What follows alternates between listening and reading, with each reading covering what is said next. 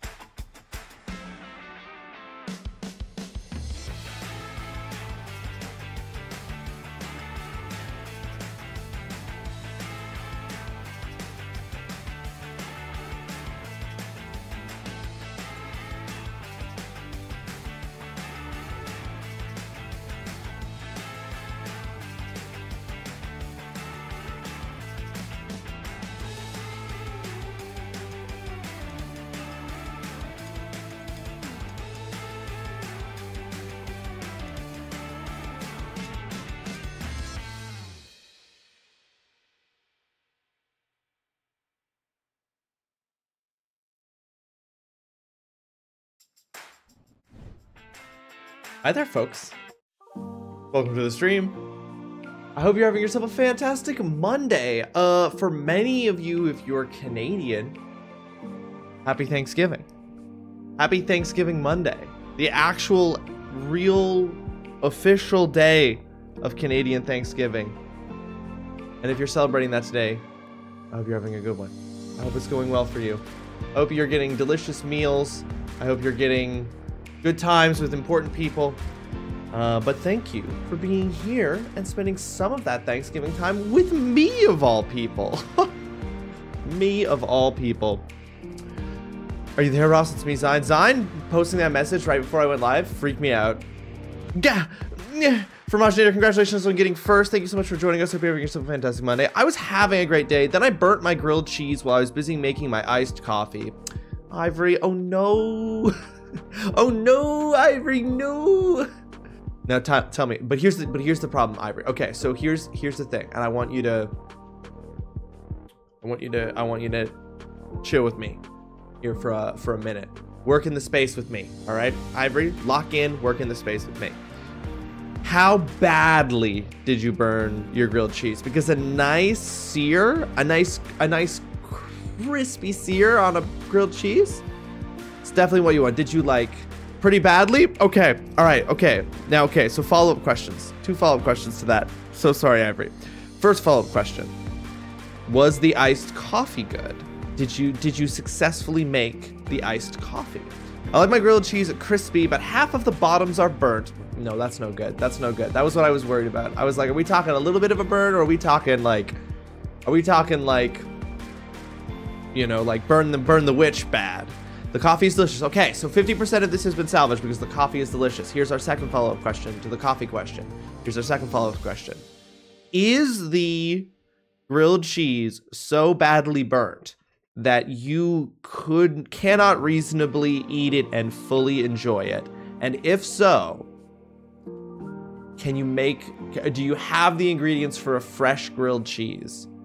Can you be decadent and make yourself a second grilled cheese? You can scrape the burnt stuff off? Okay, all right, okay. So it's like, we're gonna do a little bit of shavings, but the grilled cheese is salvageable. Okay, Ivory, this was important.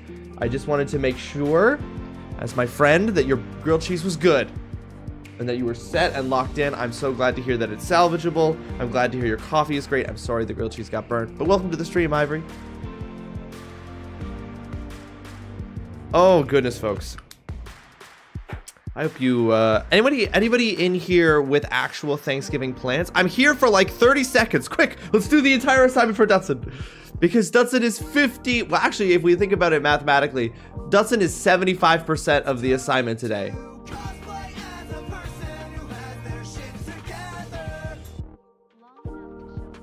Dutson, thank you so much for resubscribing at tier 1 for 23 months. That's crazy. Dutson, we're almost 2 years.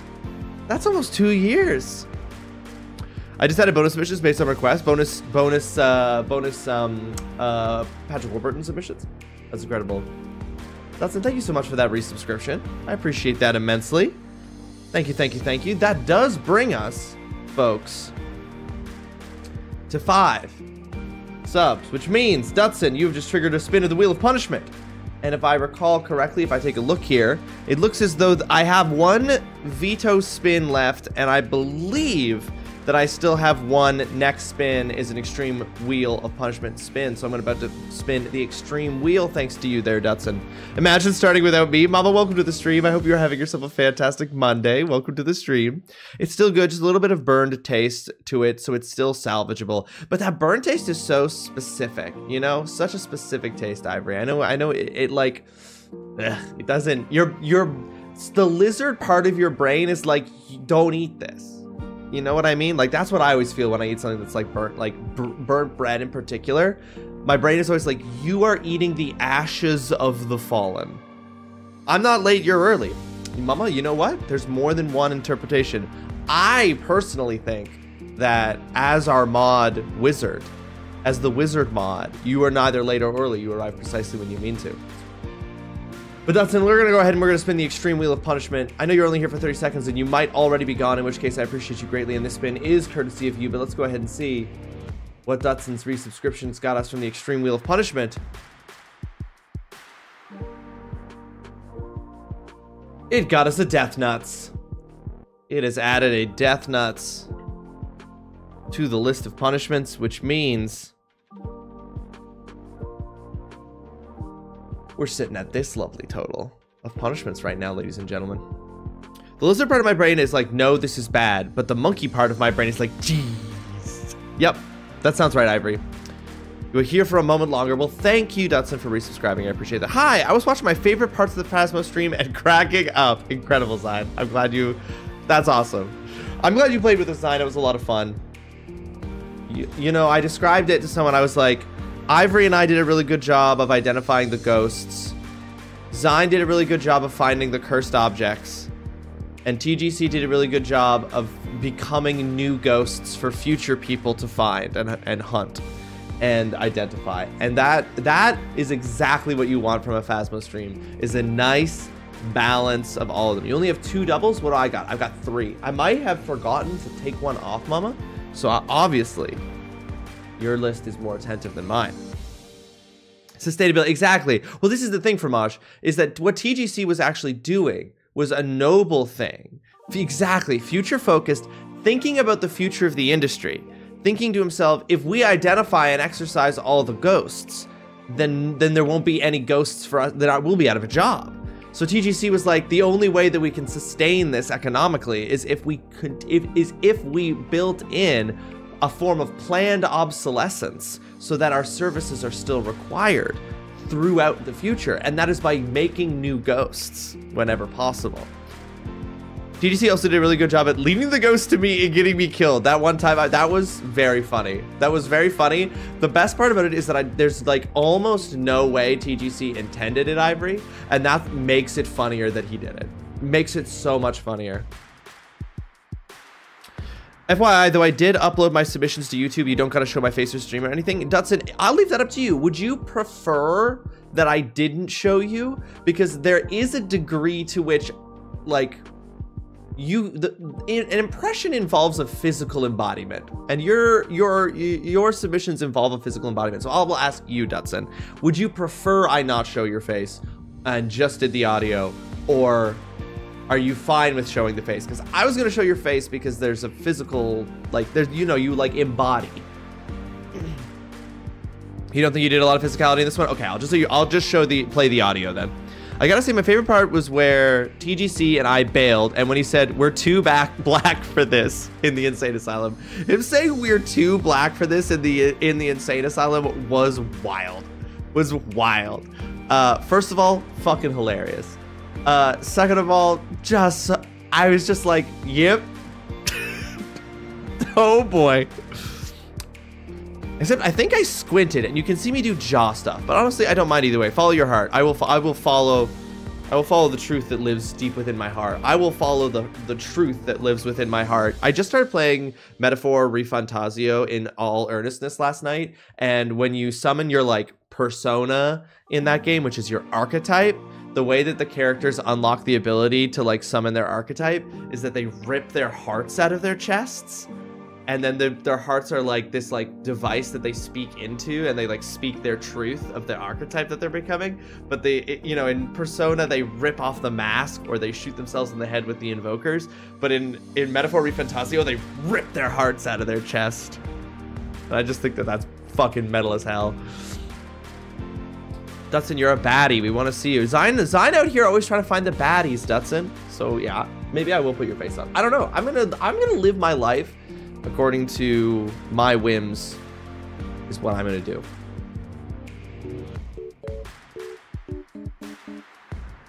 Dang it. This happens sometimes. This is the one issue with the overlay thing, is that it's not completely perfect, because sometimes you get a moment like this where for some reason the stream info doesn't trigger on properly here. So hold on, let me... Hey, baby. Hey, come on. Hey, come on, baby. There's literally a thing here. Why you do this? There we go. Woo! See, it's not a perfect system, but that's okay. We got everything up here now. Hold on now. I think all my friends are baddies. It's not always romantic in nature. I'm just pumped to see you play Mortuary Assistant. Listen, I never said it was. I never said it was romantic, Zion. I didn't even accuse you of horniness in this moment. I was just like, Zion out here are supporting all the baddies. Even more new overlays. Overlays forever. Hangry, and it's been a day and I want food. I'm sorry to hear them. Also, Mama, congratulations on the 135 stream streak. That's amazing. It's amazing. What food did you have ordered, Mama? I assume you've got food on the way. I'm used to fighting for my life is crazy, Zion. I'm used to fighting for my life is crazy. Ladies and gentlemen, on today's stream, we are going to be playing more Chained Echoes. We are specifically streaming part 10 of Chained Echoes, which, as you all know, is a turn-based indie JRPG. And we're going to be playing some more of that. Just ordered pizza to cry into. The perfect food to cry into, Mama. I hope you get that delicious pizza very soon. Zion is under constant attack from allies and enemies alike. Zion's just always like, always having to fight off completely unjustified attacks against her person. Man, everybody chow down on that pizza. Everybody enjoy your delicious pizza. Anyway, so this is the plan for today.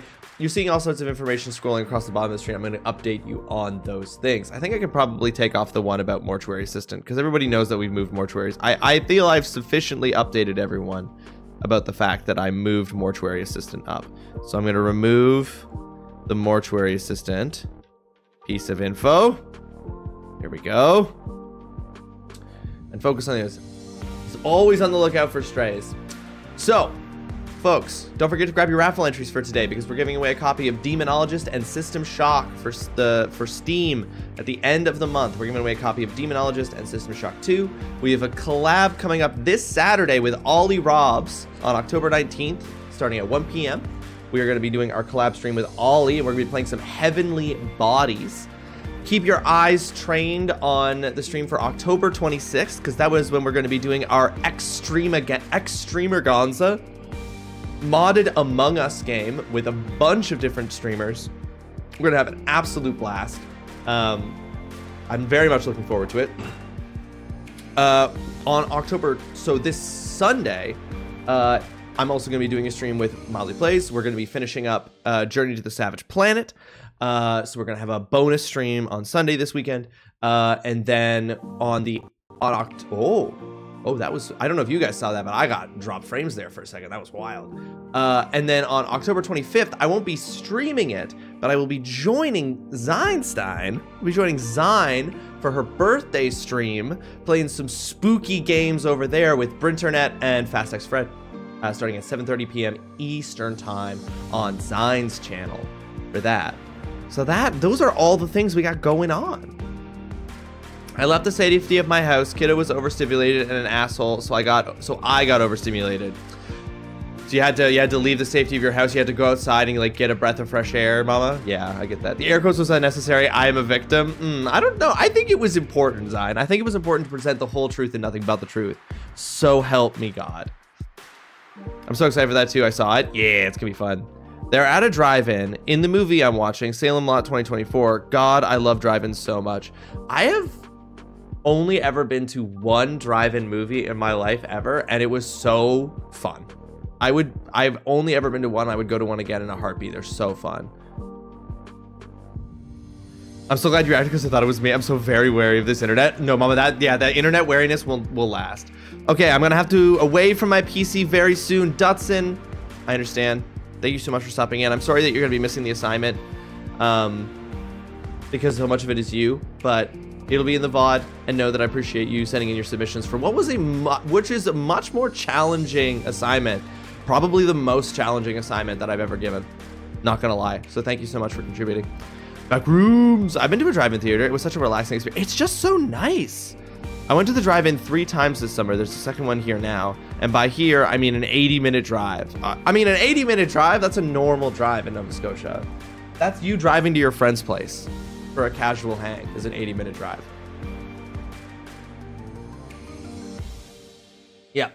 This assignment idea came to us from Oolong.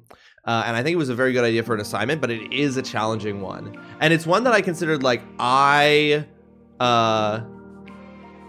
didn't send my 2-second recording. I wasn't happy with it. Oolong, welcome to the stream. I hope you're having yourself a fantastic Monday. Welcome to the stream. Thank you for joining us. No worries. Nobody has to ever submit. You know what? That's the thing. And I think that it was a really cool idea for an assignment. It just was like, you realize that impressionism is an art. Like, I can do accents, but I cannot do impressions. So this is one that I would have struggled to submit to. One is 60 minutes away and the other is 80 minutes away. Both are just straight highway driving, though, so easy peasy, lemon squeezy fromage. Cool part about drive-ins is that you can booze up and do other substances if they're legal, and if you're not driving. You just kick back in the back of a truck with some dank and some drank and some dank. Koodles, welcome to the stream. I hope you are having yourself a fantastic Monday. Thank you so much for joining us, Koodles. Thank you for all the Phasmophobia games yesterday. I was lurking. I'm sorry that I couldn't join. I was not in a position to join you. I wanted to hop in, but I wasn't there personally, but I really enjoyed watching and hanging out. And enjoyed watching you play some Phasmophobia, so thank you. So is the dirty non-American / Canadian? Can I ask? Yeah, Mama, ask away. I can't tell what you're gonna ask, but please do. Koodles, in Canada, you can drink in a movie theater. TrulyRawesome and I have literally gone to the movie theater and gotten fishbowl cocktails before we went and saw our movie. Like in the special VIP lounge of our local movie theater. And then we went in and then had alcohol in the movie. So I think my actual submission is reasonable. My first bonus submission is more what people think of when they think of Mr. Warburton. Dustin, I like that you're across your 3 submissions, you brought out 3 different sides of Mr. Warburton. And I think that that's important. What actually is Canadian Thanksgiving? What is it for? Was all good. Hope you enjoyed holiday and or sick day. Unfortunately we didn't get to have the holiday, and it was more of a sick day. And for me it was more of a just like much needed, just like you know, like minimum power sort of thing. And I can tell you, Mama, so Canadian Thanksgiving is a holiday in Canada that's been celebrated since like the 19th century, but has been celebrated consistently since the 19th century, since like the 1800s, mid 1800s. But it is but the actual event that inspired Canadian Thanksgiving was in 1579. The explorer Michael Frobisher, something Frobisher, the explorer, something with an M, Frobisher, attempted unsuccessfully, failed, Martin, thank you, Fromage. Martin Frobisher failed to find the Northwest Passage. So Canadian Thanksgiving, it celebrates Martin Frobisher's ultimately unsuccessful attempt to find the Northwest Passage. So Canadian Thanksgiving is us celebrating a failure. Specifically, it is celebrating the failure that maybe you don't always know your way, maybe you don't always find a way through, but you still deserve good food and to be surrounded by people you love and who love you. We don't celebrate Christopher Columbus, Ivory, not in Canada. That is not what our Thanksgiving is about at all. A day of general thanksgiving to Almighty God for the bountiful harvest with which Canada has been blessed, to be observed on the second Monday in October. We used to be able to drink in our movie theaters. I don't think we can anymore. Did Zine, who fucked it up, who ruined it for everyone. You can drink in fancier movie theaters if you want, but I'm talking about drinking some $2 200 milliliter vodka instead of a $13 mixed drink. Oh, right, Koodles. You mean, yeah, economic drinking. Oh, that's American then. Damn, I only know about Columbus. Yes, the Columbus one. He didn't even discover North America. Fun fact, Columbus didn't discover anything, but also he didn't discover North America. Christopher Columbus never set foot on North American soil. You're welcome, Mama. Day in the States is Christopher Columbus Day. It and has been in some places officially changed to Indigenous Peoples Day instead of Christopher Columbus Day, because fuck Christopher Columbus. Got it in one. Why are both of our countries celebrating failures? Because Koodles, that's ultimately what colonialism is. Colonialism is the desperate, full-send delusional belief that your repeated an utter failure is actually a success in disguise. Joy is ephemeral. Pain is forever. Incredible timing, Oolong. It is Indigenous Peoples Day. Thank you. Fuck Christopher Columbus so much. Fuck Christopher Columbus. So anyway, that's the deal. That's what Canadian Thanksgiving is. And unfortunately, due to illness, TrulyRawesome and I will not be having a Canadian Thanksgiving dinner this year with her family because we're sick and we don't want to get her little brother sick or her sister sick or her parents sick. And so we're just gonna hang out here and veg.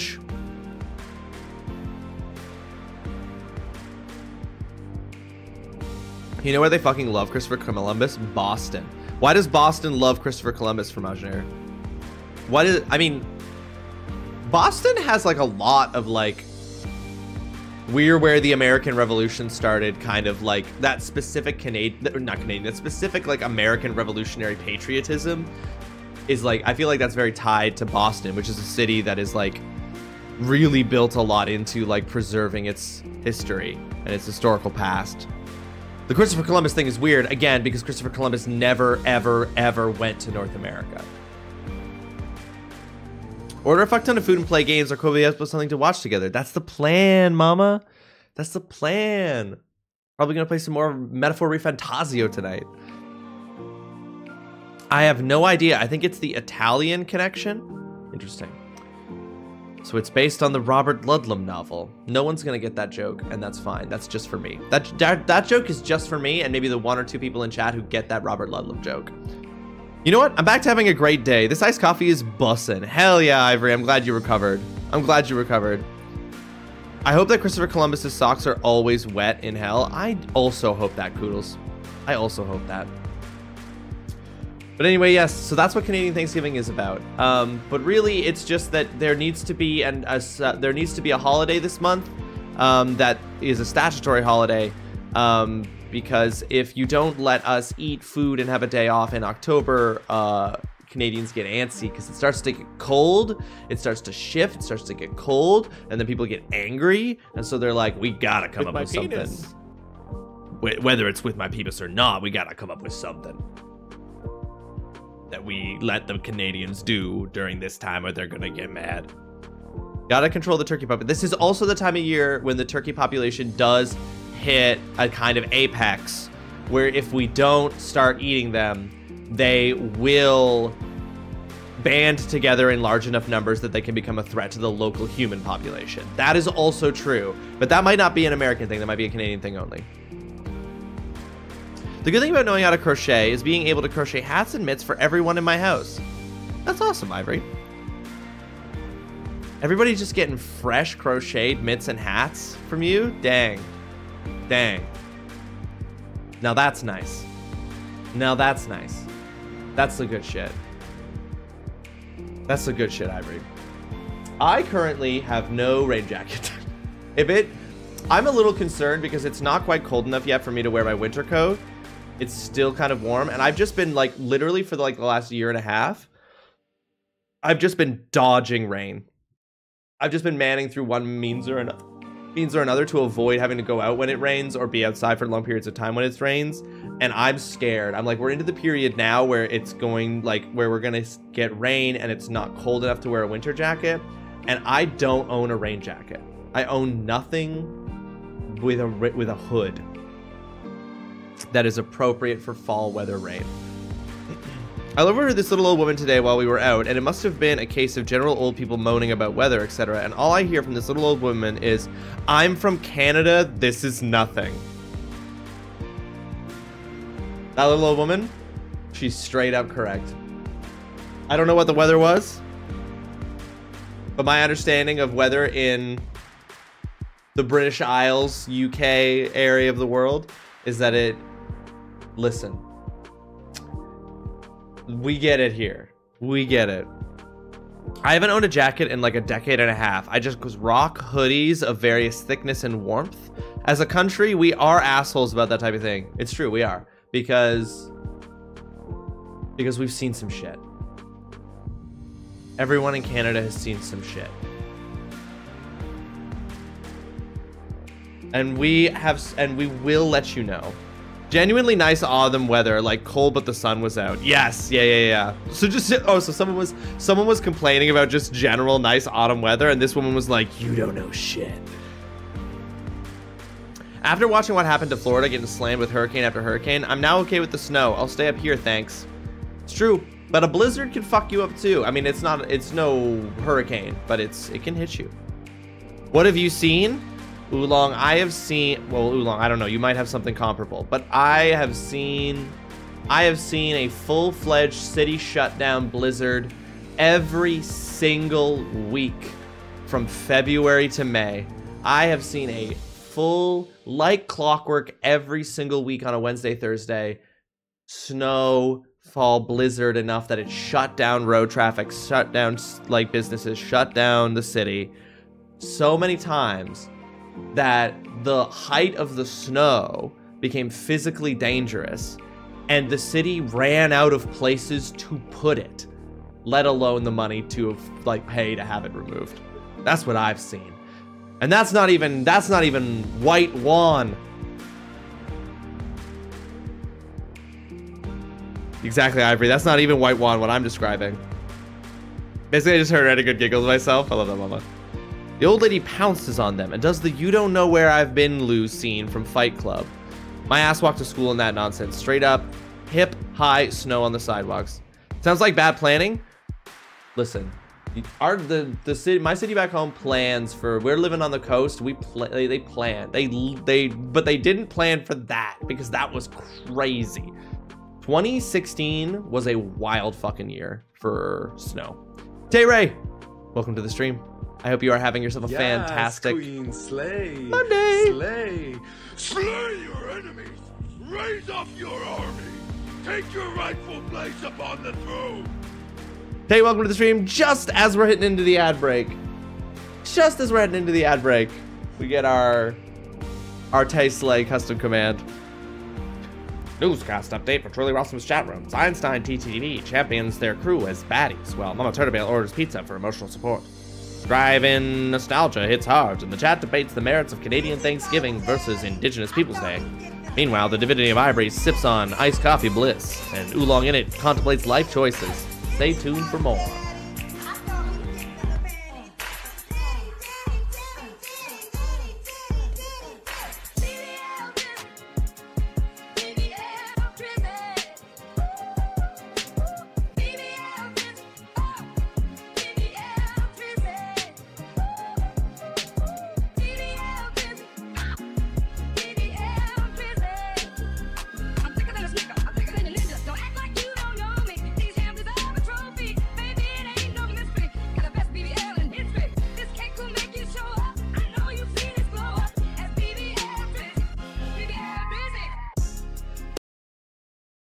Thank you, Zion. We did somehow go this long into the stream without getting your custom command, and that was a tragedy that you quickly resolved for us. Thank you. Slayer Day, folks. So many people are trapped in a hole. My dad's car was buried under the snow for days. It was wild. White Juan. To those of you who've been on the beaches of White Juan, I respect you. I respect you. Tay, welcome to the stream. Oh my god. It's happening. Oh my god, it's happening.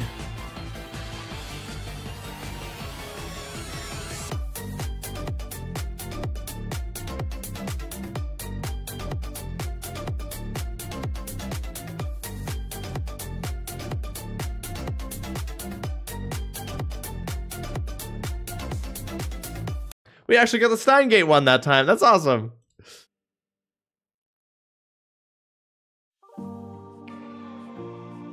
Okay, hold on. Let me catch up with people here. Tay, welcome to the stream. I hope you're having yourself a fantastic Monday. Thank you so much for joining us and hitting us with your custom command. I hope you're doing well. That was really cool. You were painting the So Honor's stream yesterday. Tay was painting over thrift store painting to make it spooky. It was a really cool stream. I really like the making all these women like sitting on a bench into like witches with cats and stuff. It was really cool. So many people were trapped in their homes. My dad's car was buried in snow. I remember being in the States during that. It was rough in Worcestershire too, but I kept showing my classmates the pictures of my parents were sending me of here. We also ran into the same problem as Ross, where the town had no more space to put the excess snow. Just like, where do we put it? You've been going easy on us, Sign? Crazy. Still in bed, but need to get up. Do you need to get up, Tay? Do you need to get up? I ask you this. Do you need to get up? What if you just grabbed the Steam Deck and played 9 Souls? What if you just grabbed the Steam Deck and played 9 Souls?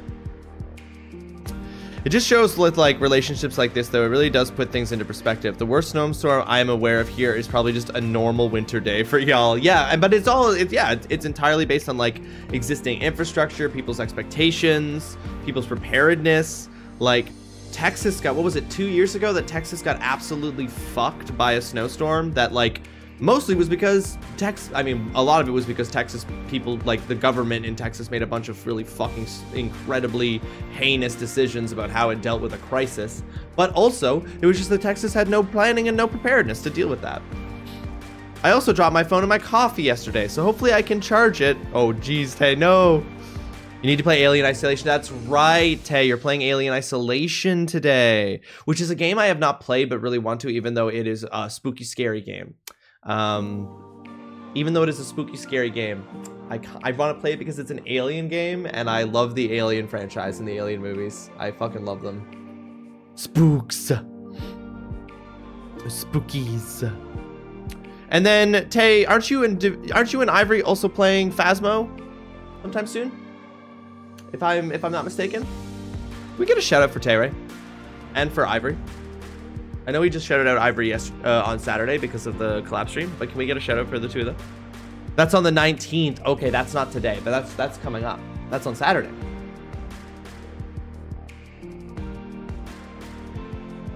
It'll be Ivory and Tay fighting against all the ghosties. It's nice being out in a snowstorm. Oolong, what are you saying? What are you calling a snowstorm? Because sometimes it is nice to be out in heavy snowfall. But a snowstorm? Ladies and gentlemen, if you're not following Tere, go click that heart up at the top of the chat right now. It's free, it costs you nothing, and it makes you a better person. And then you can go check out Tay's content, which includes true variety content, not just games, but also things like her painting. Don't mind me just watching. You go check that out. Zion, thank you so much for the lurk. Appreciate you. Have yourself a fantastic rest of your day. Oh yes, of course, Mama. No worries. I know that we gotta get that cooldown going. You need socks thing to do, Ivory? Yeah, get yourself some socks. Get yourself some nice cozy socks. I love snow till it touches the ground. It's great at so many stages, and then it's on the ground and it's bad. Oh, Cal and Fred are gonna play too? Oh, you guys are gonna have a lot of fun. You guys are gonna have a lot of fun playing Phasmo. I played Phasmo when I did my collab stream with Fred back in February. We played Phasmo, and fuck, that was fun. God, I want to play Phasmophobia with Fred again. That was so funny. I want to just anytime that I collab with Fred, anytime that I've played games with Fred, it's just so funny. It's so funny. Such a good time. We'll see the graphics soon. Hell yeah, Ivory. Hell yeah. All right, folks, we are going to start off today's stream with doing the assignment number 36. Phasmo. So fun. Every time I play Phasmo, I'm reminded how much fun it is, and then I don't play it for 4 to 6 months. My enjoyment of snow is literally a graph in which each flake is its own representation. Yeah, that's how you should. We're going to do the assignment number 36 here. We didn't have that many submissions for the assignment number 36, but that's because the assignment number 36 was a particularly challenging one. But before we do that, I haven't done a punishment in a hot minute, and I feel like I'm growing complacent. And I feel like the punishments are going to hit harder because I haven't been doing them, so I haven't been preparing. I'm not physically prepared for them in the way that I used to be prepared for them when I was doing, when we would hop in here and it would just be punishment before we started to stream. So I'm going to do a couple of punishments here at the very least, and then we'll do the assignment number 36, and then we'll play some Chained Echoes. That's the rest of our plan for today. But to kick things off punishment wise, what am I going to do? We were wandering around in the Swedish mountains and the visibility was kind of bad and a heavy snowfall. Don't remember if the wind was strong enough to call it a storm though. I mean, that sounds a little harrowing, Oolong. I'm glad that it sounds like it was all okay though. It sounds like you were all okay in the end, but that's not unharrowing an experience. You know what I mean? All right, because we have so many of them and it's the highest one, I'm absolutely going to do a dab of the last dab hot sauce here. It was fun. Oh, well, that's good. The idea of being in the mountains during potential storms is so scary. That is not where I want to be. If I was going to name my top 5 places I would not want to be during a snowstorm, a mountain is definitely one of them. That is not where I would want to be. Oh, I can feel how thick this hot sauce is. It hasn't gotten shooken up in a while. Hasn't been shooken up in a hot minute. This is one of the reasons I won't climb Everest. One of the reasons, I'll tell you the reason why I won't climb Everest. There are just dead bodies. There are just dead bodies on Everest, frozen forever. They'll never decompose. Just dead bodies. So many of them. We're just gonna do a single, Mama. We're just gonna do a single dab. Ladies and gentlemen, you had the chance to follow them on Saturday, and now you're getting another chance now. Go follow the Divinity of Ivory. Sorry it was a bit longer. Our food also arrived. No worries, Mama. I'm glad you got your food. Enjoy your pizza. Back on mobile for a minute anyway, Dustin. Perfect. You get to watch me do a dab of the last dab hot sauce before we start the assignment. I like the snow. Oh yeah, I love snow. I just don't want to be in a snowstorm on top of a mountain. It wasn't like we were up on a steep incline or anything. Yeah, are we just talking like elevation, Oolong? Did you have like a cabin or something? Don't say never. With global warmings, those will be decomposing in no time. But we'll be dead. You're welcome, Ivory. Oh man, what the fuck is this?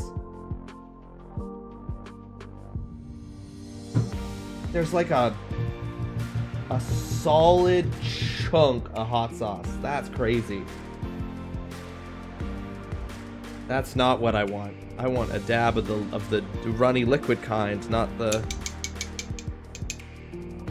big old chunk, not a solid marble-sized chunk.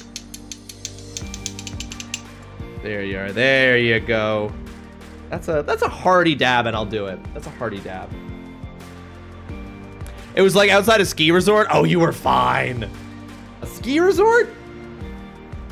Isn't that a movie with Will Ferrell and Elaine from Seinfeld? All right, folks, there's our dab. As you can see, that's quite a hearty dab. I haven't done a dab of the last dab hot sauce in like 3 weeks plus. No, true, Oolong. You just said mountain, and I think you know that mountain, the way you phrased it sounded more potentially deadly.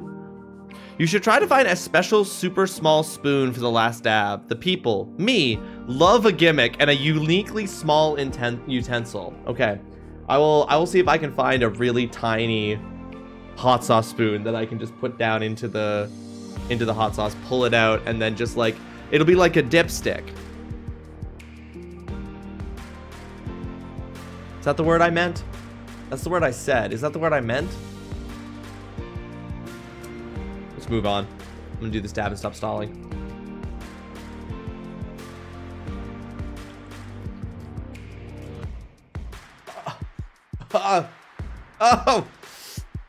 Oh, it's been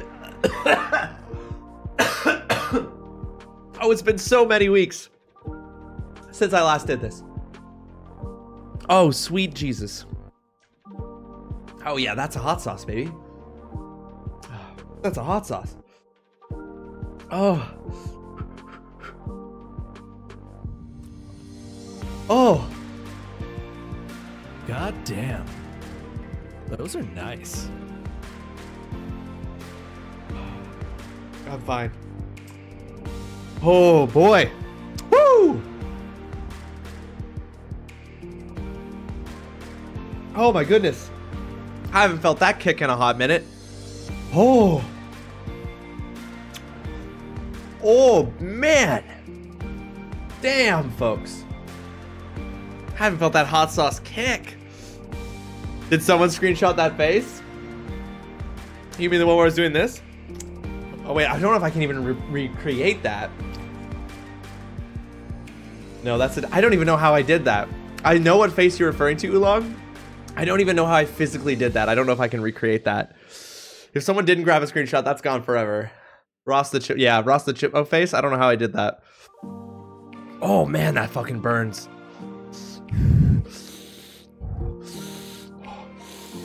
Ah. Okay.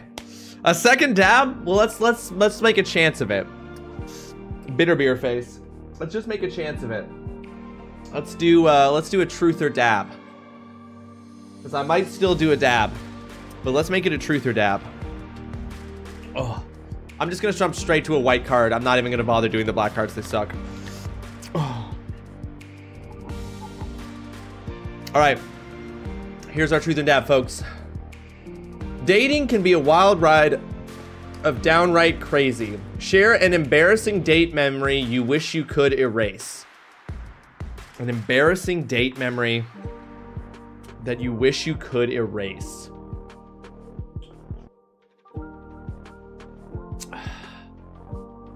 I don't know if I've ever gone on...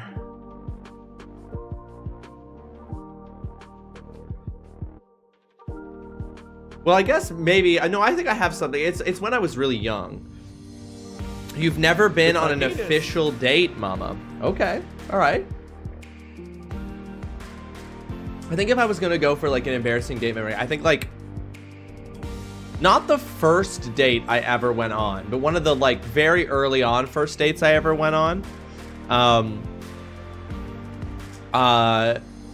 Was embarrassing because I went and... So it was a movie date, and I went to, I don't even remember what the movie was, but it was a movie date. I was in high school. It was a movie date, and I showed up to the date, and in hindsight, this was clearly just an expression of the girl who I was going on the date with's own kind of uncomfortableness and embarrassment. But I don't want to say this wasn't a first date. This was several dates. This was like we'd been dating for like 2 months or something. And we went to the movie theater, and I showed up to the movie theater thinking it was going to be a date, just me and her. And I got there, and 2 of her friends were there. So it went from being just a me and her date, which is what I thought, to me, her, and 2 of her friends. Didn't know that until I showed up, that there were going to be the 2 other friends. And then we went into the movie, and I don't even remember what the movie was, but it was a movie that her and her friends chose. And then I sat in the movie theater with my hands, like, I was so uncomfortable and nervous. And when I was in high school, I was like so fucking unsure about what I was doing with like literally everything that I was doing. So I ended up sitting through the entire movie, white knuckling the armrests of my chair because I was so uncomfortable and so unsure what to do because there were the 2 other friends who were there. And so I like didn't talk, didn't before the movie, after the movie, didn't really talk. During the movie, they were talking to each other. No, like nobody was talking to me. And so I was just sitting there, like, didn't hold her hand, didn't do anything like that. Was just white knuckling the chair the whole time. And then we left the movie theater and we just went separate ways, went home. Like that was the whole day. And it was so, I can't even explain, I think now, like how embarrassing it felt at the time, how much it was like how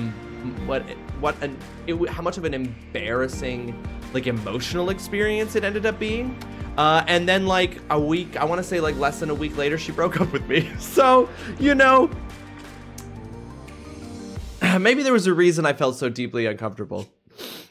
Brinternet, welcome to the stream. I hope you're having yourself a fantastic Monday. Thank you so much for joining us. What a coincidence seeing me here. I know. Who would have thought?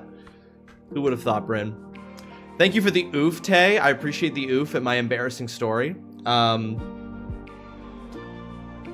had so little confidence in high school. So little confidence. It really didn't help the situation. But anyway, that's my embarrassing date story. It was truly the most awkward I've ever been on a date with any other human being. It was crazy.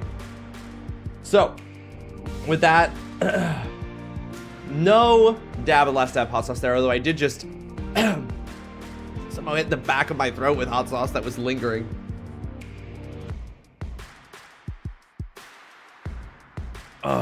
While that story is uncomfortable, I definitely feel like none of that is on you, King. Hey, Pramash, thank you. I mean, in my adulthood now, looking back, I'm a lot more forgiving of my younger self's lack of confidence and self-esteem.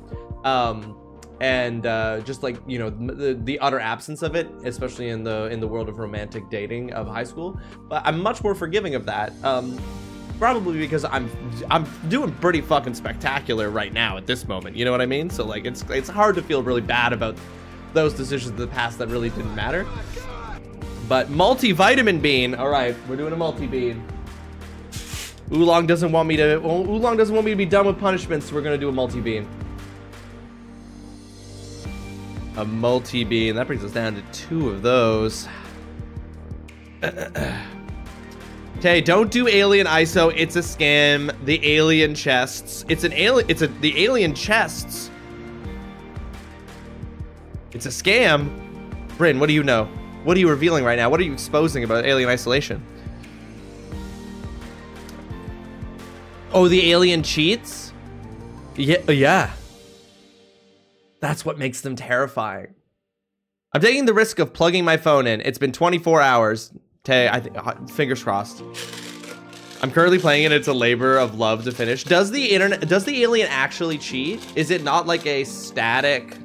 Is it not like a fixed like asset in the world that has to navigate stuff to get to you and shit? Or is it like the map is unhelpful and useless? Okay.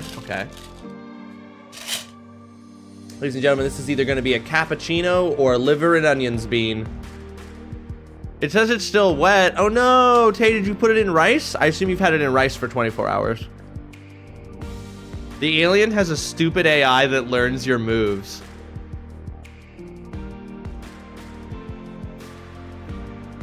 All right, so it's a liver and onion beans, folk. It's a liver and onion bean, folks. Oh, 1 bean? No, 2 beans, of course, because you said multi-bean, of course, 2. This one's either a booger or a pear. It was a booger. Oh. Oh, it's a booger. It's booger, liver, and onions.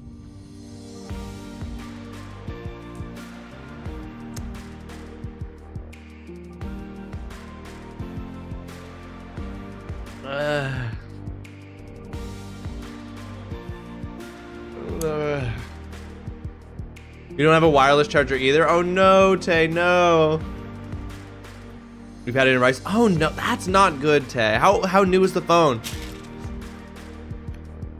Explain to me how I was hiding in the locker and alien was killing the people and I somehow died. I don't know. The alien, listen.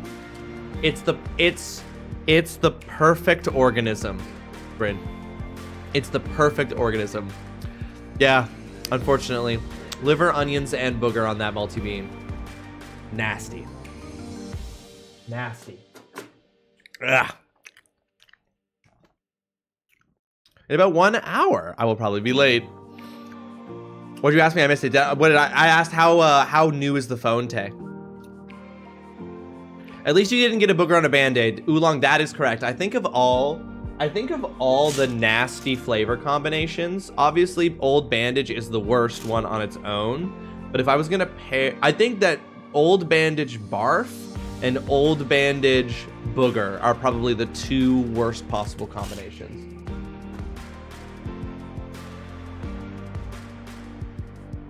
Yeah, how new to foes mod? It's from 2021, I think. Oh, okay. So presumably, if you had a 2-year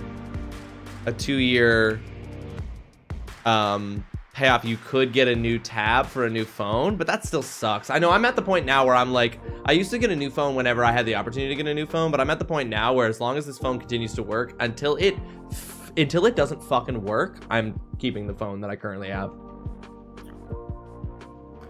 I don't know, Oolong, it's not rotten, because that's the thing, it's not rotten fish. The flavor is just dead fish. which I don't have a problem with. So I think Old Bandage Deadfish wouldn't be as bad as Old Bandage Barf, Old Bandage Boogers. No contract for my phone. I had T-Mobile. Oh, so you bought it outright. Got you. Bryn, you're asking me a serious question? Hit me with a serious question. You just upgrade your phone moving on from iPhone, so you got an Android, Ivory? Nice. Nice. I love this stocks emote you're using for Maj, like stocks going up. If you were engaged in combat against toddlers, how many would there need to be in order for them to take you down? How many toddlers, if they were, and I'm assuming that in this scenario, the toddlers are also engaged in combat, like they are trying to take me out. Zyme, speaking from experience, is like one toddler. I actually think it is a remarkably low number, but I'm also engaged with combat, and I think that 12 to 15 toddlers. See, because the problem is that they're gonna, like, I would have such a hard time shutting off my moral rejection of the combat with toddlers. But Mama and Zine, who have actual experience, are saying one toddler is all you need. Like, one toddler can take you out. I'm gonna say 12 to 15. No weapons for any party, just my human body. 8 to 10. 8 to 10 toddlers could easily take me out. I think that like 5 toddlers, I still have a chance. You also have experience with toddlers, Bryn? I would say a solid 18. All right, Bryn's setting a high number. Bryn's setting a high number. You want a Pixel next, Tay? Yeah, I might get a Pixel next. I might move away from Samsung. Not that I was ever committed to Samsung. That's just what I have. Why is it your stream where the audio always keeps getting out of sync? I don't know, Oolong. I don't know. I don't know why Twitch hates us. You're a brave man taking on 5 toddler Zine? Yeah. The story of a brave man Zine is the story of one adult human man fighting in combat, pitched combat against 5 toddlers. That's a brave man for sure. I got that dog in me. Yeah. I think that I'm gonna stick with my original thing. I think I could, it depends on how long I have to survive, but I think 12 to 15 toddlers could take me down. 8 to 10, I'd get tired eventually. 5 toddlers, I could take 5 toddlers. I just barehanded handling a dozen consecutive 2 to 3 year olds. Yeah, exactly. You should coach little sports. Then I'd know that I actually could be destroyed by toddlers. Tay, is that what you're saying? Would you like some Zine in you? One big what would be worth? What would be worse? 15 normal sized toddlers or one adult sized toddler? One toddler with the size of an adult, but still the proportions of a toddler.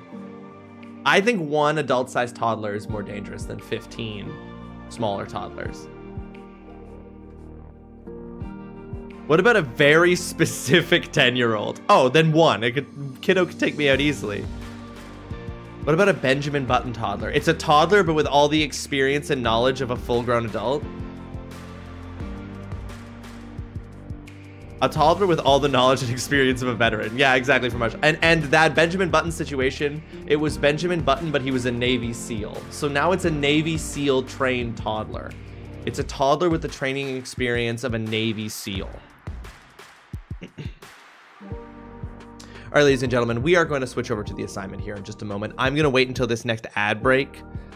A SEAL, yeah, a Navy SEAL toddler, exactly.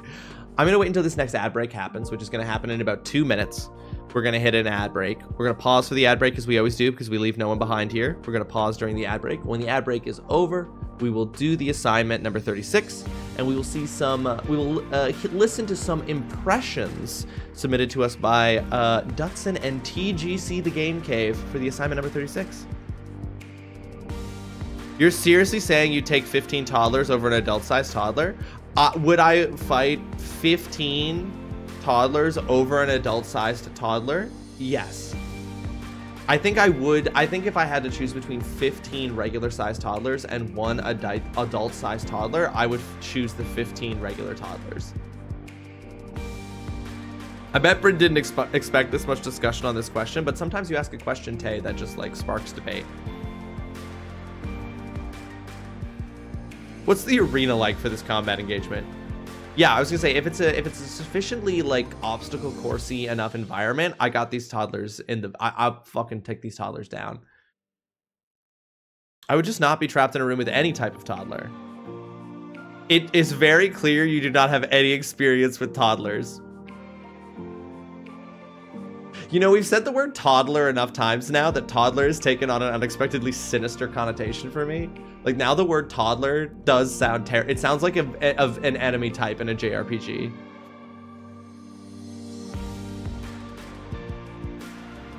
I will, without hesitation, suplex a toddler should they try to take the last cookie. Damn. Keep your toddlers safe from Bryn. This is what I'm saying. He's never been around a toddler for long periods of time. No, I haven't.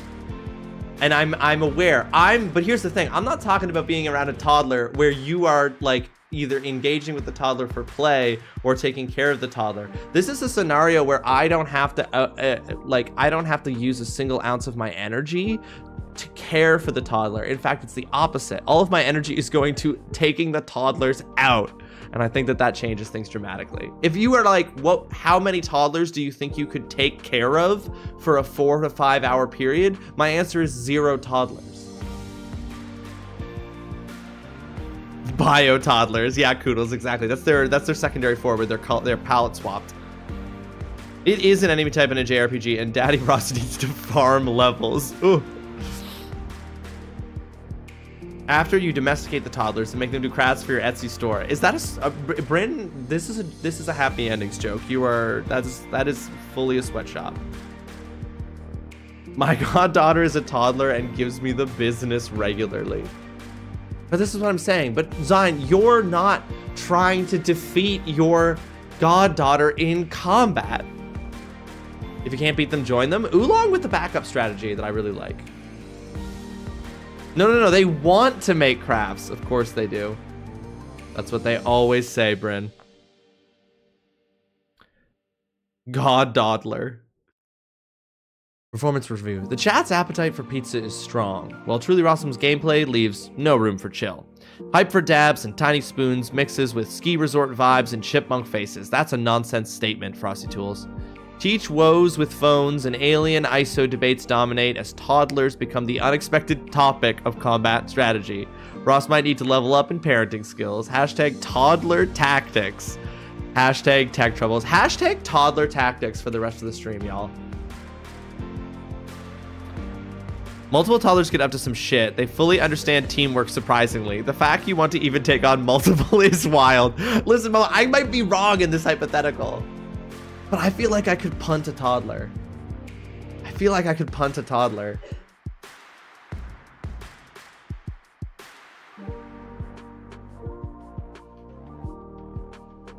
Four to 5 toddlers are going to megamorph into some kind of Zord or Voltron. That's what I'm saying. That's the adult-sized toddler. That's what I'm saying. Nope, no way. They would need to be filled with air. So wait, Koodles, you're saying... Wait. Nobody tosses a dwarf? So hold on a second here. I have to wait 5 seconds to respond to Koodles' comment. I have to wait until the ad break ends so that everybody gets to be part of my response here. Koodles, are you suggesting that toddlers are too heavy to be punted? I mean, yes, they are. But I'm not gonna like drop kick it like a football. Send help. I've fallen down the rabbit hole that is Egyptian mythology. Hunter of Souls, welcome to the stream. I hope you're having yourself a fantastic Monday, and it sounds like you are, because that sounds like a really fun rabbit hole to fall down, honestly. You would just kick the shit out of them. They wouldn't fly into the air. Well, that's fine, Koodles. I'm not trying to achieve liftoff. I'm just trying to defeat these toddlers in combat. In pitched combat. I feel like I'm one-shotting each of the first, like, 6 toddlers, but I'm gonna get tuckered out at some point. This is my worry for Majane. This is why I sort of talk myself down to, like, 5 toddlers that I could take on, because I'm like, I feel like I could one-shot 5 toddlers. 15 toddlers? 15 toddlers, I'm definitely not gonna have the energy to take out that many toddlers in a row. You know what I mean? Now, I am worried also about swarm tactics. I'm worried greatly about swarm tactics.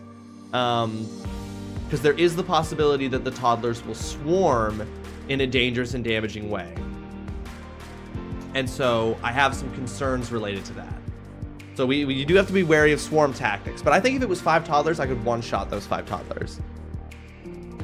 When you say one-shot, do you mean like a one-punch kill? Yeah, Koodles. I think that I could take out... I mean, like, I know that there's the chance that, like, toddlers are kind of like certain enemies in, you know, those enemies in video games, like there's an enemy in Echoes of Wisdom that does this. You know how there are like some enemies in video games where you hit them and then they actually become more dangerous because they attack more frequently because they go into a rage. There is the chance, I think every toddler, there's a 50-50 chance that you hit them and you one-shot them, like take them out, but there's also a chance that you hit them and you actually activate their rage form, which is more powerful and more difficult to subdue. So I don't know. I'm gonna say solidly, I think I could take on 5 toddlers.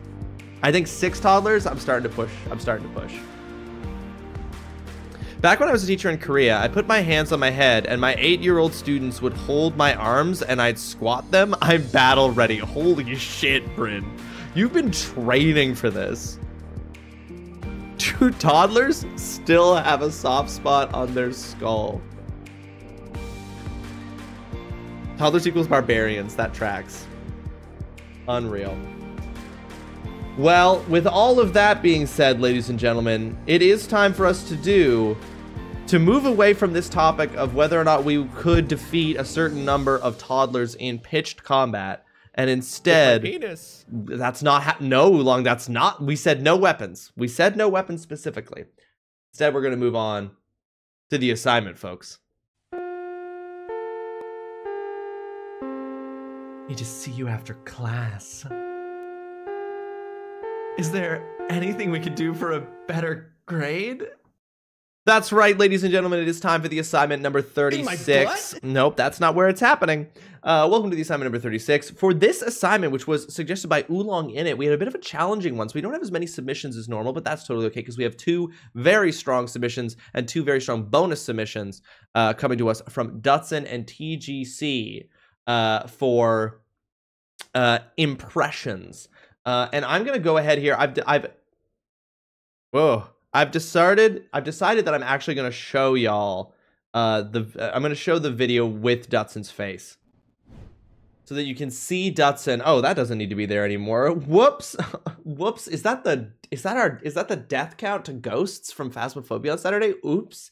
Look at how many times TGC died. Oops. Let's get rid of that. No one wants to see that. Anyway, we're gonna look here. We've got 1 official submission from Dutson, 1 official submission from TGC, and then 2 bonus submissions from Dutson that we will watch. Wow, Petty Leva. I bumped that up by accident, I swear.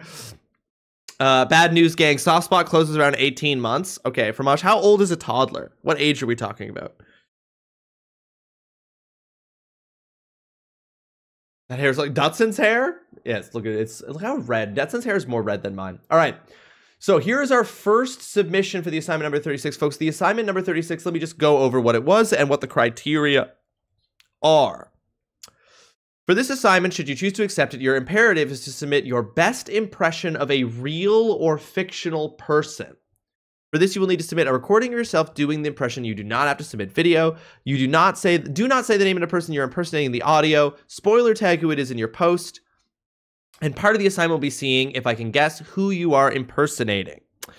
It needs to be a character that we can identify or a person that we can identify rationally. 2 to 3 years old. Yeah, I stand by my number being 5. Submissions here are being graded on the following criteria. How good is the impression? Is it obviously the person you're trying to impersonate? How easily can I guess who you're doing an impression of? And then bonus criteria, is it a funny impression? So here we go. That's okay, Dutson.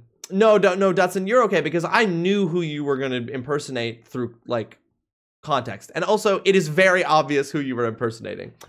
So let's go ahead here and let's watch our first submission. This is Dutson's official submission for the impersonation. Phrase in the dark, which I'm sure you know, can refer to not only one's shadowy surroundings, but also to the secrets which might be surrounding you too. Every day, the sun goes down over all these secrets. So everyone is in the dark, one way or another.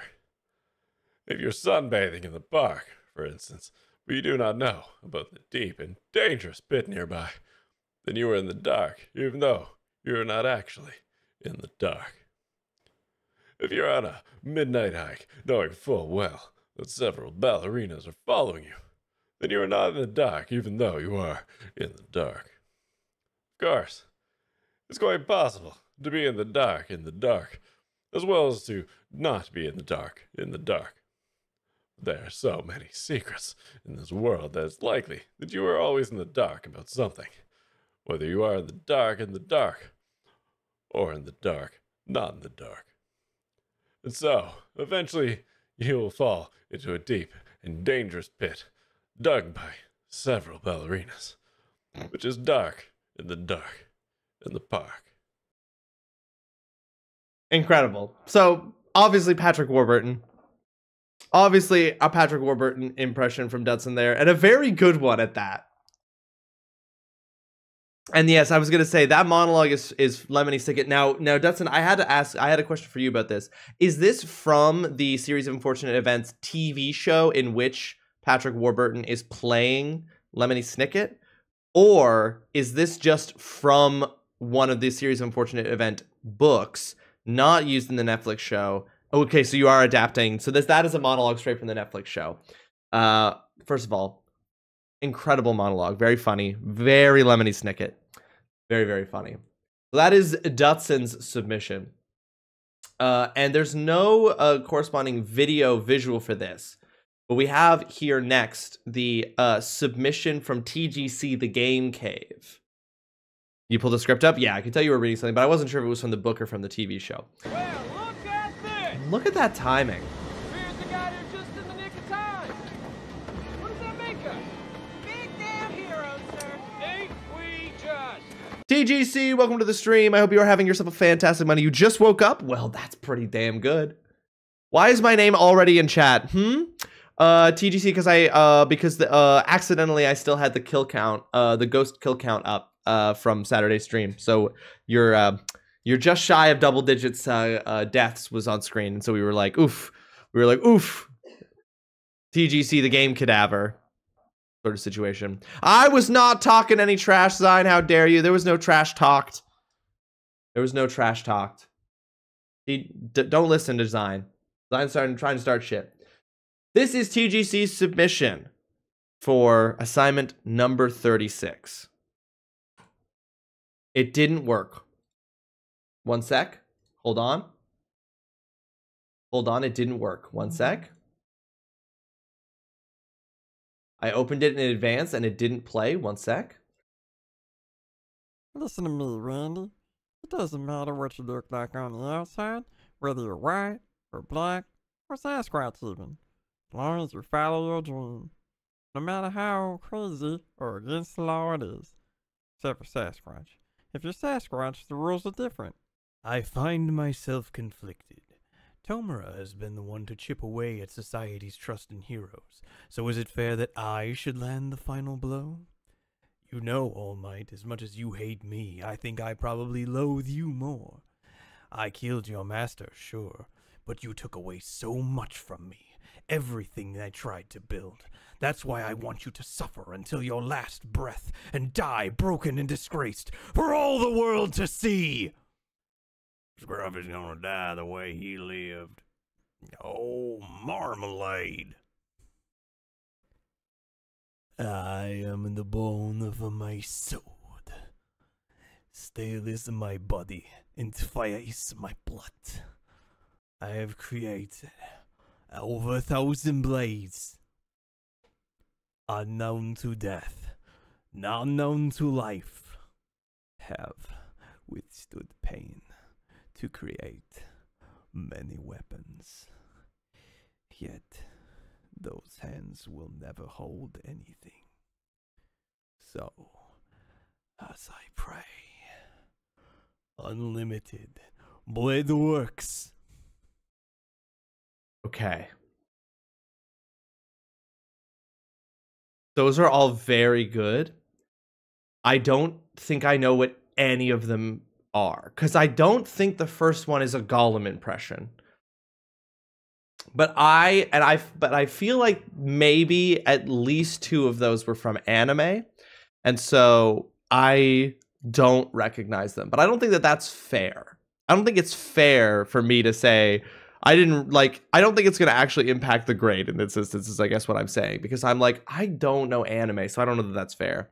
The problem I had was figuring out what to say. Now, having witnessed that I should have done the to be or not to be soliloquy as Meatwad from Aqua Team Hunger Force, the only impression I can do reliably. Fun fact, when I type I am in my phone, it autocorrect will suggest the bone of my sword every time. What is that? You had to mute the stream while you couldn't listen to a TGC? What anime is that from? And I'm going to ask for the people in chat who know it. For people in chat who can identify those impressions, what were they from? And you tell me how good TGC did. The only impression I'm aware that I can do well, even though I haven't done it in a long time, I would not put y'all through that. You don't need me screeching. Gotcha. Fate Stay Night. I don't know. Play them again? Okay, I'll play TGC's one more time. Listen to me, Randy. It doesn't matter what you look like on the outside, whether you're white, or black, or Sasquatch even, as long as you follow your dream. No matter how crazy or against the law it is. Except for Sasquatch. If you're Sasquatch, the rules are different. What is that first one? What's that first? Is that because my first thought was that that's Gollum, but that doesn't sound like Gollum. I think that TGC can do a better Gollum impression than that. So I'm like, what's that first one? That's from Aqua Team Hunger Force. The second one is from My Hero Academia. The third one is from Futurama, and the last one is Fate Stay Night, I think. Sounds like Stitch to me, but I know I'm wrong. The first one is giving Stitch, but I know it's not. That's Meatwad. Okay, I don't know the character Meatwad, but okay. The people who do know seem to really know that that's Meatwad. Okay, so you're saying the second one is from My Hero Academia. Find myself conflicted. Tomura has been the one to chip away at society's trust in heroes, so is it fair that I should land the final blow? You know, All Might, as much as you hate me, I think I probably loathe you more. I killed your master, sure, but you took away so much from me. Everything I tried to build. That's why I want you to suffer until your last breath and die broken and disgraced for all the world to see. Okay, I've never watched My Hero Academia, and I have no idea what My Hero Academia is about. But that one is definitely, that's My Hero Academia. Okay. And then this next one. Scruff is gonna die the way he lived. Oh, marmalade. That's from Futurama. Now that you've put me on the Futurama, I'm like, is that like a janitor? Is there like a janitor character that is? I, pretentious weeb, never listen to dubs, but from context, I assume it's AFO. I don't know what that means. Is that the name of a character? A character is named All for One? That's crazy. I am in the bone of my sword. Steel is my body, and fire is my blood. His name is All for One. That's nuts. Over 1,000 blades. Unknown to the character is literally Scruffy. Unknown to life. I forgot. I don't know Futurama as well as I should. I should know Futurama more intimately. Yet, those hands. What's poppin'? Don't mind me just watching. Sam, thank you so much for the lurk. I appreciate you. I hope you're having yourself a fantastic Monday. Unlimited. Blade works. Okay, but we're saying that this is from Fate Stay Night, and Fromaginator seems to know it quite well to have identified that. Not the character I thought, but definitely from the Fate series. Okay.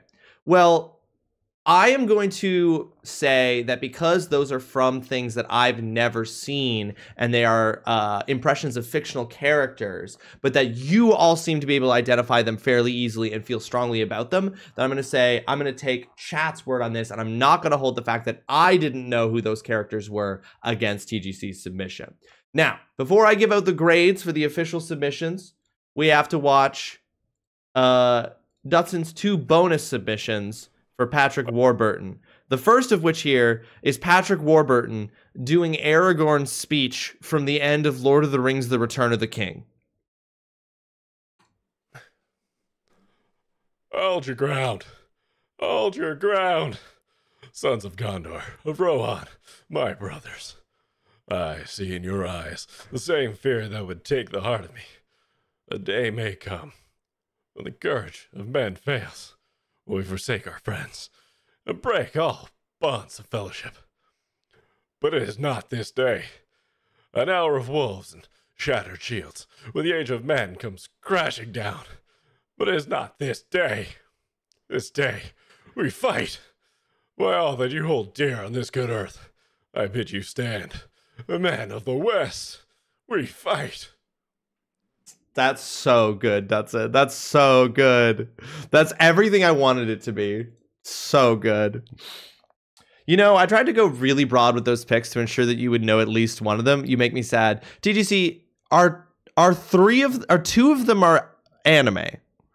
And I'm on record saying that I've only watched like 4 anime ever.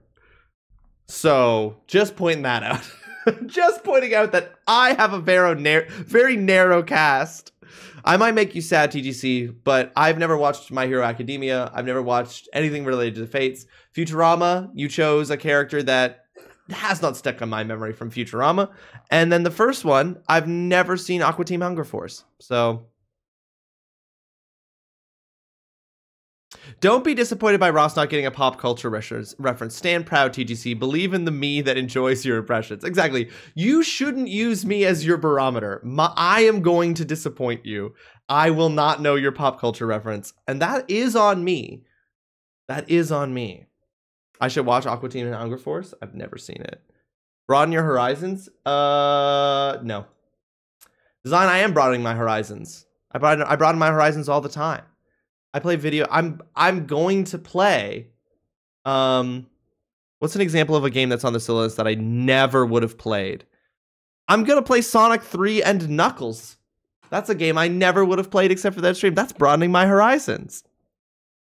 My impressions of the ones that will pierce the heavens. And our final bonus submission is Dutson doing Patrick Warburton doing the Jabberwocky speech. I'm not sure what this is from. Is this from Alice in Wonderland or something? 'Twas brillig in the slithy toves, did Gare and Gimble in the wabe. All mimsy were the borogoves, and the mome raths o' grabe. Beware the Jabberwock, my son, the jaws that bite, the claws that catch.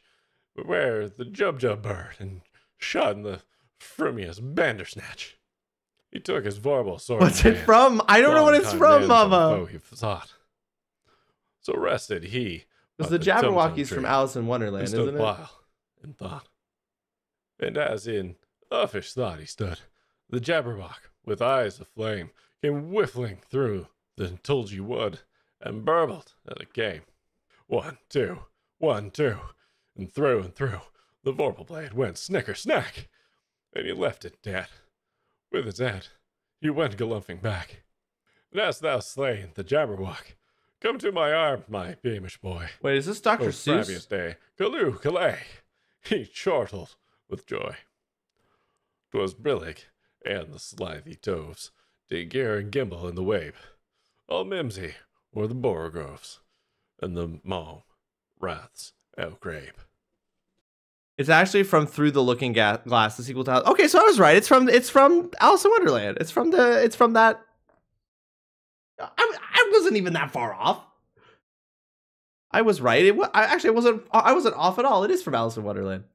Many takes, Dutson, yes, but an excellent Warburton rendition of what sounds like an incredibly complicated speech. The fact that I had to question. Well, I've never actually read Alice in Wonderland. I think I've seen one Alice in Wonderland movie like over a decade ago that was not that good. So I know that the Jabberwocky is from the Alice in Wonderland universe, if we can call it that. But I've never actually read Alice in Wonderland or seen any piece other than that one quasi live action CGI Alice in Wonderland movie.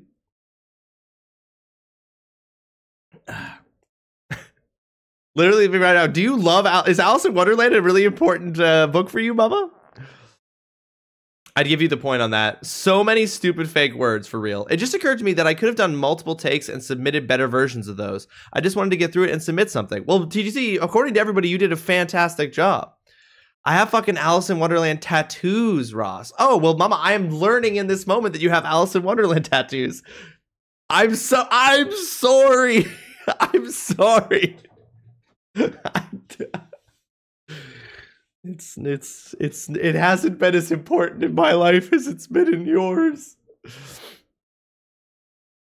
Ooh, Dutson, careful. Mama's got Alice in Wonderland tattoos and is hurt by my lack of knowledge.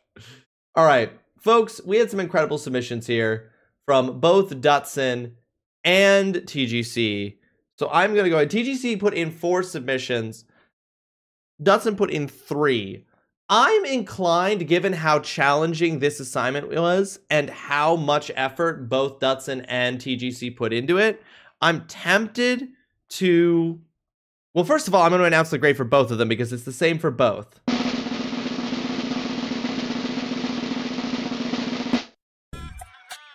understood the assignment. I understood the assignment. I understood the assignment. Bitch, I understood the assignment.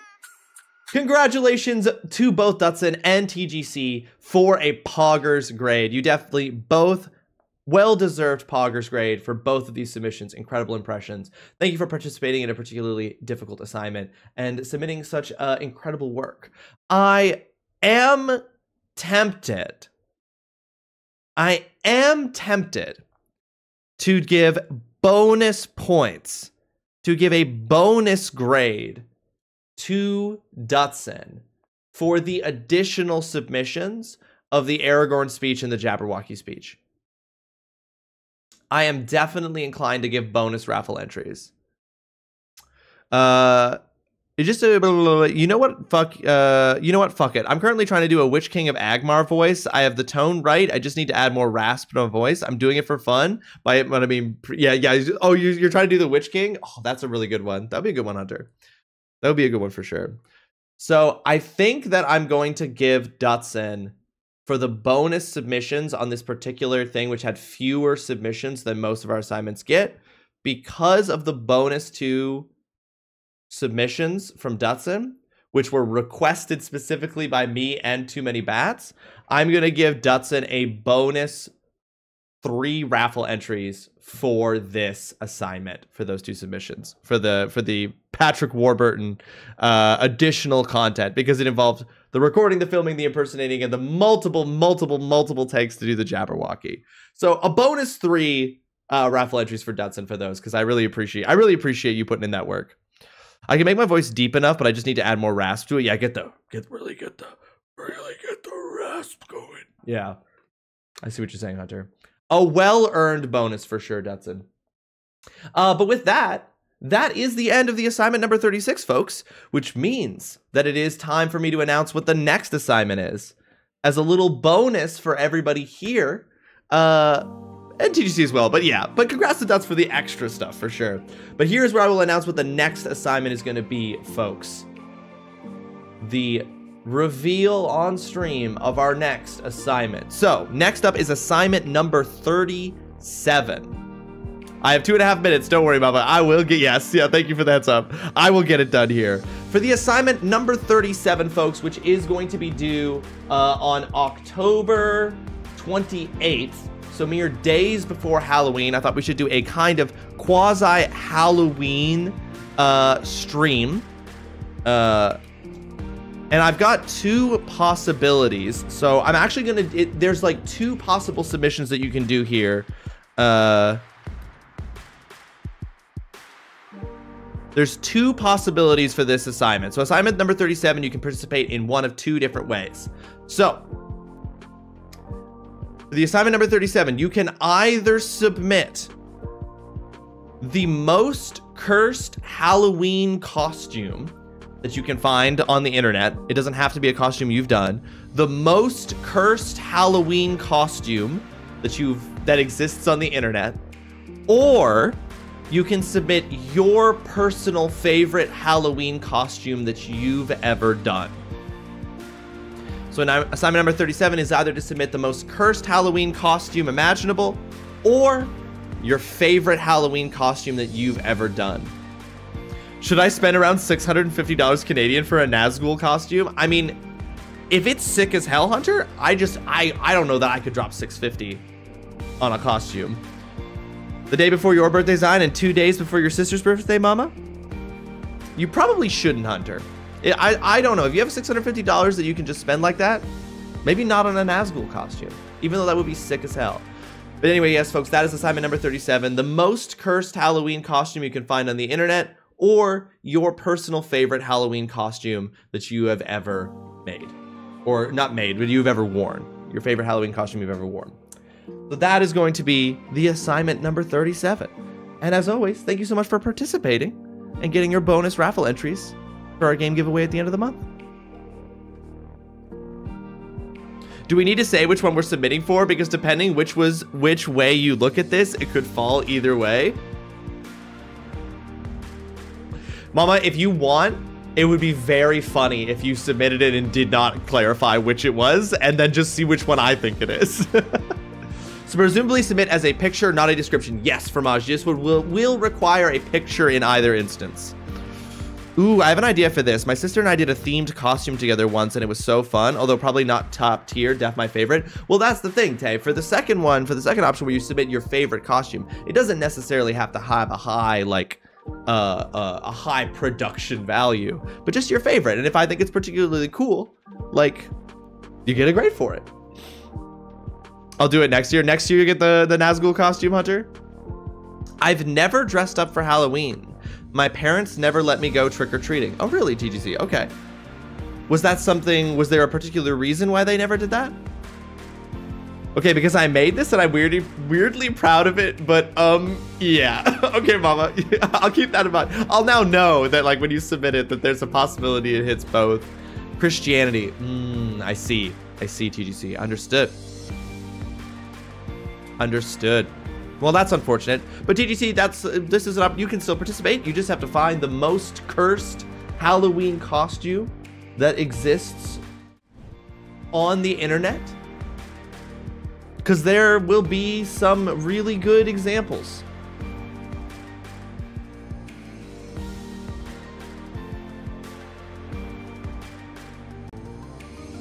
You will be able to find some, I'm sure. Same beams, Halloween's your favorite time of year? I don't know that Halloween's my favorite, but it's a really good time of year. Attention! Coming soon to a chat near you. In a world of impressions and anime debates, TrulyRawesome's chat is a roller coaster of laughs and face palms. From Meatwad to All for One, the voice acting showdown has everyone on the edge of their seats. Meanwhile, costume dreams clash with budget realities, and Halloween nostalgia hits hard. Will TGC ever get the pop culture nod? Stay tuned.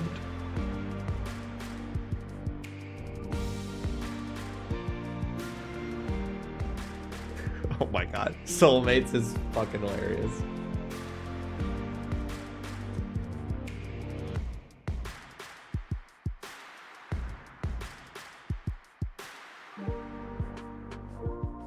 Alright, just clearing a bunch of things there.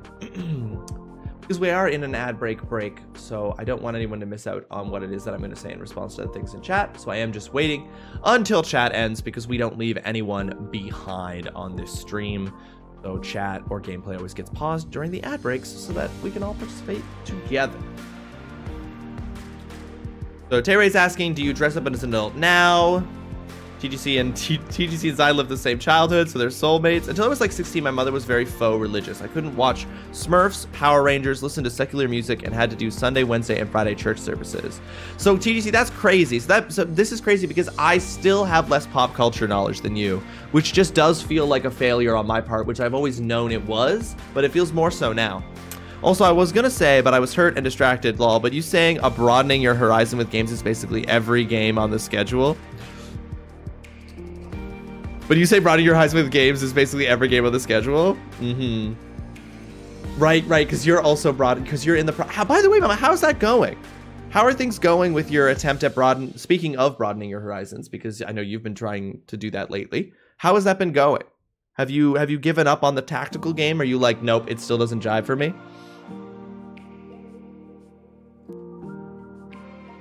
If I have a Halloween party, I love dressing up. I also love dressing up for Halloween. I still enjoy it. Last year I was a fox ranger from the board game Root.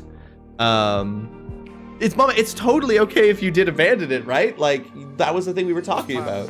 Don't mind me just watching. Say thank you so much for the lurk. I appreciate it greatly. Enjoy the rest of your day. I was really excited when I bought a house to hand out candy, but no kids come to my house because I'm just outside a neighborhood. I wasted a lot of money on candy. Oh, that sucks, TGC.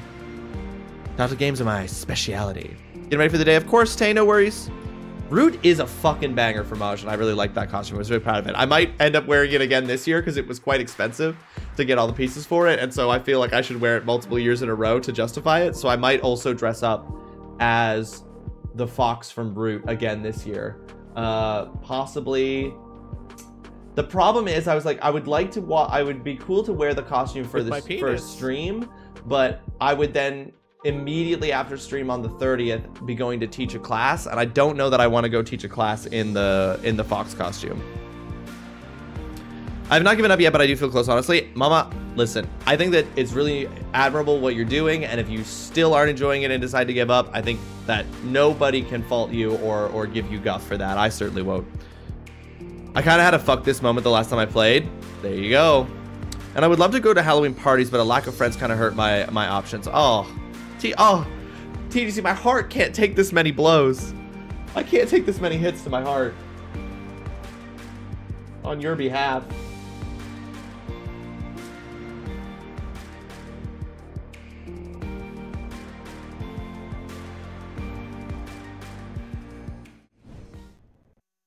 All right, let's get into some chain echoes, folks. Already submitted for assignment number 37. Incredible, Ivory. Incredible.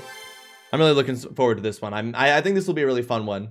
Whether you're submitting the cursed Halloween costumes or you are submitting the your favorite costume, I think either way, this one's going to be a really fun one to see. All right, let's recap what happened last time on Chained Echoes. Previously on Chained Echoes, we broke a princess out of prison and were betrayed again. Then a weird monkey demon gave General Matthew super arms so he could kill Lena, but he failed. Then we went around recruiting people for our clan after it was revealed that our sponsor Queen made a deal with a foreign nation to take down Lena's brother. So yeah, folks, that is sort of the situation. We've been recruiting for our little clandestine organization. Apparently our sponsor is teamed up with another country. You know, right at this precise moment, if we go to our journal, we are currently doing the quest, The Gates to Nissa, where we're taking a young scholar who wants to learn more about Nissa to the Lost City.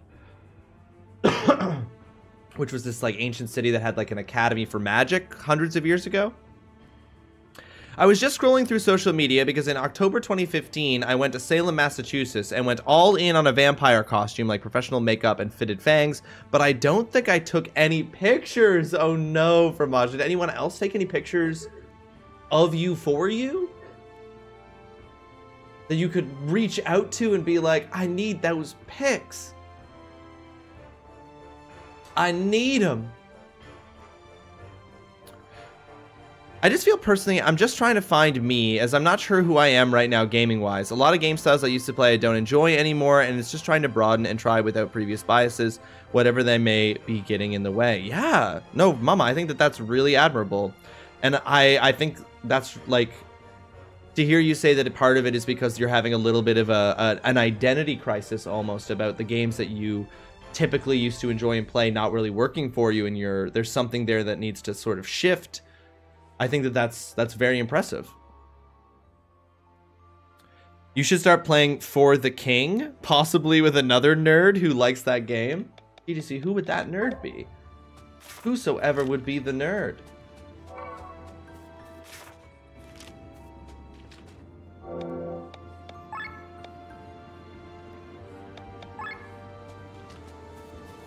You trying to say I'm a nerd?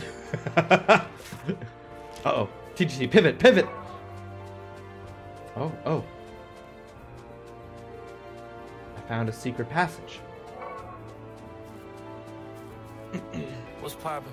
Don't mind me just watching. Thank you so much for the lurk, Ivory. I appreciate it greatly. I hope you have yourself a fantastic rest of your Monday. While you work on your crochet blanket, please post the end result in the Discord when you're finished.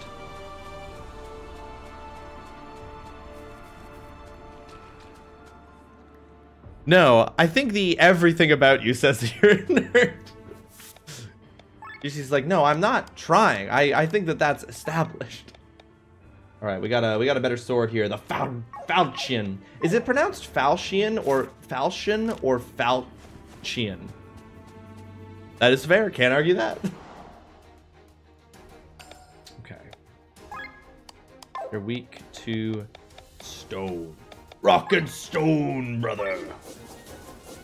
I'm nowhere near Yana yet, but I have about 25 hours into it already. Oh, okay. Well, but even still, in the long run, share that when it's all finished. Okay, I think I need to adjust where the mic is. I'm worried it's not picking me up.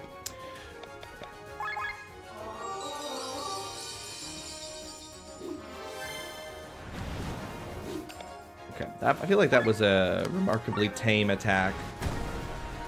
I feel like we were getting into some fights last time we were playing where things were getting pretty crazy. You believe it's a hard C? So a Falchion? Okay, a Falchion. Okay, thank you.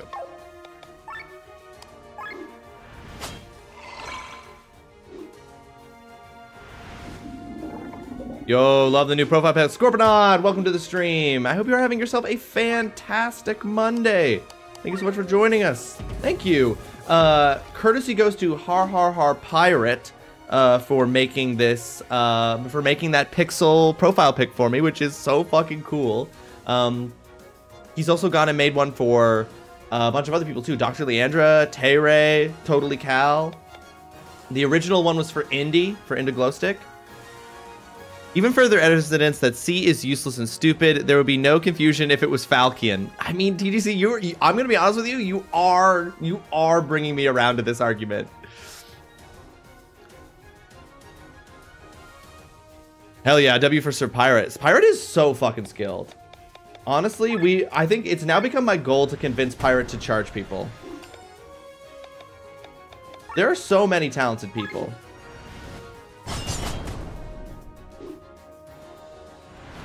Oh yes, I did say Indy Tay. Yeah, no worries. Oh my god, you changed the Twitch one too. I just noticed. Yeah, I decided to change the Twitch one. Just because I think it's really cool. And I'm also just like, I've got the, you know, we've got my logo, but like, I don't know. I'm like, I want to put my face in there a little bit. Trying to get my pixelated face in there a little bit.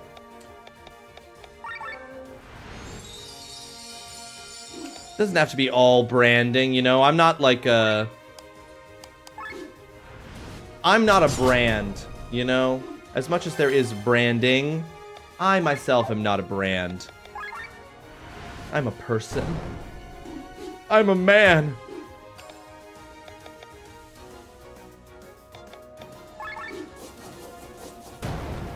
And it is Falchion. Amazing. Falchion. Another... TGC's all, this is I am this close to being fully on board with TGC on this one. Part of me is still holding out some delusional belief that I'll find a reason why C matters.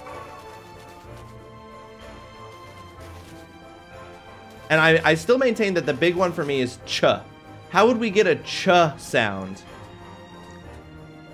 without C? That's the indoctrination taking place. Dragon mail, holy shit. Okay, gotta give him one of these gemstone jerkins.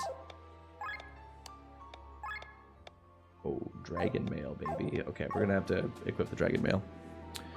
It's so weird seeing my Discord pit back to normal after it took me so long to get used to. You switched it back from having me with my fucking socks in my mouth, mama. That's so funny. That's so funny that now you're like, it's back to normal, but it's still weird. Makes brand of Truly's face. Hold up, he's not a brand? Well, shoot. I know, right? He's just a man. Unreal. I keep seeing the old one and thinking my comments were you. That's funny. I like that. You thought I had... I mean, I should have done that. I should have made my profile pic for a bit be me with my socks in my mouth. TGC, did you sometimes look at Mama's comments and think they were me? That's funny. That vicious fiend I was talking about lies ahead. It's too strong even for you, but if you feed it this berry, you might stand a chance. I developed this berry for strong monsters like that. It weakens their body by a lot. Incocabine berry. Incocabin. Yeah, I literally bought Nitro just to do it. I wasn't paying forever. Oh, so you just got like a 30-day trial? That's so... Or it would have had to be longer than that, but... Shit, this thing's fucking crazy. Okay, where's the... A berry that weakens certain monsters' bodies. Eat this! Oh, fuck. Okay, that did it. That, yeah, alright. Well... I think we can safely say this is a boss fight.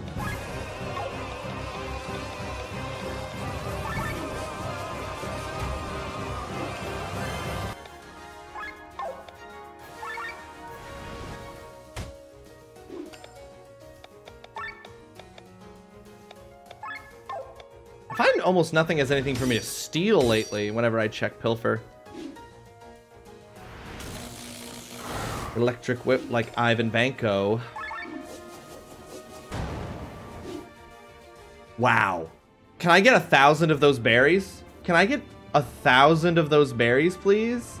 You are watching a master at work. Good job. Let's move on. No, give me more of those. Same brain. Yeah, TGC, I'm just like,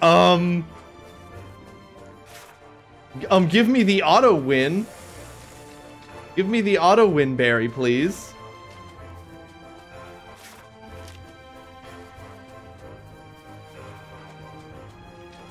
Okay. Hang on, I'm gonna hop in this dirty, nasty water. Because where's the thing we could have gotten up on? Oh wait, do I have to like go underneath a bridge or something? Oh yeah, no, there it is. How do I get down there? Wow, I'm beat. What? How do I get there? That's crazy. Because I don't think I'm pretty sure I can't summon my mechs in here. Nope.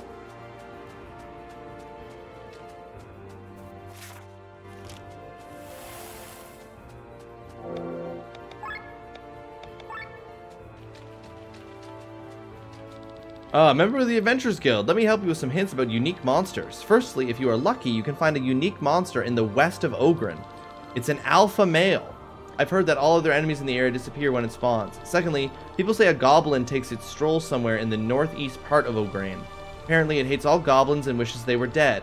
Maybe it won't appear until all the other goblins are gone. Interesting.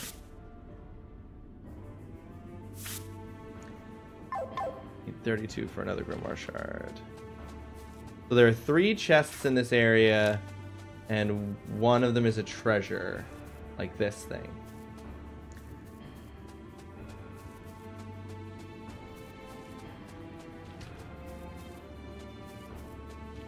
Okay.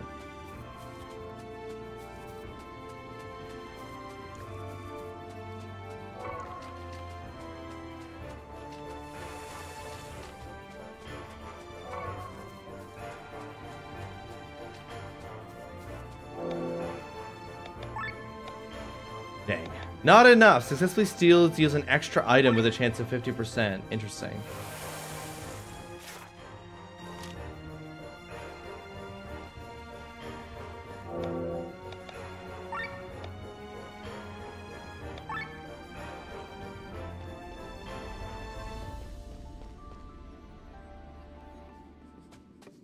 Oh.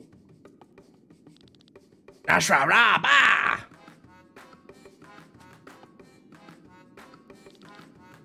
Okay. We just can't go in there.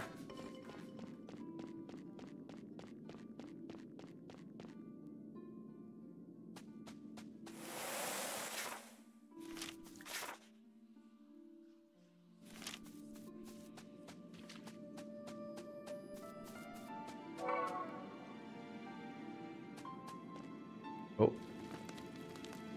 Is this the ancient city of Nissa? Who would have expected ruins so deep inside O'Grain? They said ruins!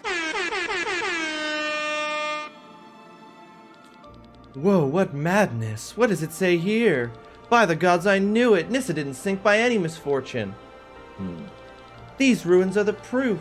They serve as an entrance to the bottom of the crater. However, they were built in time before Nissa's demise, so the builders knew exactly what would happen to Nissa. Does that complete the job? We're not in Nissa yet, silly.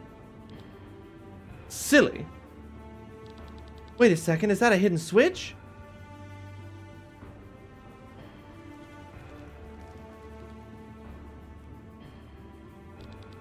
The gate opened.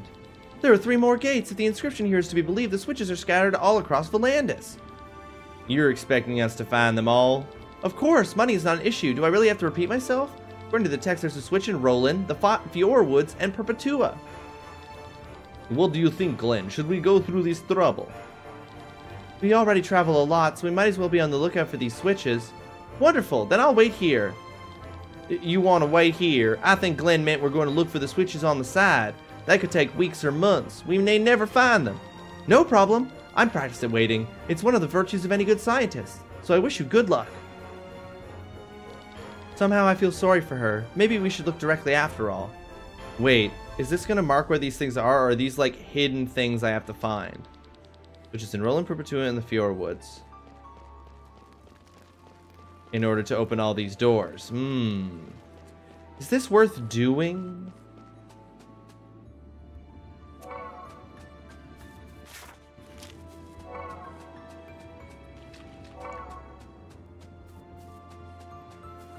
I guess this feels like something... If these switches are hidden, I kind of feel inclined to just look up a guide for this. If this is just a, like, stumble upon them naturally kind of situation. Alright, I don't like these. I don't like the sound they make. I don't like the little flesh tube look that they got to them.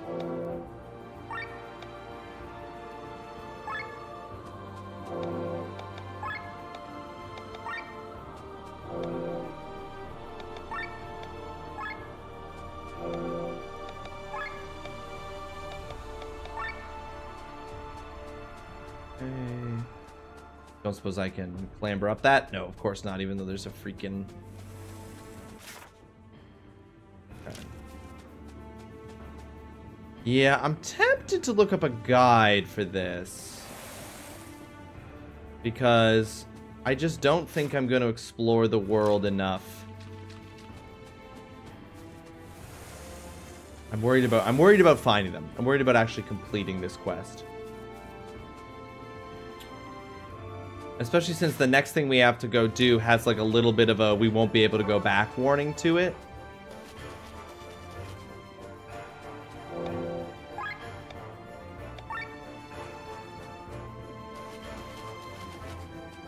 Look up a guide. You mean give up? Cheat? Pirate, welcome to the stream. I hope you are having yourself a fantastic Monday. Thank you so much for joining us. How you doing, Pirate? Hope you are well. It's good to see you. I wouldn't call it cheating so much as I would call it arming myself with knowledge. I look up a guide for every game, basically. You're doing good? See it. It's just become part of it. Looks like an item would fit in here. But which item? Glad to hear you're doing good. Happy Canadian Thanksgiving.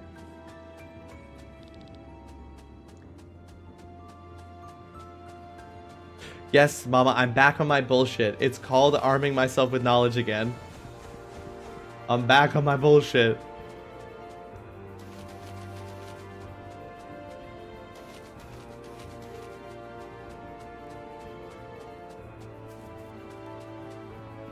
I'm enjoying my... I'm just like... For those kind of quests where they have like long, like MacGuffin, find the secret things around the world, big back, bring them back. I'm just like... Sometimes those things yield really cool shit, but I just don't... I can't really... I can't really tell in this game if it's gonna yield some cool shit or not if I do this. Let's be real, you never left the BS to be back. Incredibly good point, mama. Incredibly good point. I have never once encountered a Hanadol as a monster type. I've not encountered one single Hanadol. I just went to the bathroom and there was a surprise spider and I killed it with toilet paper, which is less distance than I like to have between myself and a spider. Pirate? Me too. I agree. Yes. 100%. Yes. Uh-huh. I also hate when when I have to resort to such close quarters tactics as killing it with some kind of other oh, Fromage Air, my bad. My bad, not pirate. You and pirate have the exact same color, my bad. But that is, yeah, that is also, I also don't like to be that close. I also hate that. My bad, Fromage. Sorry for calling you pirate. It is a disguise. I'm dressed up for Halloween. All right, I'm gonna save and then... I mean, we could only kill the other version of this thing because we had a berry that took out 88,000 health. But let's see what happens. Canadian Thanksgiving is better than American Thanksgiving. It is TGC. At least we fully acknowledge that we're celebrating a failure. So you lump everyone who's the same color as the same. Interesting. Pirate, I'll go on record and say it. Sky blue people are all the same. Wonderful. Cool.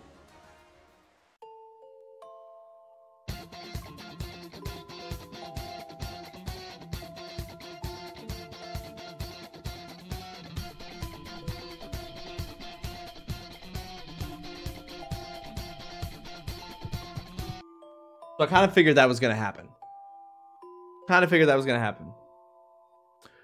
Look at the numbers. The numbers were so big, TGC. That was a lot of damage. That's why I saved before. Not today, Satan. Not today.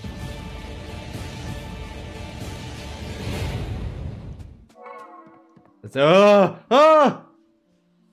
that wasn't there before. Why? I'll never understand how you can go into a fight, attack, and then look away before seeing the numbers every time. It's genuinely infuriating. TGC, because the chat means more to me. Did you ever play Breath of Fire 2? Pirate, I have never played any Breath of Fire game. But that being said, it's not in the next 10 games we're playing. But Breath of Fire 3 is on the schedule. If I check the syllabus here... Breath of Fire 3 is 15 on my schedule of games going forward. So it's 15 games from now I'll be playing Breath of Fire 3. But I've never played any Breath of Fire. These monster things remind me of a very minor side quest in it is all. I see. Did those very minor side quest enemies one-shot you with ridiculous numbers? How much damage did I do when I attacked it? TGC. I'm guessing it was a laughably low amount. Because... I knew it was going to be a laughably low amount.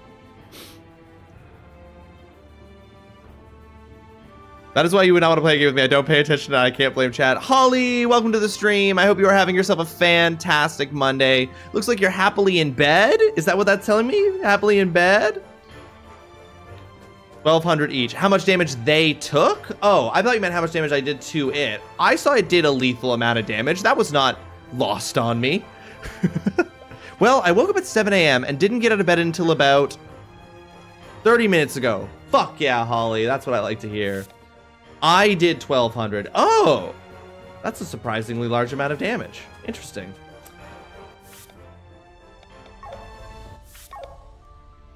Why is my brain not working? Okay, there we go.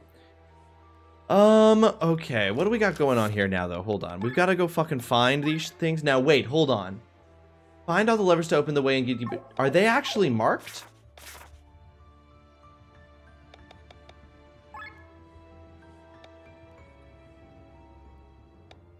Are they actually marked on the map? You can't know I'm lying because you weren't watching. TGC, it killed me. It doesn't matter how much damage it did. It one-shot me. It was a bad amount of damage. That's all I need to know. I wasn't impressed either, but honestly, I'll take any sleep I can get right now. Hey, get some sleep. That's important, Holly. You need that sleep.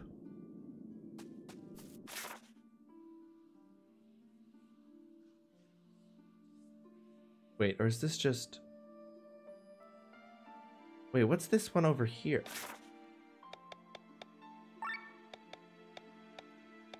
Or wait, are they not marked on the map, actually?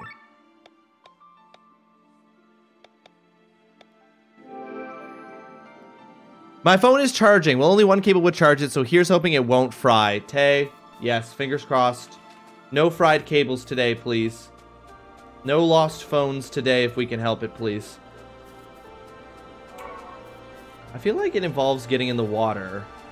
But where I could get in the water didn't really seem to open up a whole lot of possibilities for me. Why are you still waking up at 7? I say as if I know what time zone your mom is in, if it's even the same as yours, lol. Sleep longer. I got home last night, so I fell asleep in my own bed sometime around 2 a.m. And I wake up at the crack of dawn because life has chosen to bestow that gift upon me like the bitch it is. Now, you woke up at 7 a.m., Holly, but were you able to fall back asleep?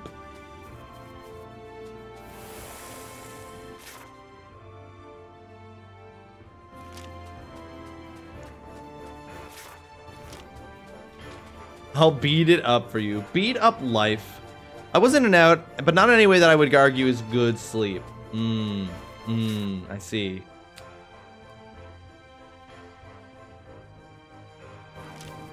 Wait. I don't think that was the right teleport. I went down physically because I wanted, yeah, that's the one I want.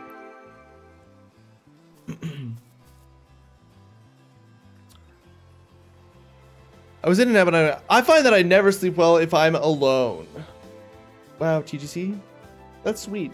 You need a cuddle partner. Attention, coming soon to a chat near you. In a world of pixelated peril, TrulyRawesome faces the ultimate test. Chat's a mix of game tips and playful banter, while Mama Turtle Bear battles Discord identity crises.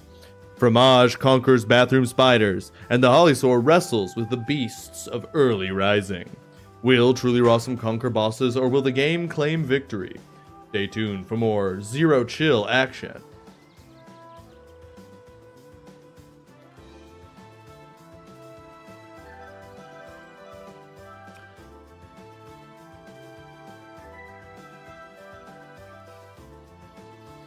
Dang, all right, we're divided on the sharing a bed front. But hey, you know what? I've come to learn that actually a lot of people hate sharing a bed with their partner. I don't. I love it, but that's me.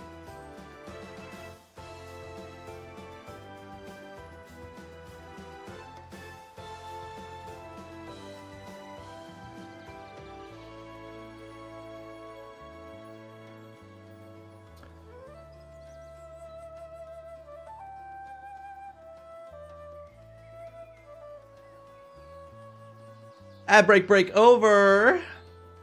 So this is interesting because yeah, I've come to realize that this is a thing, that like a lot of people don't like to sleep with a partner in their bed, and that's, you know, totally fine. I'm coming to realize that because I love it personally. I've been sleeping parallel to the headboard because for whatever reason that's been helping my sciatica. Well, maybe a potential other person would also have their sciatica helped by that, but I understand. Sleeping alone in the bed, I know a lot of people who that's what they prefer. I get it. I respect it. Given that my coughs and snoring have been keeping TrulyRawesome up,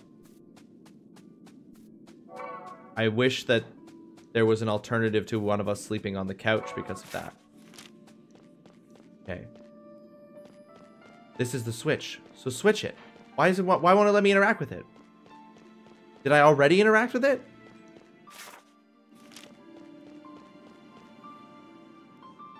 Let me interact. To be fair, though, I've also not shared a bed with someone, kiddo doesn't count, in 8 years-ish. It was weird at first, but now I'm used to the space. I mean, it is always nice when you can starfish in a bed all by yourself that's, like, intended for multiple people. So, am I fucked? What's going on? Why can I not interact with this switch? Have I already interacted with this switch? Why is it marked on my map, then?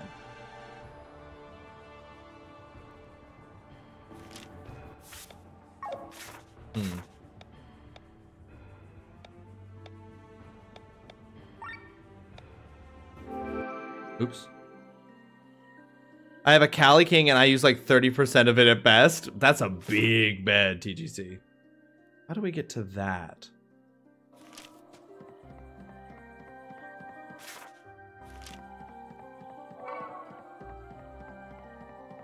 I've interacted already? Oh, okay. So it's just already done. It just is still showing where it is. Gotcha. Okay, thank you, Mama. It was free, damn! Wait, hold on. The switch is in that. How do I get down there? How do I get down there? Do I have to go all the way the fuck from over there? I don't seem to recall there being I think I have to go all the way from over here.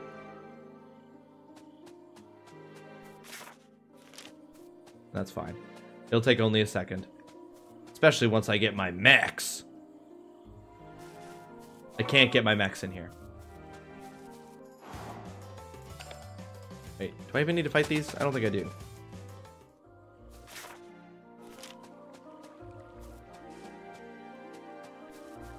Wait, do I?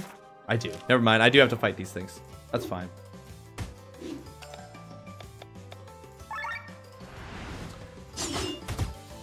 That just sounds like a challenge to me to take up as much space as possible. Yeah, that's what I'm saying. Like, whenever there is a situation where, because like Megan's away or I'm away at a hotel or something, and there's like full starfish.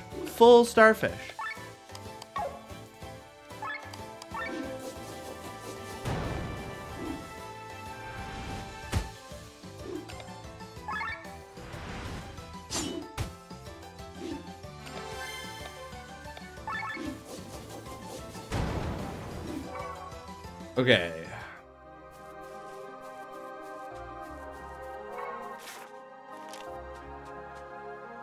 TGC, what's your measurements of the bed? TGC, yeah, what's your, like, waist, chest?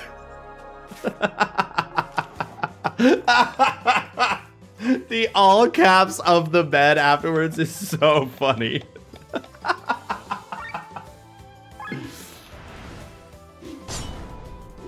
Oh my god. Fuck, that's funny.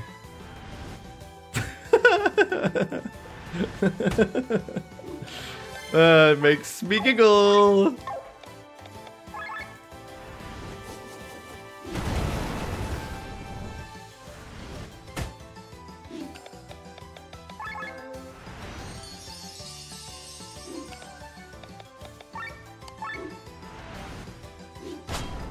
Ooh, critical, baby.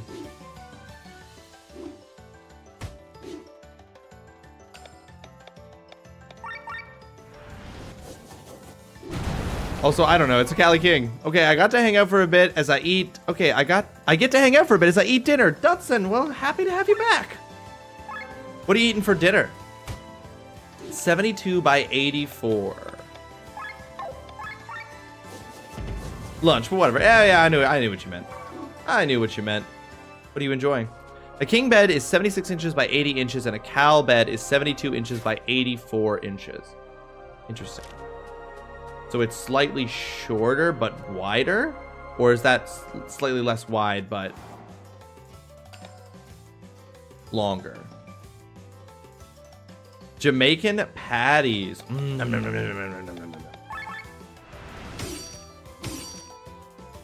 That sounds good, Dudson. Let's get into that part of the stream where I start to feel hungry. Everybody eats lunch and they talk about it.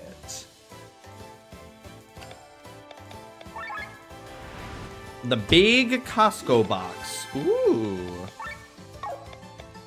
Oh, I completely did the wrong thing. It's fully weak against water, and I could water thrust with Lene.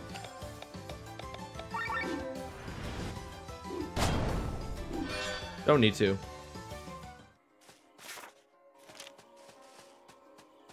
California kings are longer and narrower than standard kings.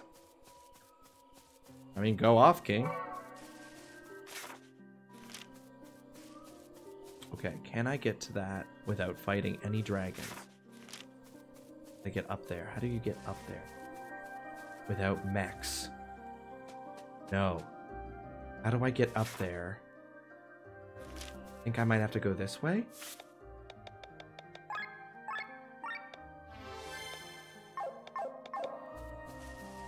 I'm a little scared.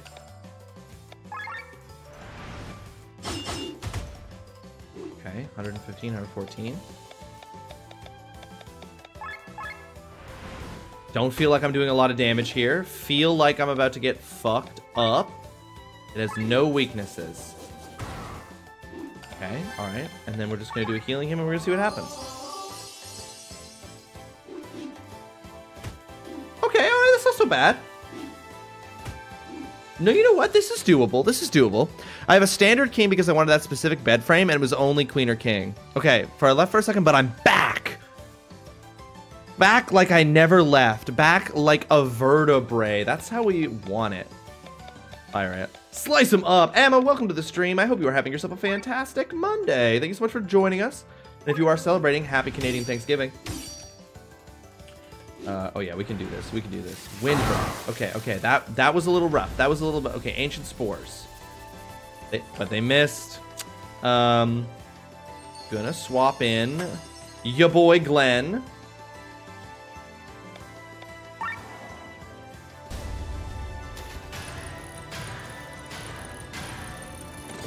We can give them the smack.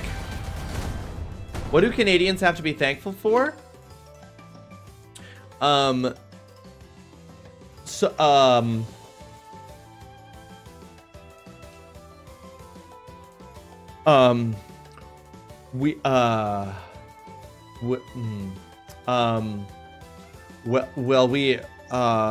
have, the geese are leaving. The Canadian geese are leaving. And also,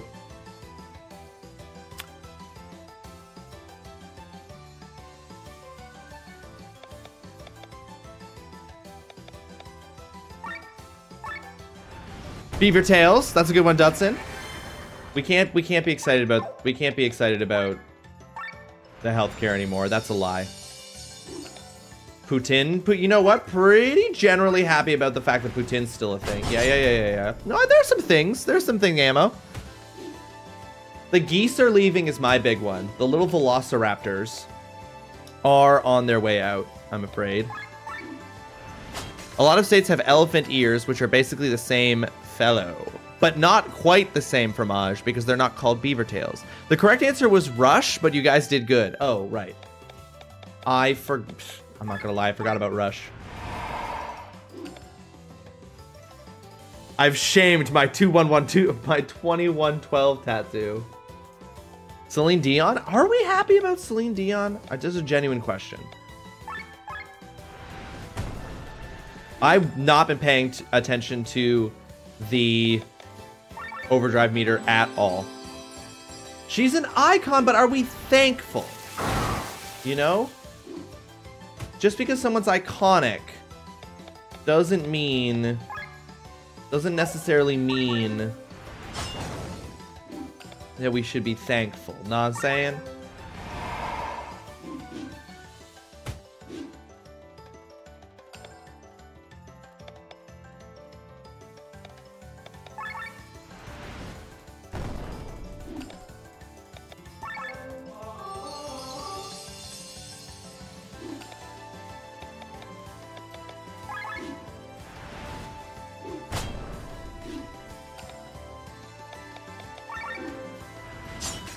Alright, we got these dragons beat. Canadian icon who lives in Vegas. Have some Canadian pride, Celine. I joke, I kid. No, it's true. Why doesn't she live in Canada? What's wrong with being here? Is it really better than Vegas? I don't know. I've never been to Las Vegas. Maybe Las Vegas rules and I just don't know. I've only visited Las Vegas in Fallout.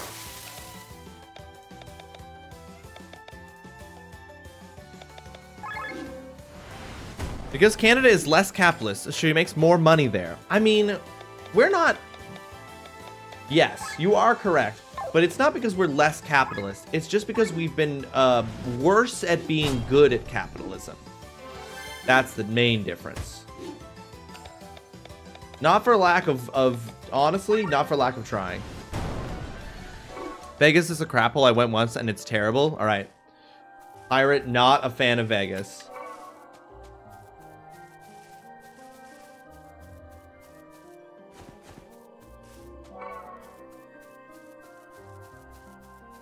Okay, I'm gonna save again just in case. Because she has a permanent stage show in Vegas that pays so many dollars. Yeah, we love capitalism up here in Canada. We're just not as good at it. It's true. If I was Celine Dion, I would collaborate with the mustard people to put my face on a jar of Celine Dijon. Oh. You know, sometimes someone makes a joke and you just think to yourself, that's not a laugh out loud, haha, funny joke, but it is, the world, there is a net benefit to the world that joke has been made, so thank you, Fromage. The mustard people, not me thinking that was a race in a game. It could be. TGC, two things can be true. All right, big hit right up front. Big hit right up front. These guys may be a little bit stronger.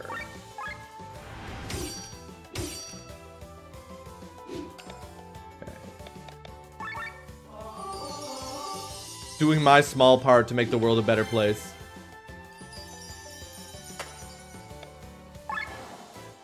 I can taste it. I hear the metal lid on the glass jar, and I am fulfilled. Near, far, wherever you are. Do these dragons have floppy dog ears? Yes, they do. That is correct, yes.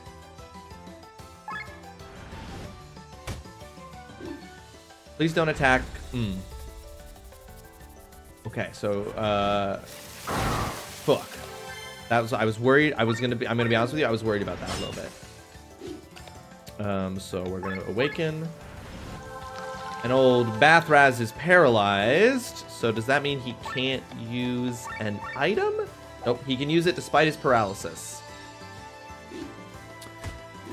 That's not the only flopping thing they got. Hey-o!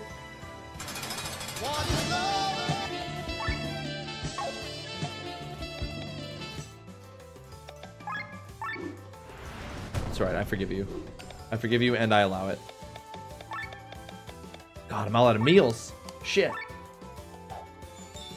They just want pets, but you're given smacks. Well, well, they've got all those scales, Holly, so you need to give them a little bit more of a pet to really like reach them, you know? Their tails are they are like shaking their tails like a dog.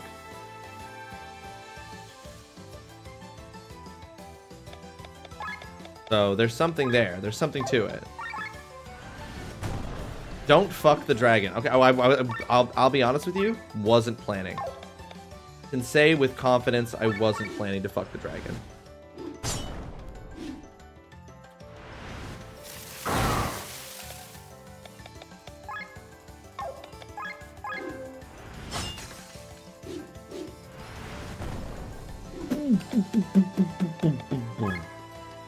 Big bite. Donkey from Shrek is mortified. Donkey from Shrek didn't know that that's what his life was going to be. Let's remember that. Let's not be. I'm seeing the situation, and I am rectifying it. Well, okay, so that's bad. What has just happened there? I'd like to say. Let's give Victor back some TP. Because Victor... Ooh, boy, Victor. Victor.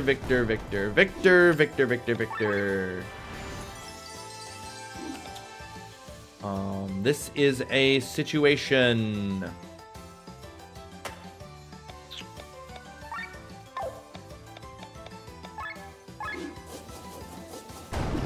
Okay. We're overheated, which is very bad. But we are... Wait, do I not have... There it is, debuff. I misread lend energy as lewd energy. Could you imagine if Glenn had an ability in this game and Glenn was the one who had lewd energy? Where's Toto Kitty when you need her? Oh, right, because Toto Kitty is trying to fuck a dragon. You're right. So you're telling me both those dragons got into the exact same type of fight and have the exact same scars? Dragon Gate, Immersion Ruined? I know. But what if they did it to each other as a form of, like, a fraternity pirate or sorority? We don't know what gender they are. Maybe they're tattoos like they're in a gang or dragon. Sifraj has got the same idea. These are clearly dogs that the artist stapled wings onto. I like that tat explanation, but that brings with it the idea that you're killing sentient beings, so, According to the lore, these are all magic clones of the same guardian dragon who best served the forest denizens in the past. The magic was used to make it so that the beast could protect the forest forever. Is that real? That actually does sound like that would be actual explanation for something in this game.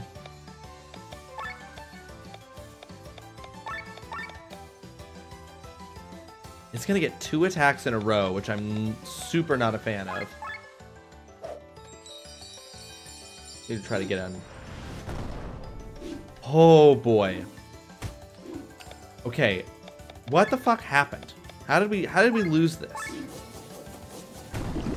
So there's a feature in Metaphor Refantasio that I think is a quality of life thing that's incredible that I wish was in this game, which is that in Metaphor Refantasio, you can, if it looks like you're losing a fight, if like a fight is going poorly, you can actually restart the battle from the beginning.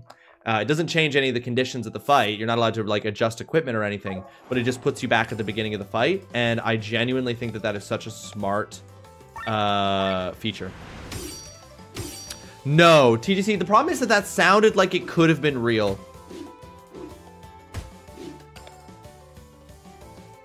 Oh, sorry, we've moved on from dragon boning? Did we, Ammo? Who is Alex Straza? Who is that?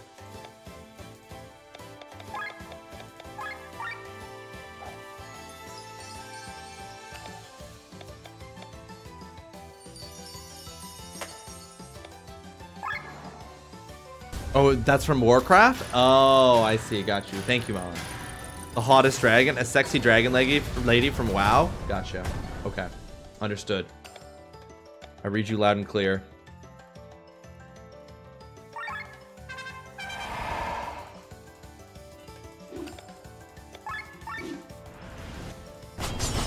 Yeah, the internal temperature of that specific dragon is 2,000 degrees Kelvin. All right, multiple paralyzed character.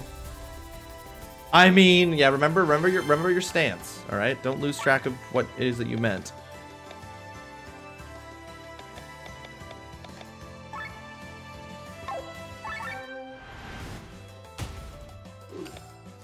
Okay.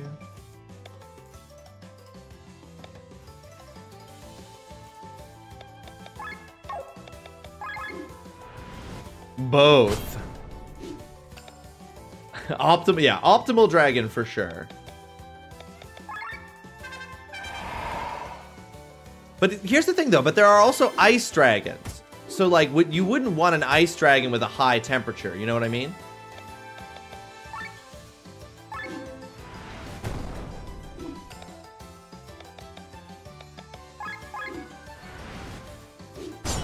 All right, going so much better. Defeat 4 to 4 forest worms, sick.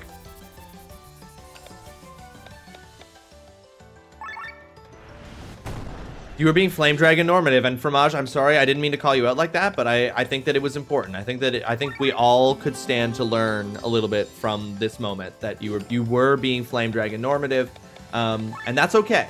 All right, everyone makes mistakes. What matters is that you can be open to learning. I got a fever, and the only prescription is more dragons. I won't make it any weirder, but in my experience, the warmer the better. For a dragon, of course. That's what you mean. You of course mean for a dragon. Right? Okie dokie. Do we want to switch? No. Actually? Get this dragon poisoned and get it bleeding? That's honestly what oh, look at that. Double. Okay, but that's bad. And so what we're going to do with that for sure, we're going to draw the attacks to Glenn. No, it's important for us to check our biases in the matters to learn and grow. Exactly, exactly. There's nothing wrong with learning. There's nothing wrong with growth. You shouldn't be afraid of it. There's nothing to fear. All right, we kicked our asses that time.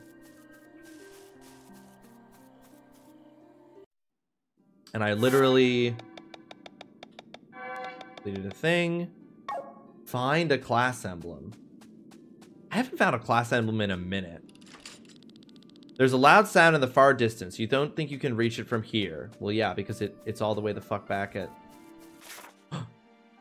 Oh, they're just multiple entrances to the grotto. I get it. Where's the other location? It was Perpetua. It was Perpetua.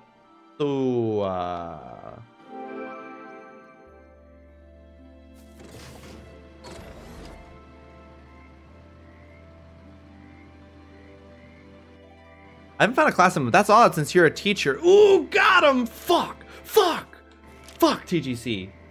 God damn it. Shit! Shit!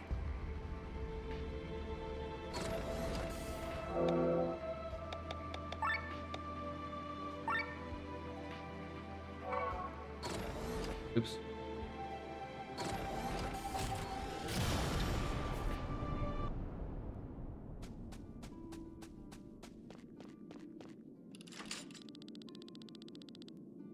Okay, so that should be all of them. So...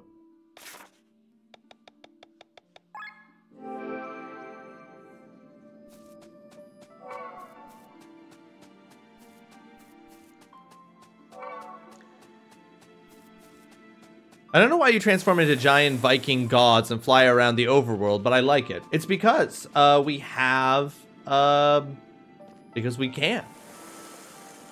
You know what, Ammo?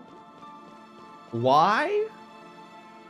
I gotta say, when the game presents me with the opportunity to fly around in a giant mech, I don't tend to ask why. Now maybe that's on me. Maybe I should be asking more probing questions. But when a game gives me access to a giant mech, I just say, okay, thank you, sir. I'll have another.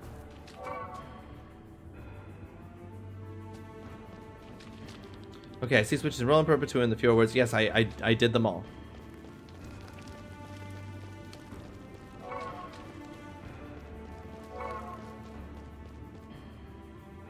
Discovered a fast travel location.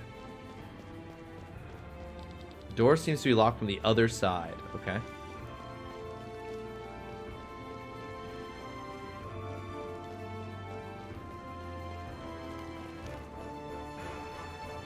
Oh, interesting.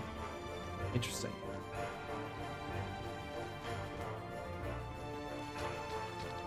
Not much rarer than rivers or mountains in our beautiful world are the trees. They grow on every corner, from the sturdy redwoods on the peaks of the Ramunda Mountains that defy all winds, to the scrawny little trees of the Doma Desert that can go for months without water. All these trees are nothing more than children in the course of time, for their age rarely exceeds 1,000 years. That makes them children? I guess compared to a mountain. Every now and then, however, one finds an old one, a tree from bygone eras that have inherent magic. This generation of trees is often but not always very large. Well-known representatives are the Algraf tree on Shambhala, or the Heliva tree in Valandis. However, not much is known about the oldest of the old ones, Moriah, known as the tree without memory, or the lonely tree. Our knowledge comes from legends, and these suggest that it stands in Pangaea, the northernmost continent. Pangaea is a thing from our world, populated only on the coast. As one of the ancients, Moriah had a personality, and he feared loneliness because the young trees around him no longer spoke his language. So through his magic, he tried to learn the one language that everyone spoke, the language of life, the ether. He dug his roots so deep that they not only penetrated the entire earth, but also broke through reality and plunged their tips into the ocean of the maelstrom. Since then, the Old One searches the memory of the unliving and listens to their stories. Crazy. So I'm watching a Return to Salem's Lot in 1987, and the vampires are complaining about the AIDS virus, and I feel like that implies a lot about the vampire cosmology. What a specific, timely thing. And odd. I don't think vampires have immune systems, but I could be wrong. I always destroy them completely on sight. The undead must be smote. Of course, that's the right thing to do. At incoming drinking break now. Yes, it is just in time for our midstream break, folks. There's about to be an ad break in a minute. When that ad break starts, I will be switching to the BRB screen and some clips from previous streams where I was a success, failure, or at the very least, I hope, entertaining. And then once I am back, we will switch back off of the BRB screen and keep on playing. But I'm going to take this opportunity to stretch, get myself a little snack, refill my water. I suggest you take this opportunity to do the same thing. Do you need a snack? Do you need to stretch? Do you need to refill a glass of water? Have you drank enough water today?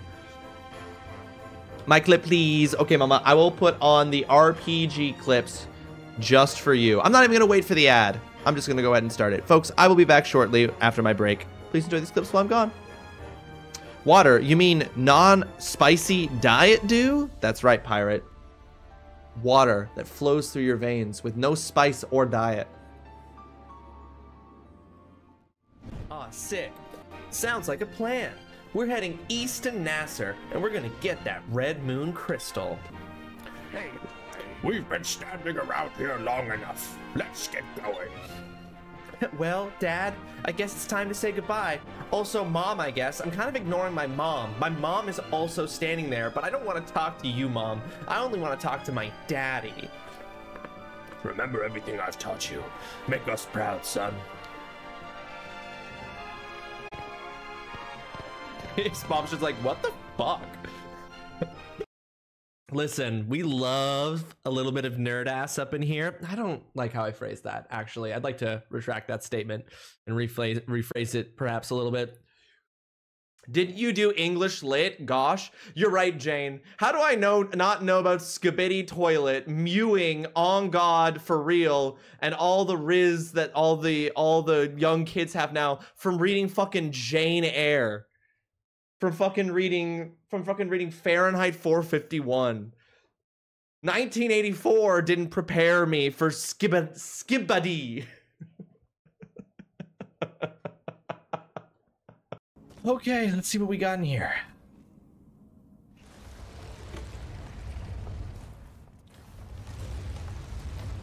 I like it. Let's make it happen. We've already got so many things, Jasper, that you can spam. Wait, what the fuck? Hats off to you as one bit.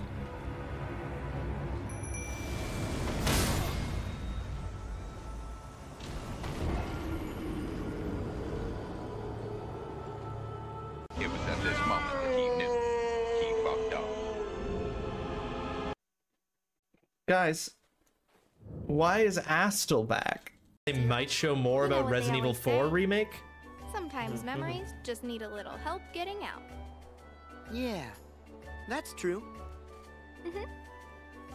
Yet another moment where a character in Kingdom Hearts says a thing where they're like, you know what they say, and it's a thing that it sounds like no human has ever said. Like, that's my favorite. That I actually think that's amazing. I love when he's like, you know what they say, 3 ducks and you're all out of coins. It's like, it's complete nonsense, and I love that. I love that idea of you're like, this thing that everyone knows, something no human being has ever said. The fish liver consists essentially of a parenchyma tissue, usually formed from double layers of liver cells separated from each other by capillary-like blood spaces called liver sinusoids. Huh. We now all know a little bit more about fish anatomy, courtesy of Bean Boozled. The nasty jelly bean eating game. It's like Planet Earth for your taste buds. Yeah, that seems to be the saving grace, is that he. Oh, okay. Oh, dang, my controls are inverted. This game has a built-in inverted controls punishment.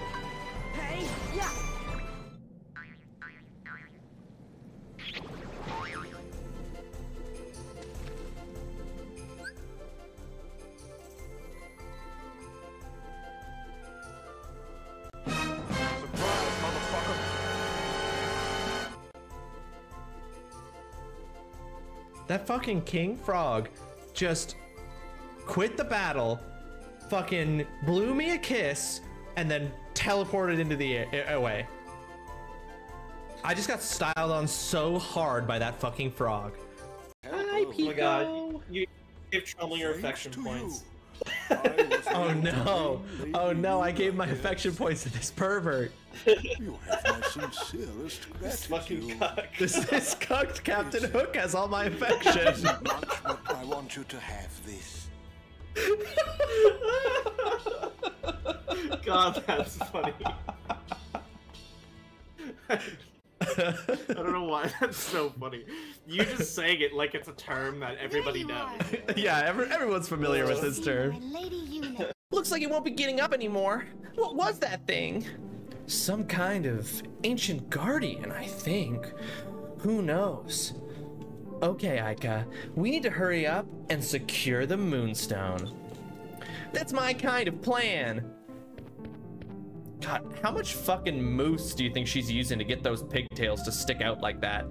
Like, what is Aika's morning hair routine that she accomplishes that?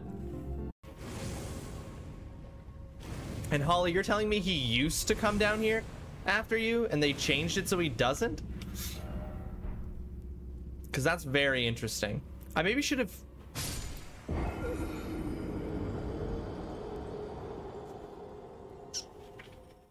Fuck this shit, I'm out. I saw the ledge, but it was too late. Jasper, I was laughing with Jasper. I was saying, so what are the chances you think he's going to explore the completely opposite side of the map I explored? And then you proceeded to do that? So, like, I played for like 3 hours last night, and I have done none of the things. Oh my, what the fuck? What the fuck? Whoa! Big bear! Holy shit, that normal ass man turned into a big bear! Holy fuck!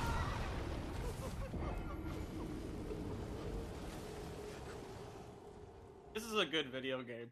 This is a good video Fuck game. this shit, I'm out.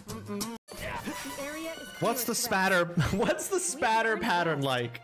Just take the phone in the bathroom. Bax, if anyone responds to you saying that you have diarrhea with either of those things, if you tell someone you have diarrhea and they go, and they're like on the phone and they go, what's the spatter pattern like?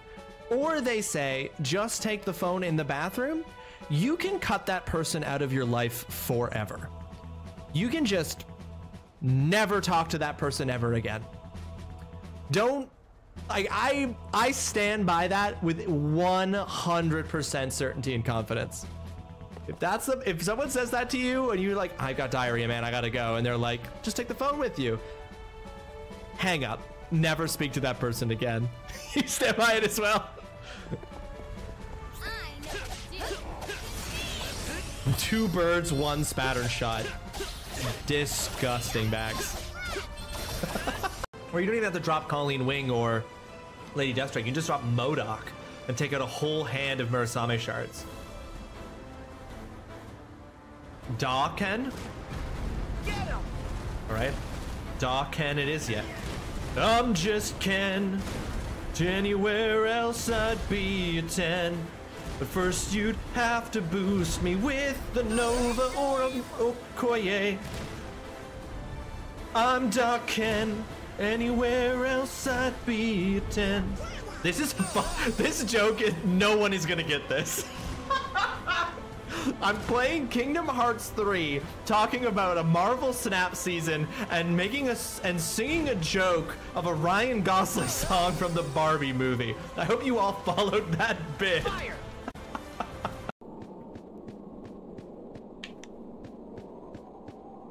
Oh no, Bill! Or Ben, I remember your name. Don't worry, you were real important, and I definitely remember your name. Oh, and you need to stop it. There you go. What? Why did it go back behind me? Oh, was it not correct, game? They didn't like where I put it, I guess. I had to keep avoiding spoilers about what he looks like because people keep trying to spoil it everywhere. Yeah, that's what I'm so scared of. I was like, I don't want to know what he looks like.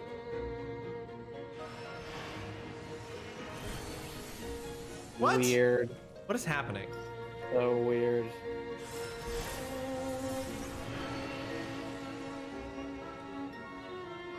Oh, wait a second, Ross. It's a mirror. So I think if you stand on the other side and you see it, it'll be behind you. You know what I'm saying? Yep. Yep. It's a mirror. We are so smart.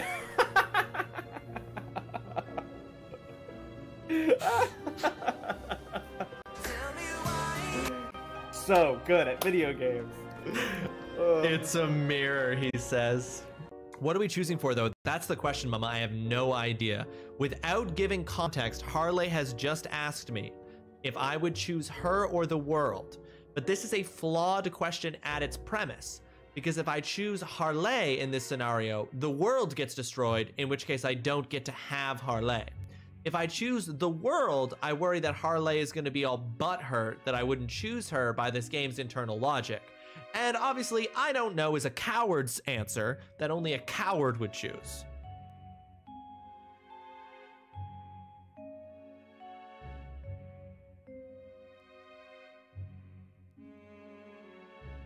I'm not going to choose it. You may have thought I was going to choose it, but I was playing the fool. I can do my KO caboodle. Gonna give it a thunder. Kabuto is just the name of a Pokemon. Wait a minute. They didn't even bother to pretend that this wasn't a Pokemon. I mean, sure, that's a Heracross, not a Kabuto. But Kabuto is literally a Pokemon, and this thing is called a KO Kabuto. That's not different enough. This is full-ass plagiarism. There, I fixed it. KO Kabusi. Now they're free from any copyright infringement. Why did the general and the others go to such a dangerous place?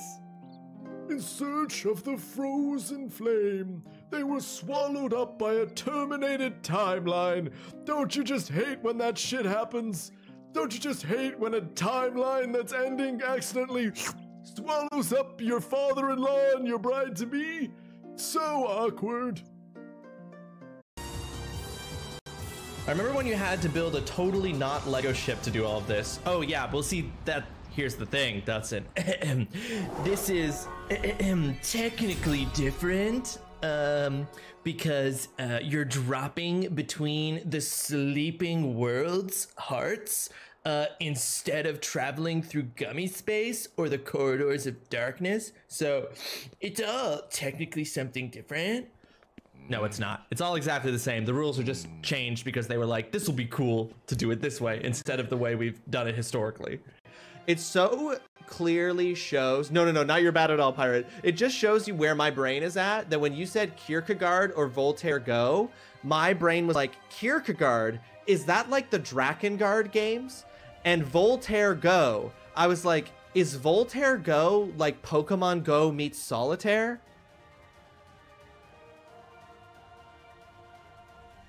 Like that's where I was at.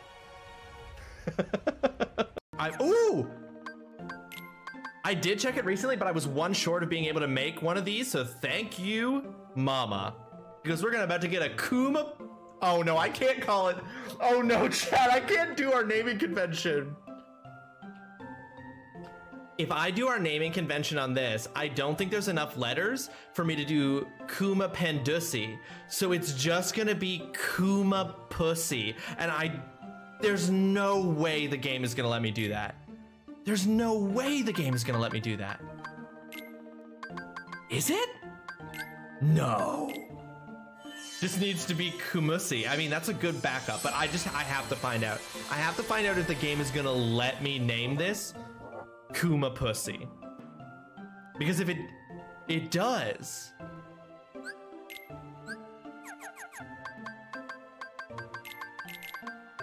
There's no way. It's not gonna be okay. It's not gonna let me. Honestly, chat, I'm genuinely happy that didn't let me do that. I'm genuinely happy. Like, I would have been broken. I would have been a broken man if that had let me name this Kuma Pussy. Instead, we're gonna go with the far more acceptable Kumussy. I wanted to remind you about the confused protection, but I figured it would be better to just wait for you to remember, then do this.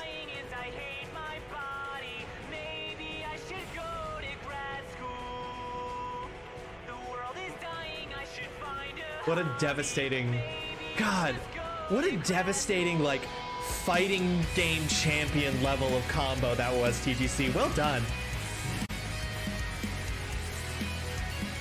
Absolutely rolled me. That's confusing. You're just confusing the issue here, Jasper. Here's what I'm gonna say. The entire concept of being a real gamer is made up. It's made up. It's just about gatekeeping. When somebody says that they're a real gamer, what they're saying is that there are people who are not real gamers, and that those people shouldn't be able to game, and that those people shouldn't be considered gamers for the ways in which they play video games. That's gatekeeping bullshit. There's no such thing as a real gamer. There's no such thing as a not real gamer. Just play video games. Have fun. Do what makes you happy with this art form. Like, there's no such thing as a real gamer. Anybody who says that they're a real gamer or tells you you're not a real gamer that's just gatekeeping bullshit. That's the truth. Man, for an underling, Pete's got a lot of sass. Also, love that he has to unzip those pants straight down the crotch and up. No, the only hero drink chocobo that I have is Roar Organic Water. Mango clementine flavored. I see you drinking that all the time. I'm not even kidding. Like, I'll look directly at here. I'll look directly into the camera and I'll say this shit. Roar, hit me up. Hit me up. I'll, like, for a sponsorship deal, I'll do it. Like, I'm fucking addicted. Like, where do you even get it? Like the grocery store? Just get this at Shoppers. Like, oh wow. Megan got me one for the first time when I was sick with COVID, and like, changed my world. Changed my world. I'm a Roar simp. I will gladly advertise for Roar. Hit me up. I'll sell my soul for that good flavored vitamin water. Well, this sucks, and I wish I hadn't named her. Whoa! Oh my God! Why is that the? Oh my God! Oh no! No! This cannot be my one good day. Why is that dear lady so much booba? On the I can't look directly at it. Now, see, what I find particularly interesting about that is that TTS Brian's Ashton Kutcher absolutely pronounced it. That was fucking amazing. I don't even care if I lose this fight. That was fucking sick. Also, what am I doing with Moonveil equipped? This is easy mode. And I really play Elden Ring, so I never use anything that would make the game easier. The only way to play Elden Ring is to hate playing it because it's so hard that you don't have any fun. Fun? This is a video game. It's not about fun. It's about hating yourself and other people on the internet for not having as miserable a time as you've chosen to make for yourself. Will I dare to post that on TikTok? Was this where his mission was today? Their mouths are wigging me out. Yeah, mate. A seashell. Shion. She loves seashells by the Shion shore.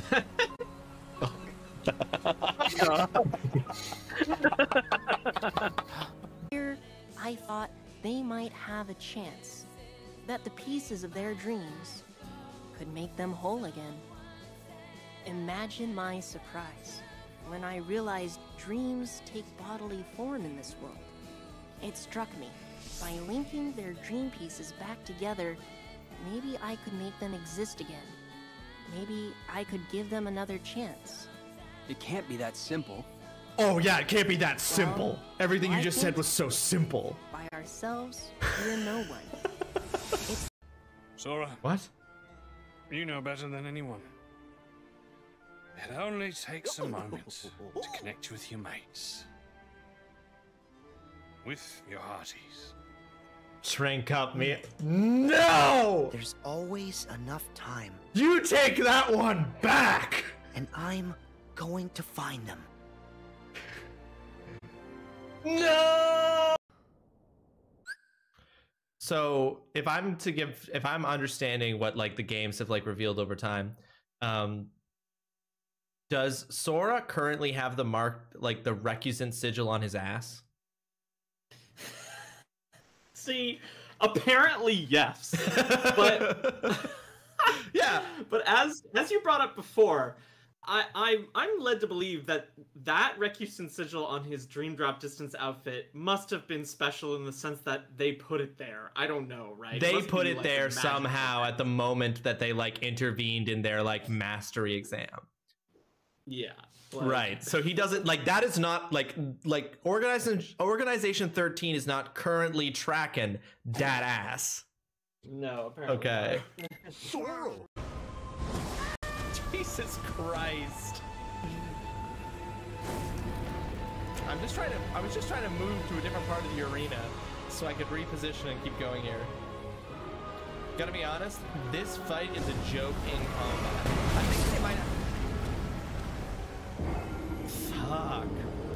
That's gonna be so far away to get those runes. Hey, it looks like you're having trouble with this part. You ever think about lowering the difficulty?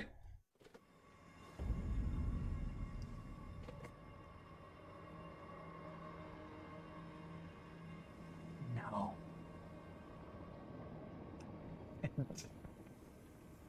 I've never thought about it. Not even once. Is that a man riding an ant?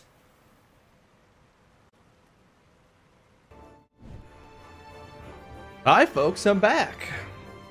We had a good break. We got a good stretch, refreshed your water. Got that non-spicy diet do? What that diet do? There's too many RPG clips. I know all that time, Mama, and we didn't get yours. Dang. There's so many RPG clips. We play a lot of RPGs here. We play a lot of RPGs here. Okay. Let us resume. I think Dispel Hit would actually be a sick thing to have on your attacks. I think this just comes to a dead end. So, oh yeah, this is just how I get the strike first ram.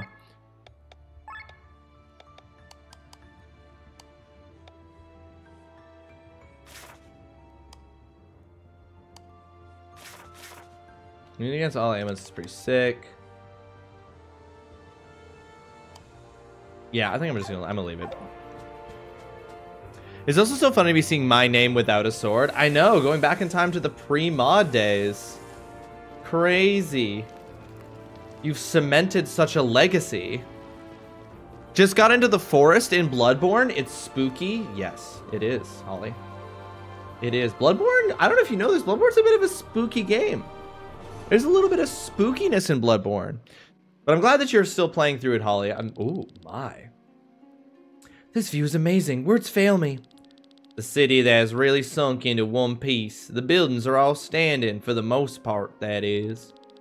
Up there, the wyverns fly like a flock of birds. Combined with the fog, it is no wonder you can't reach Nissa via the crater. And somewhere down there dwells Asnadiel. I'm so excited to see him. Asnadiel. Are these true kings really that interesting?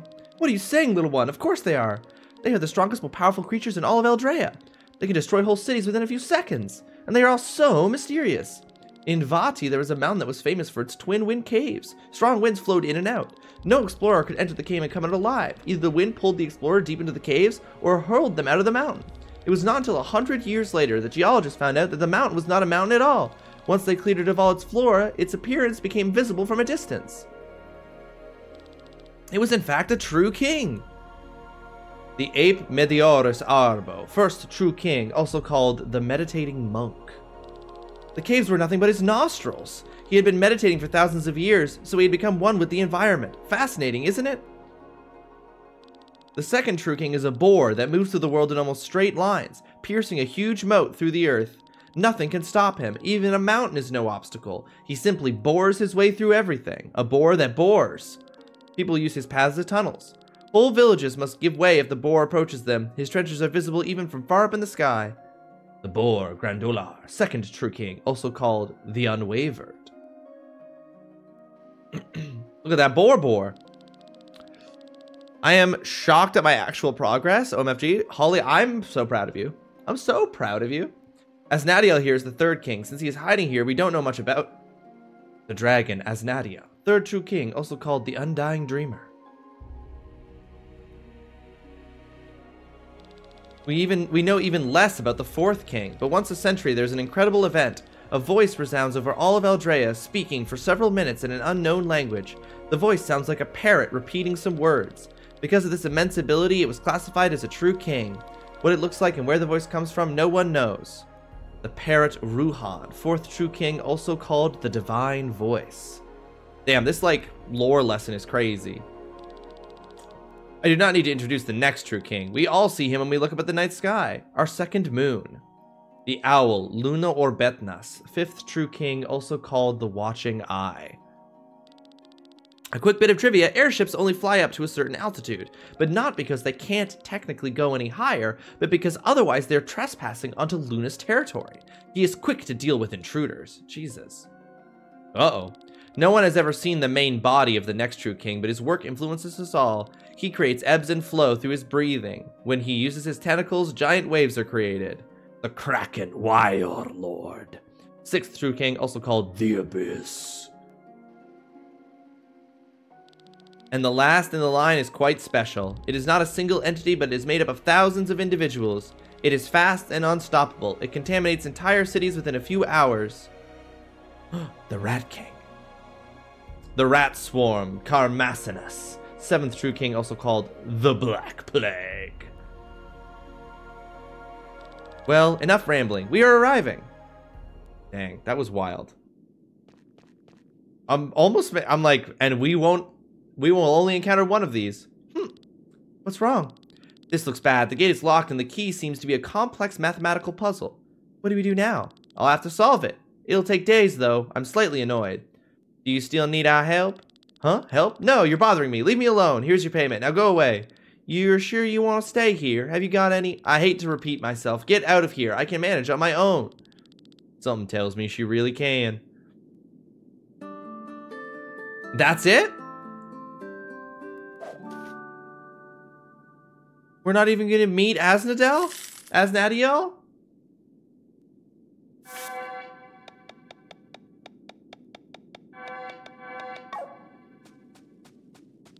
Why is this for me so complicated? Grrr. Well, perhaps we simply need to get further into the game and then it will unlock for us because there's literally a fast travel thing here. So I love that this game creates so many things that you can learn about but never encounter. It leaves rooms for excellent sequels. Suikoden was really good at doing that too. I do like that. Like, you know, I'm like, not everything that gets introduced about a world has to be like in the game, so to speak. Like, you don't have to like do it in order for it to have value to be part of the world building. And that was really interesting. I'm just like, what would it be like to live in a world where a big old pig could just like plow through a mountain and through your village and there's nothing you can do to stop it? I just wouldn't live on that continent. This one job here has some nice rewards. If you are able to see a white door in your mind, I urge you to seek me out. Magnolia, the radiant diva of the equilibrium. A white door? I don't think we'll be able to help out with this. Actually, I can see that door. What do you mean? Somehow it appears in my mind every now and then, but I don't know what it means. You've never mentioned this. It didn't mean anything until now. If that's the case, it'll be worthwhile to pay the lady a visit. Yeah, I want to know more about it. Let's head to Farnsport. Side quest. Into the Maelstrom. The one that the tree's got its roots in? Alright.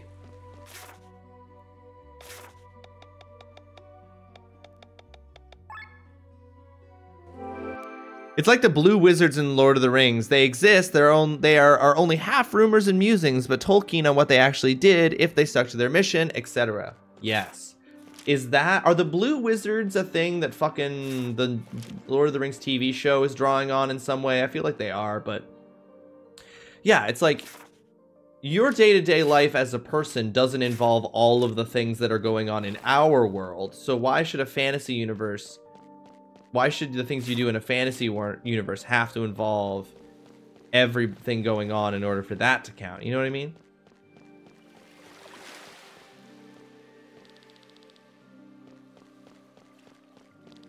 Not only does women in this shack tend to our sick and wounded, but she also takes care of shells. Helping shells is pretty useless if you ask me. Nothing can rescue them from their fate. That aside, she is also a fortune teller. Strange combination. Shells. Oh. How can I be of service? Do you need your future read? An injury healed? Or disease cured? Actually, it's about the job offer. I can see the white door. Oh, it's about time. I haven't watched season 2 of Rings of Power yet, but people are eviscerating it online. They're very mad it's not to the letter of the books. There are barely any letters for some of the stuff that they're doing. Yeah, but there are people who are always like that. I don't know. I assume that those are the same people who are like decided that the show was going to be shit before they ever watched it because like it's too woke or some bullshit. But I'm like, you were going to be mad no matter what. The show, from what I understand, is not that good, but like that culture war shit is not it. You are not the first to claim that to try to get the reward money. Does the door show up in a lot of your dreams? It only appears to me during the day when I'm awake. Oh, does it now? And what do you see behind the door? Behind the door? Actually, it's always closed. When you push the door handle, does the door open? Or is it locked?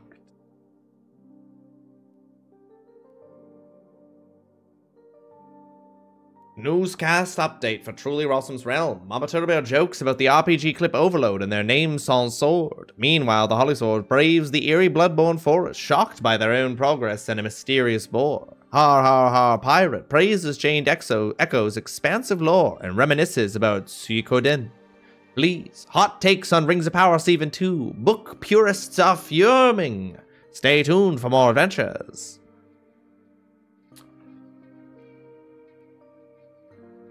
I have finally released Me Alerts code on GitHub. What does that mean?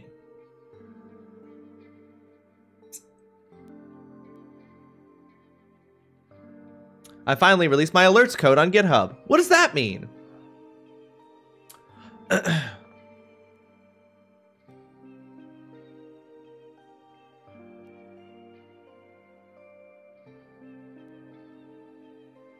Basically, the cues I use to make my alerts trigger on OBS. Oh, so other people could use that same thing? Is that what you're saying, Dutson? Like it's a code that it's on GitHub now, so other people can get it and use it? Oh, I see. Damn. You coder. You freaking coder, you. All right, I believe that is our ad bake. Our ad bake. We baked those ads.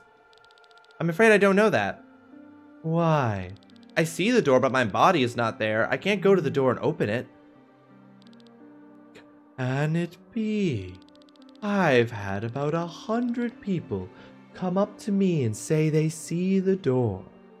But you're the first where it might actually be the truth. Come here. Let me touch your face. Impossible. What was that? This energy, that door, It's divine. What luck. Ho, ho, ho, ho, ho. I, the radiant diva of the equilibrium, am back on the scene. Ho, ho. Your name was Glenn? What's going on?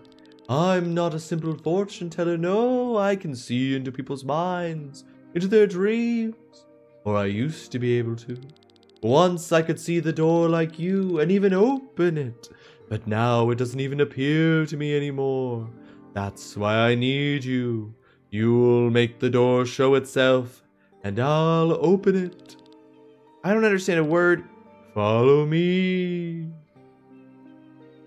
It won't do super fancy alerts, but if you want to show some text and image and play some sound when people cheer or follow or raid or whatever, this tool makes it easier. Oh, that's very cool, Dutson. That's awesome.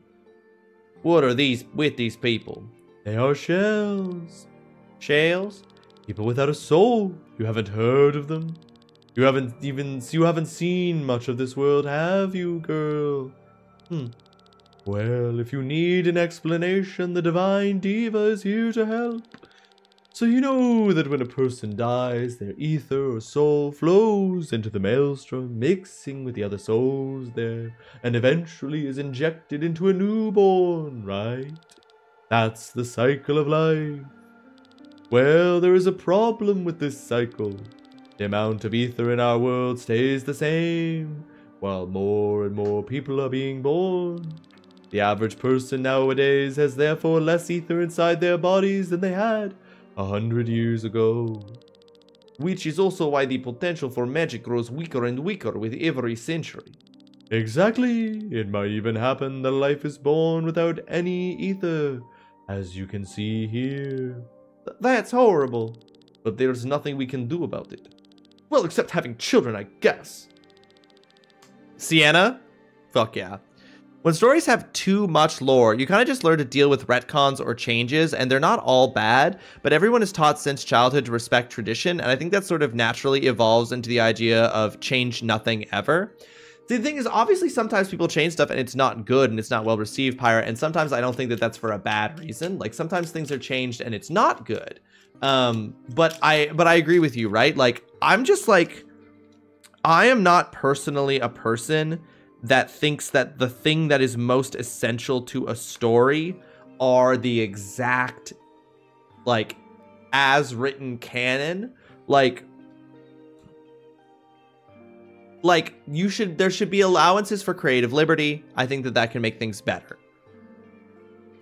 And I think that what you're saying, that it's about tradition, is interesting to me, because yeah, it's like, well, it's gospel, right? Like, it's like treating it as gospel. It's treating it as like a fixed, unwavering truth that, and if you deviate from it, it's blasphemous, right? It's a very similar kind of attitude.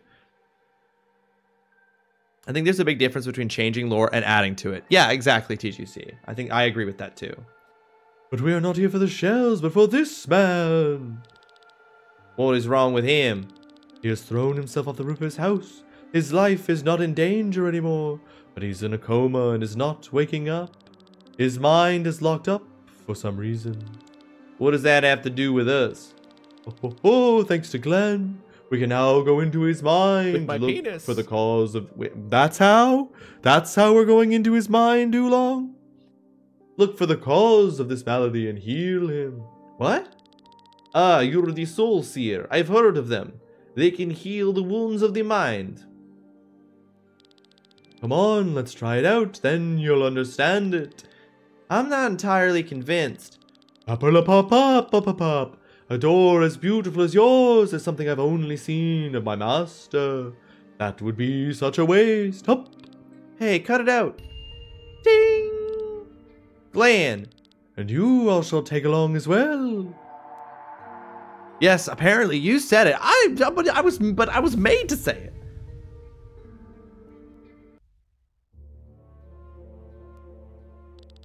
Where are we? You're still in the back room, but your ether is communicating with the man's own. What you're seeing right now is his mind.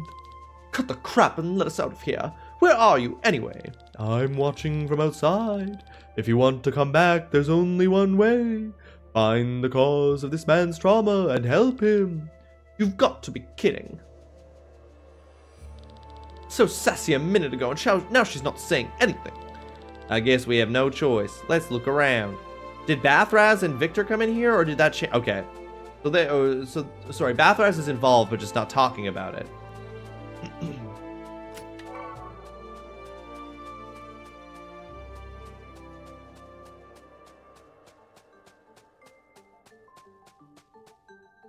Oh. Remove the fragment? No. No fragment. What? Oh, I see. Okay. This is a side quest, TGC, yes.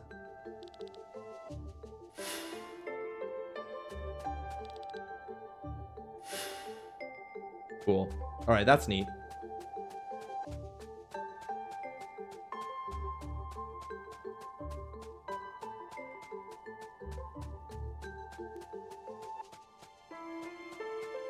I'm okay with twists and turns in stories as retelling as long as it's not sloppily done, but cash grabs are usually the bad example, such as any Matrix story after the first, which was clearly a full story by itself and not meant to be a trilogy, or the Star Wars sequel trilogy that obviously was just filmed on a whim with zero planning of the movies following. Okay, rant over, I promise, lol.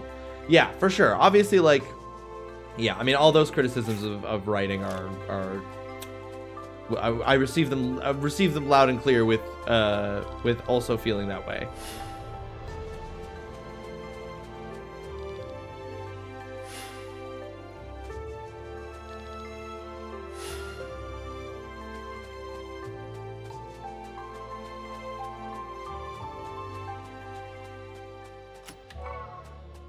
But I don't know. I think that there are also just like groups of fandoms and communities that tend towards like a more like, for various reasons, like tend towards more like inflexibility in the interpretation and like working within a thing. Like, you know, like for example, like I use this as an example, like Marvel has built over decades the idea that like there are certain core elements that matter to a thing, and then everything else can kind of be mixed and matched in like interesting ways to create interesting new ideas. But then there are other fandoms and other universes where any deviation from the like established canon is like blasphemous, and I just find that very interesting. Yeah, correct. Yeah, you're completely fair. It's true, but leave my name out of it. Oi! Shut up. But leave my name out of it is crazy. But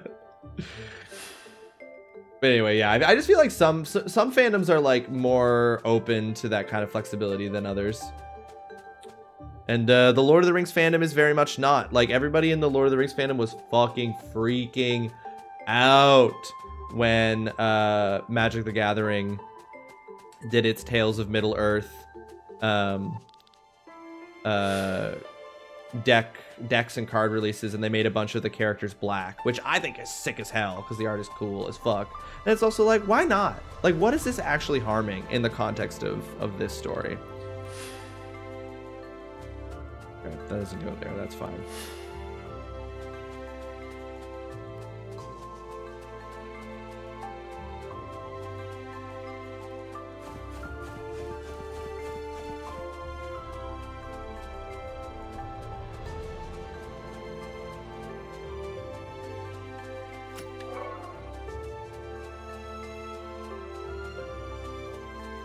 I don't...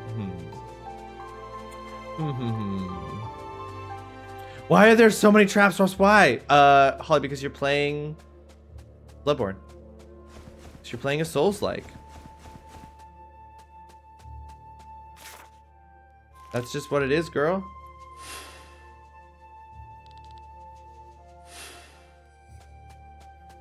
I don't know what to tell you. Oh, shit. Okay, I think I actually need to put the house here.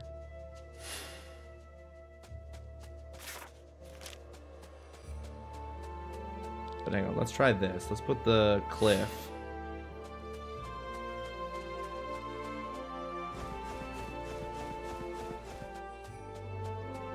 Which lets me get the house. Okay, so this is pretty linear. Okay. Reworking or rebooting an established lore can work for certain fandoms, but I don't think Lord of the Rings is one of them. No, I don't think so either. Adding to it is fine, but fiddling with the gears is something I find unnecessary, especially when Lord of the Rings is something that so many established IPs use as a frame of reference. Yeah, I mean, well, I mean, it just goes to, I mean, ultimately, it's just the issue with the Amazon show in general, which is just that the whole show is a little bit of a, like, why question mark? Like, why are we doing this thing? And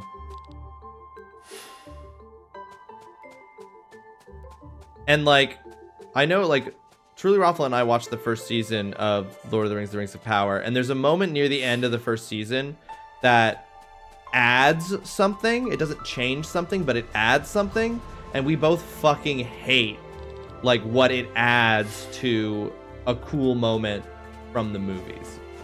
I'm not going to say any more than that because it's spoilers, but we'll fucking hate it. Now you can keep a house in your pocket. Super useful in our current housing market. I know, right? Okay, wait, hold on.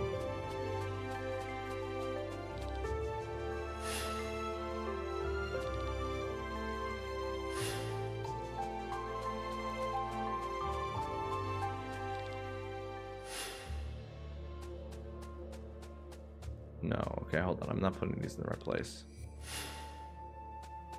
Could you imagine if you just had a little, like, bag of holding with a whole house in it? Be hard, but the problem is that the bag of holding doesn't make the things inside of it lighter. So you would still have, like, an incredibly heavy fucking thing inside of your bag of holding. Okay, I think for this we need house. No. No. But wait, where does that appear on the other side?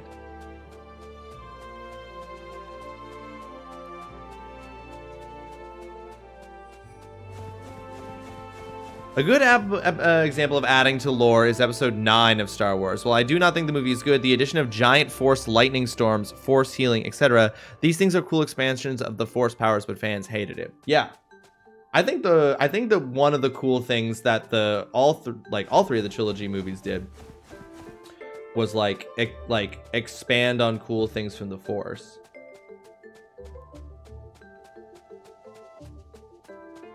Which are like not even really expansions when you think about it, because it's like some of that stuff is just straight up from the video games. You know what I mean? Like you can force healing. How do you heal how do they heal in the video games? That's how. I can't fucking figure out where to go next.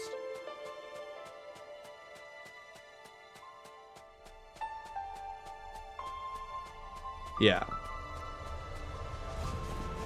Yeah, and then the prequel trilogies never really expanded that. Oh, wait. I see. I got it. I figured it out.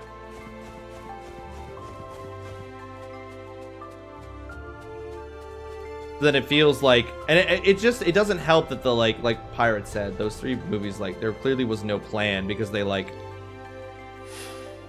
like taking so many fucking sudden right turns, and like literally one movie is like erasing the existence of another movie, like so crazy. Anyway, I don't want to get into that. I'm tired of Star Wars. The fandom has exhausted me. I've become exhausted by Star Wars. Isn't that the man from the hospital bed? I'm sorry, my dear. Why are you crying, father? Here, drink this to the last drop. Oh, shit. Oh, no. Oh, no, dude. Oh, this will spare you the horrors of this war. Wow. He poisoned his daughter and threw himself to his death. Ooh, such a bummer. Well, we still have to help him. Let's get it over with. What do we need to do? Find the scar in his soul. It will look like a rift in the air. And then I will take over and heal the wound. Well, I wonder where it is. I signed up for the newsletter of a company once that was supposed to be researching the concept of having power come to your house as it does now, but powering a wireless energy source. So sort of like how your phone charges just resting on the wireless charger, your whole house would do that. No need for plugs or wires. This was like 15 years ago. I was hyped, but now they just look into wireless charging pads for electric vehicles. I blame capitalism. Well, the problem is if your house just gets charged up, then you don't pay nearly as much money to electrical companies. I like Doctor Who, but the fandom makes it almost unwatchable. What's the issue with the Doctor Who fandom, Dutson? We are back. Great, outstanding work. Glenn, you are the chosen one. Together we will be able to help many people. Through the guidance of the radiant diva of the equilibrium and your beautiful door, we will save the world. But what is this door? Explain it already. I'll do anything you want, you wonderful person. Wait, what? We're in front of the door. Right, earlier I sped through everything. We went directly through the door and into the man's mind. But now I'll give you a little more time. Come and see. I see a starry sky down there, a few hundred feet below us. Not quite. You see the reflection of a starry sky in a vast silent ocean. And that ocean is nothing but the maelstrom. It's too woke, it's too PC, it's too whatever the fuck. The fandom missing the fucking point of Doctor Who since day one. Well, I always hate that shit, Dutson. I always hate when a fandom fully fucking misses the point and like has just like imposed. Basically what you're saying is that there are a lot of people who are Doctor Who fans who have claimed Doctor Who as a site for their battles in the culture war. Is what you're saying. Right, so I'm guessing that they hated when Doctor Who was a woman and they hated when Doctor Who was black.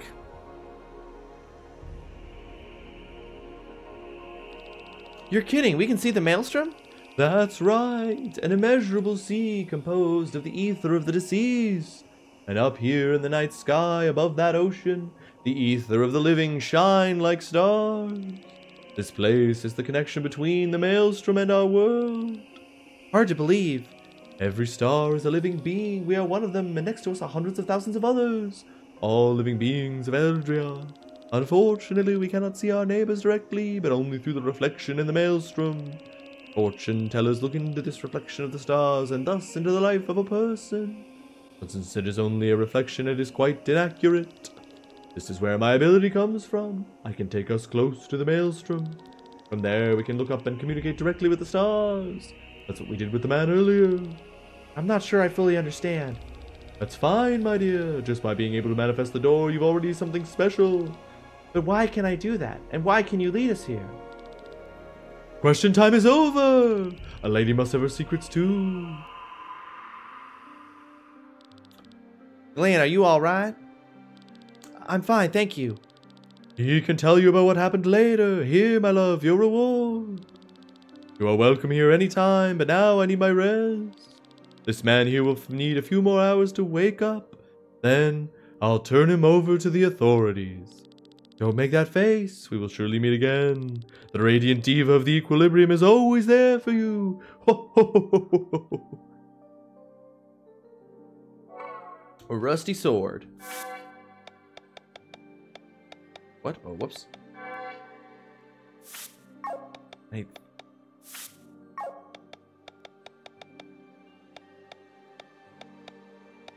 Where the fuck is the,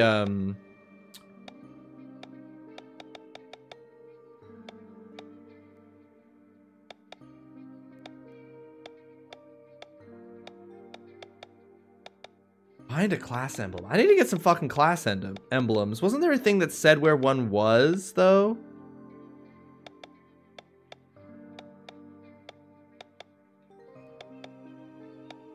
I haven't explored most of the Cortara mountain range. I think it's in the Cortara mountain range that there's a...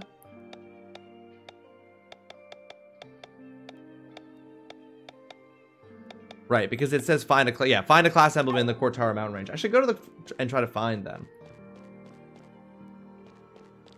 Helping people is my passion. That's why everyday heroes do. Kind of like how Fight Club is arguably about the dangers of lonely, aimless men without purpose and how they are very easily taken into cults of personality and how we should look to avoid that even though society is heading in that direction. But people saw it and were like, oh my god, let's start a Fight Club, completely missing the point.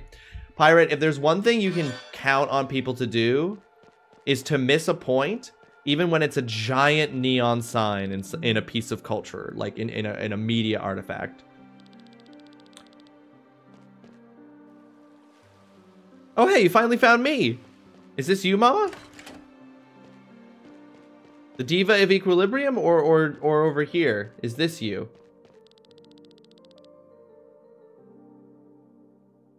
This is you? One of the only times I found my name in media. Wow. My only takeaway from Fight Club was, fuck, Brad Pitt is hot. See, that's the problem, TGC. That's what everybody took away. Atlanta, wow. Am I saying that correctly? Atlanta? I guess that, yeah, I guess that doesn't appear. You know what? Now that you say that, I'm like, that name doesn't appear in media all that often. That's true. Spelled differently, but pronounced the same. Oh, look at these dead people. This is good. What are we humans even doing? All right, hold on. Let's, where have we not been to? Oh, we haven't been to that top left corner.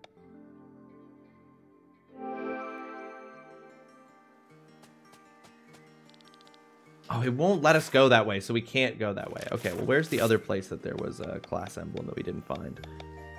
In the Fjord Woods.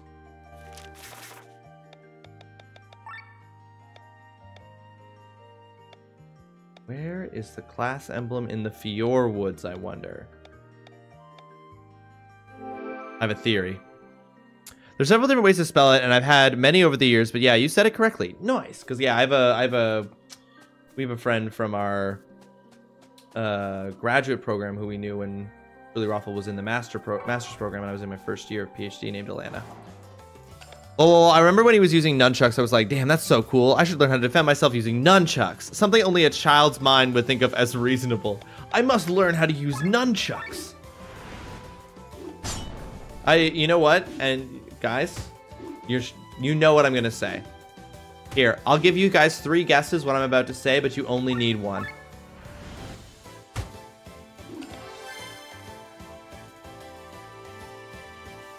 I enjoyed Troughton, Baker, Tennant, McGann, and Eccleston, and I enjoyed them all for different reasons.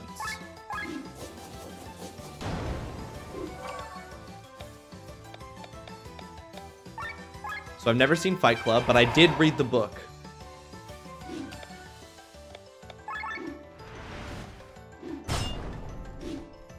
So that, I think that maybe counts. Maybe that counts for something. You tell me.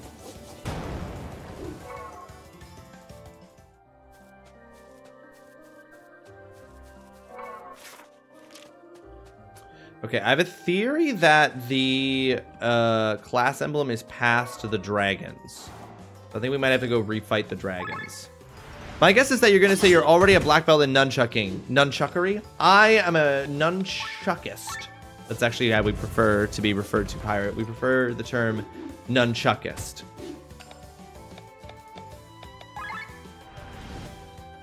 You're not missing out, in my opinion. Yeah, Mama, you don't think Fight Club's all that good? I had a friend who was like absolutely fucking astonished that I had never seen Fight Club, and I think he fully bought me the DVD copy of Fight Club, and then I never watched it. And I might still have that DVD copy of Fight Club and have never watched it.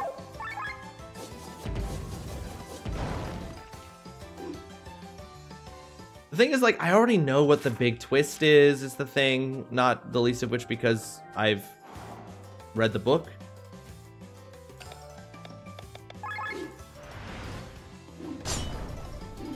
It's a mind-bendingly amazing movie when you're 14. And this is not me dragging the person in question, but I feel like that is part of the explanation for the thing we're talking about with fandoms, right? Like, I think part of the reason why fandoms end up so insular and like uncompromising and inflexible is because it's fandoms of people who experienced something when they were like 14, and they experienced it in the full totality of their uncritical 14-year-old brains, and then they never learned how to develop the ability to look at something. So whenever they look at the thing, they're looking at it with their 14-year-old brain. And that's why they respond so violently and hostilely to something being changed. Because it's like this thing has become this like touchstone or cornerstone of their identity that like ties them to that time in their life. And so it becomes like incredibly difficult for them to react to it in any other way, you know? When I went to watch Fight Club the first time, I got the DVD from my neighbor, and as I was walking up my driveway, my dad saw it and said, "Oh, hey, Fight Club, huh?" To which I responded, "Yeah, I've never seen it." He then said, "Oh, yeah, it's weird that spoiler of the movie." That's...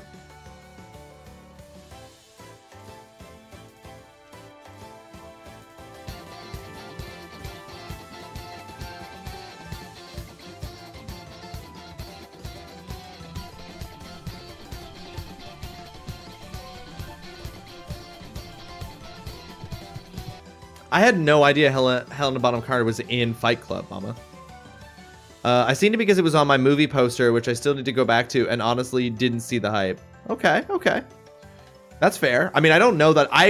It's one of those movies that I've never seen because I'll be honest, part of me is just sure that I won't find it as, like, it's been overhyped. I'm sure I will actually have, like, a really negative, like, not a negative opinion of it, but I have a suspicion that I will not have, I'm not a 14-year-old boy anymore, is I guess what I'm saying. That's why the best music that ever came out ever was always the music you listen to when you're in high school. It's just nostalgia for when things truly wowed you. Yeah, exactly, Pirate, exactly. And so, like, people become so attached to that idea that, like, when modern current iterations of it try to change things up, like, or do something new with it or do something interesting, people get so fucking defensive.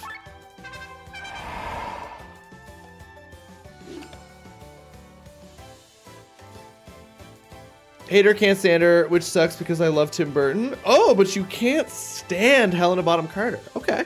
Okay. The best part of the film is her falling off the bed, and I honestly don't remember anything else. That, with no context for that scene, Mama, that's such a funny statement. The best scene is her falling off of the bed.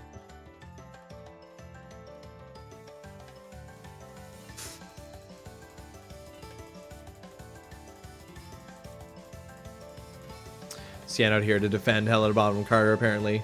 I'll say hi to Cyan properly once we come out of this ad break. Chats on Nostalgia Trip, folk. TGC the Game Cave and Har Har Pirate are diving deep into lore debates and fandom frustrations, while Mama Turtle Bear is just trying to dodge the spotlight. Meanwhile, Fight Club's getting roasted for teenage angst and nunchaku dreams. And don't get Dustin started on Doctor Who. It's a timey-wimey mess of opinions in here. Hashtag Nostalgia Roast. I think I maybe just, like... I don't know. I like understand why people defend them these things that they loved when they were 14 so much, but I just like I don't know. I struggle with that lack of criticality. Cien, welcome in, by the way. I saw you drop your lurk earlier, but I appreciate you being here, and I hope you're having yourself a fantastic Monday. All right, let's keep going with these dragons. Now the ad break's over. We leave no one behind. All right, Bathraz, like, leave. You know what? You can chill and leave Bathraz alone, guys. All right.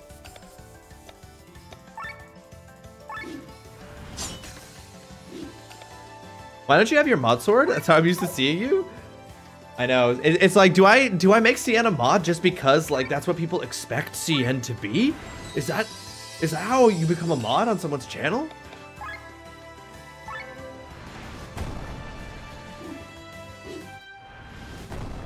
Oof. Okay. I might honestly go and after this fight, I might buy some meals. No. We're anti-Nepo Baby here. Make him earn it. True, Pirate. True. I can't just give... You're right. That's crazy. I can't just make him a mod just because he's a mod on Doc's stream. Listen, sorry, CN, I'm sorry to say that it turns out that your course credits don't transfer. Your course credits don't transfer to the Mouth Institute of Design.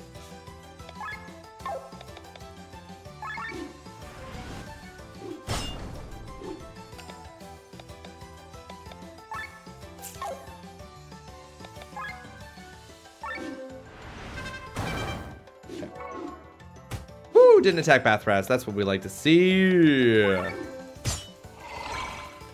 Just doing that for the overdrive.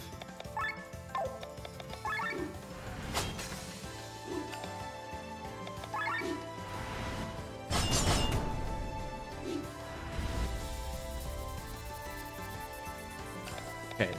When the dragons don't fucking like zero in on you, it's not so bad fighting them. But when they fucking zone in on you. Did you know Twitch used to have global mods? Could have just been me. I didn't know that that was a thing. Global mods? So were you, wait, how would that work? Did they have people that they chose who became mods in any channel anywhere?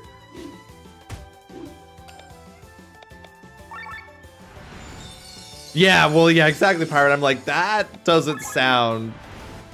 That sounds like that's rife for abuse.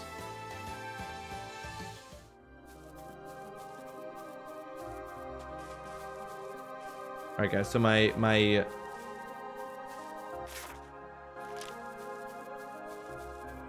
Okay, so my theory is wrong. I thought maybe... Where have we not gone? So we can't summon our mechs here. Where have we not gone that there would be a class emblem here? Should I just Google it? Should I just Google where the class emblem is in the Fjordwoods? I'm tempted. I'm tempted.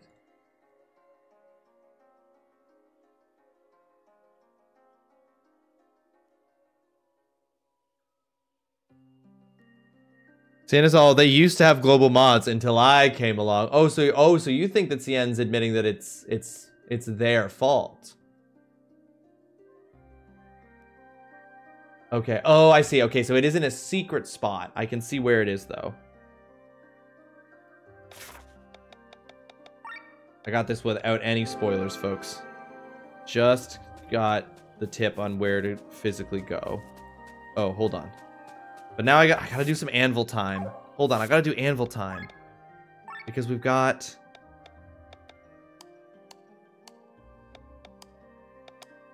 We have a better sword for Glenn.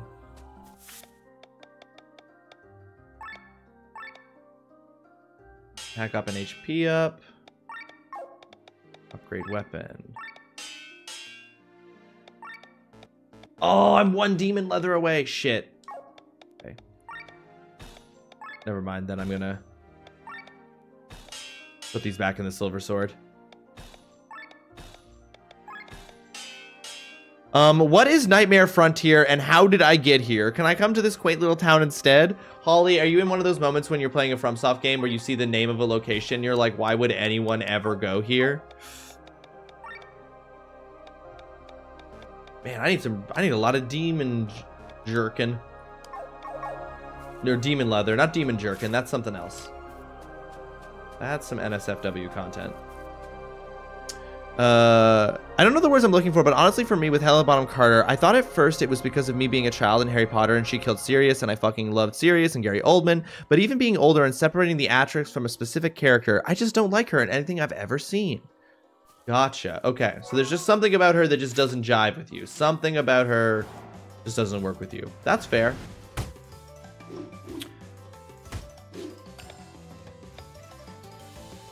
Oh. Sir Uwu, Surprise, Sir Sad, Sir... These are cool. 2FA emotes? Are these from... Wait, are these emotes from that time? Oh, you don't know where they came from? Okay.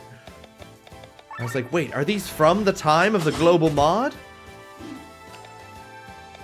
Yeah, I always find that moment wild, Holly, when you're playing a FromSoft game. I like actually started writing it down. Moments in video games where you go to a place with a name and you go, why would I ever go to this place based on the name?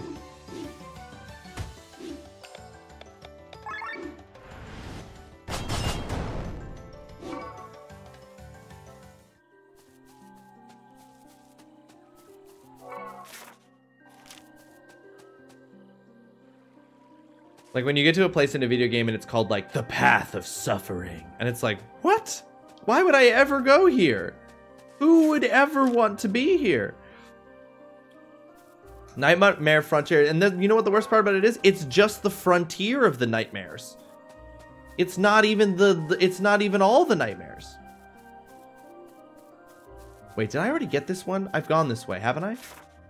Wait, hold on. Let me look at that guide again that I was just looking at.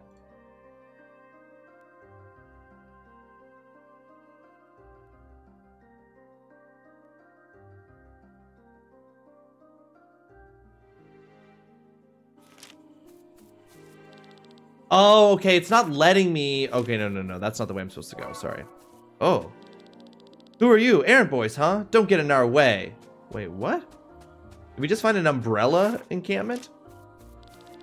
I am to cut these trees and make space for the camp to expand. Doing all this alone will take some time, though. Okay, so this is going to expand later. We didn't do any of this. Did I just forget to go this way? That sounds like me.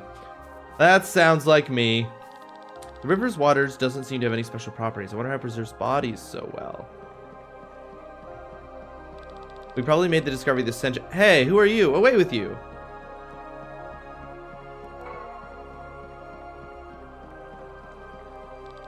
You can find numerous giant skeletons in the Kortara Mountains, but we've never found such a well-preserved specimen. It looks almost alive. You'd think it'd rise at any moment. Would you like to play to the heroes of Leonore? Not yet. I just want to save first before we go into this.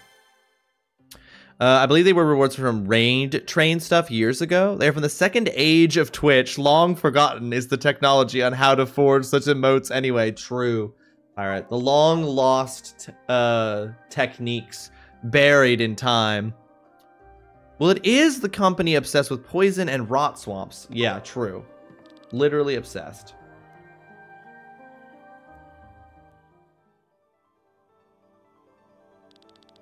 I greet ye, adventurers of Valandis. My voice echoing through thy hearts shall bestow upon thee the power of ages long gone by.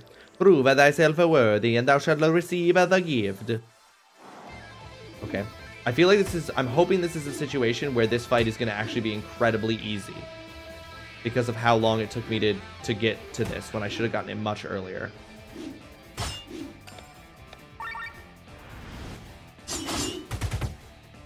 Those two emotes are amazingly well drawn and readable. Yes, they are. Yes, they are.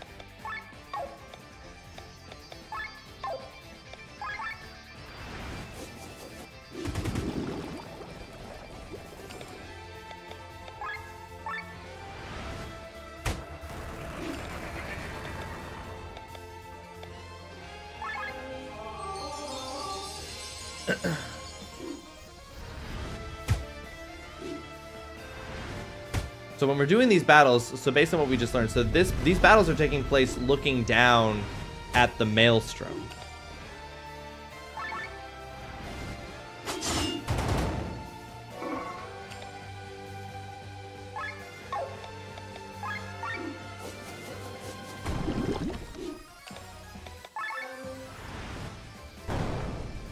Easy.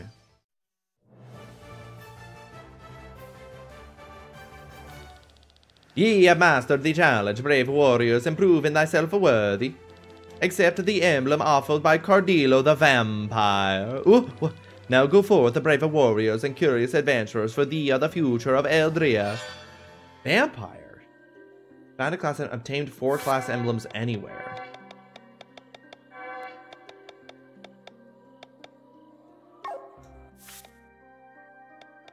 The vampire. I want to know more about this. Oops. Fuck.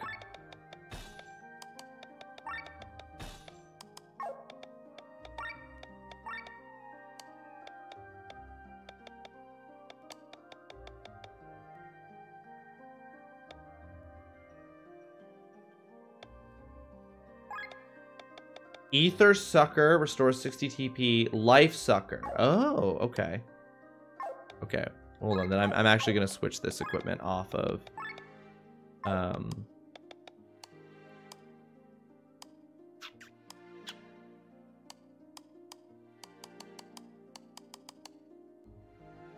I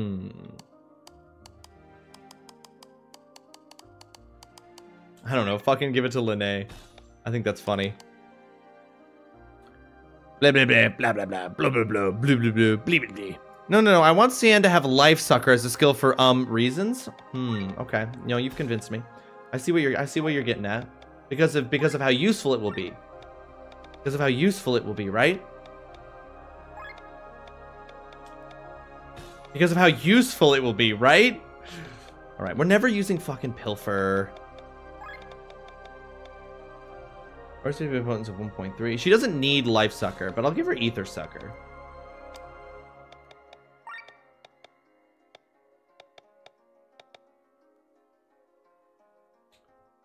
Loses 5% HP, but attacks get stronger by 5%. Okay.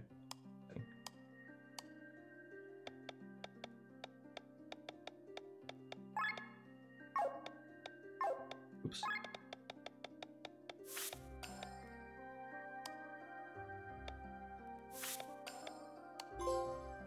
Class Master, baby.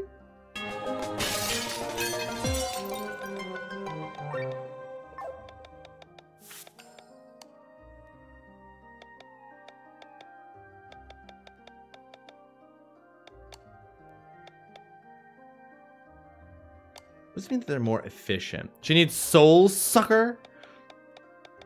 Listen, she can have skills that, you know, she can have skills that aren't necessarily on her resume, you know what I mean?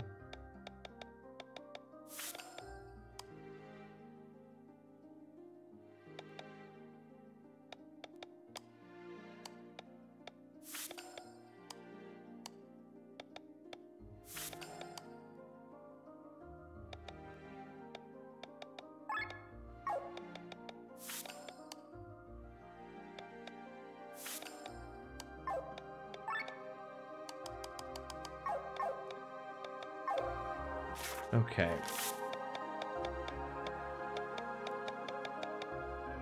There's a class emblem in the O'Grain Grottos, which I think I just fully can't fucking get to at this point.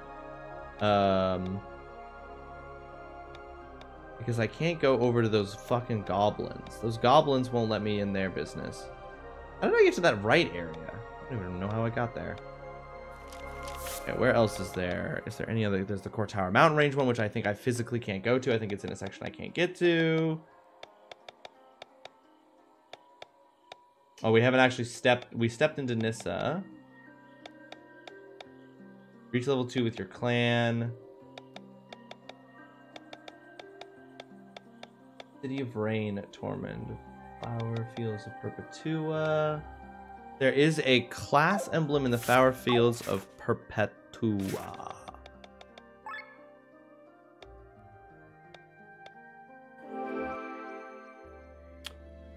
PhD. Oh god, what is this? What is this link? What is this link? What is this clip?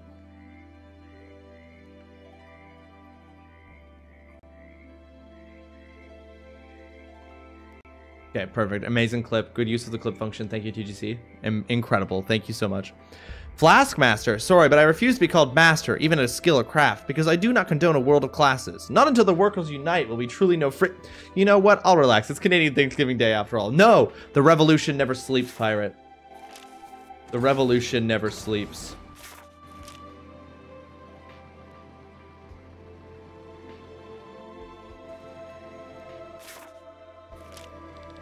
Your eyes are really shining, princess.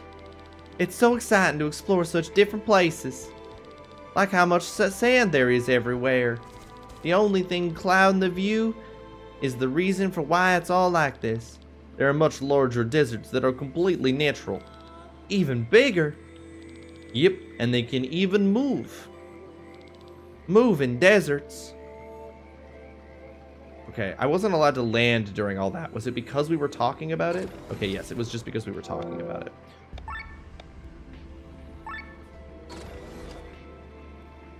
Okay, alright. Let's fight this nasty horse.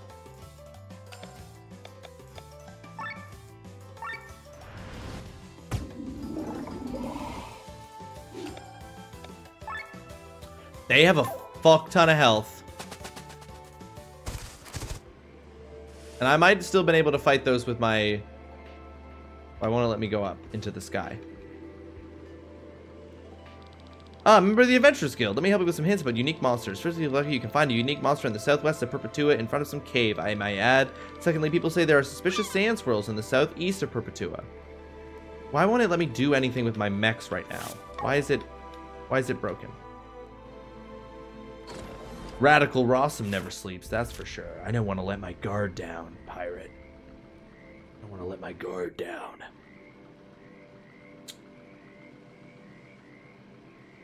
This is a giant X marks the spot situation in the desert there.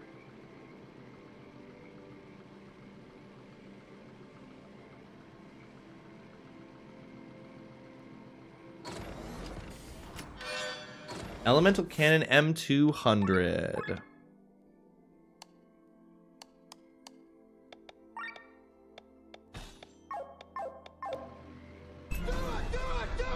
Hey, can you tell me what punishments are on the list right now? Indy, welcome to the stream. I hope you're having yourself a fantastic Monday. Thank you so much for joining us. Yes, I can tell you there's all the punishments right there. You want to see them, you can look at them right there.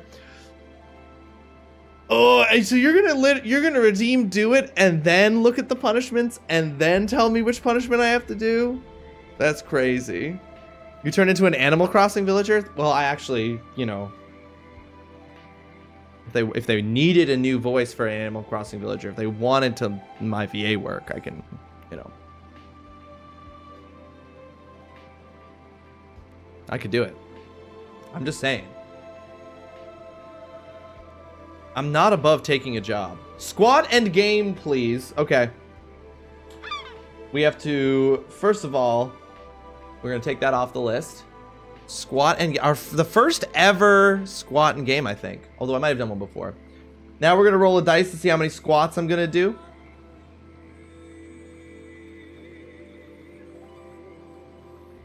$16 squats. All right. I must do 16 squats while I continue to game. It's always a punishment when you're Hindi. No! Oh my god, my dad found East on the store and it wasn't showing for me. Still not ready for pre-order yet, assholes. Oh shit. Okay, so but it is there, mama. That's the good news. Charmer. I want my game. All right. Wait, you motherfucker. Yes.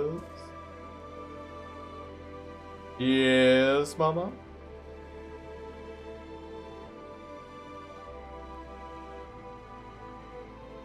Was that one an amount? Was it not a time? Was it not a time? Did we say time? I've only done it once before, if at all. Is that a time one? Is that 5 minutes of squatting while gaming? Is that what I said? Or is that a number? You bringing it up makes me think that in the previous time I did it, it was time based. 16 minutes of straight squatting. Roll a d20. Pirate. There's no way. Okay, you know what, Mama? You're probably right. So I'm gonna go ahead and I'm gonna do 5 minutes of squats and gaming. Now is not the time for this. Now is not the time for this, Windows. Yes, I changed my password for something. Relax. Indy, how's your day going? It's great to see you. I hope you're doing well. I hope your day is going well. What do you mean that's incorrect? Fuck you.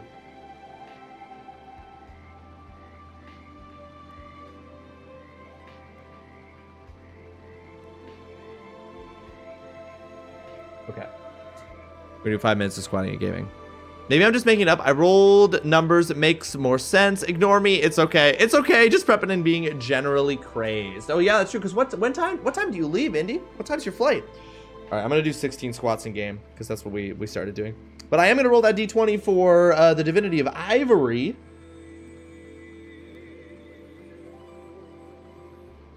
Man, that really rolled around. That is an 18. So the Divinity of Ivory has unlocked a spin of the Wheel of Treats. Well, that's lovely. We're gonna go here and spin the Wheel of Treats and see what treat Ivory's just gotten for me.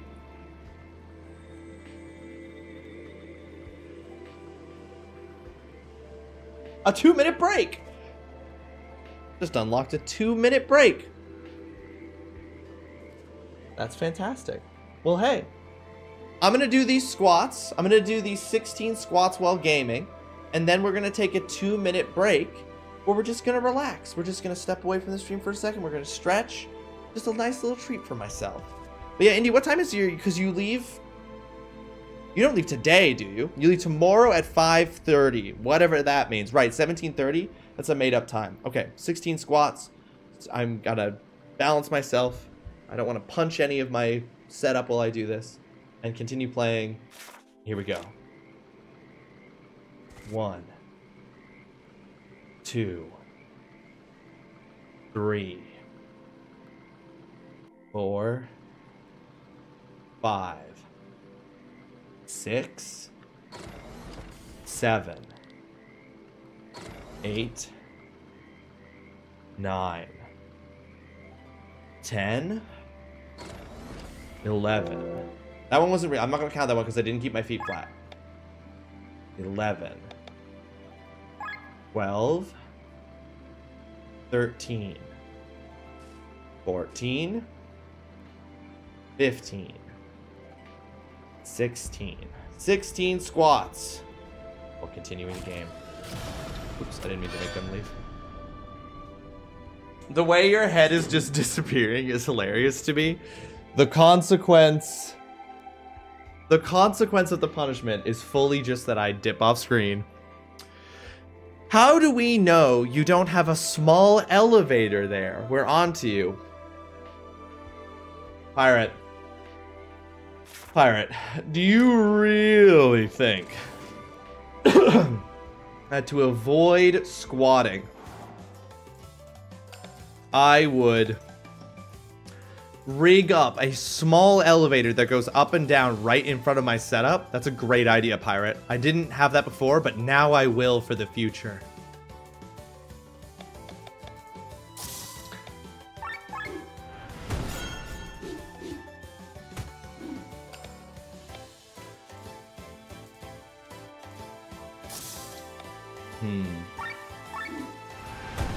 What have I done? You've armed me, is what you've done.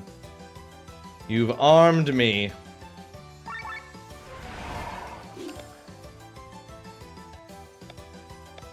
What are these things? They're not weak to anything. Okay. I feel like we're about to get a bunch of damage, so I'm going to switch this to gear 2 as well.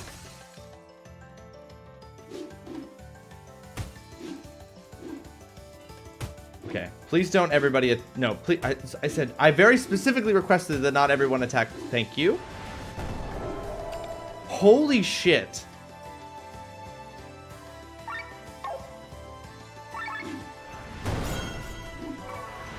Literally took out our healer. These fights are a little spicy. Guys, I hate to say it, but these fights are a little spicy. South from here stands a chapel. It's from a time when the church tried to set foot on Valandis hundreds of years ago. Do you realize what this means? Yes. It was built before the explosion that destroyed Perpetua. Everything about it was destroyed, but for some reason this building still stands. Mysterious. We are researchers from Vati. You know the city, right? The Pearl of the Jungle, the center of all wisdom. We will analyze the strange behavior in this area and add it to the great library of Ja Marina.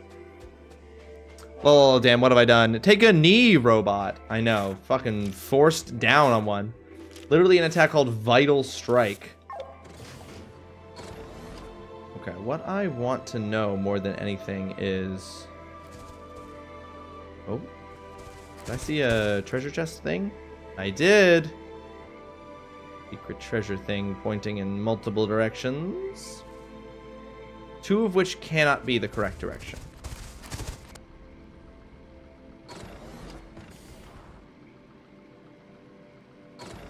I brute force this treasure, honestly.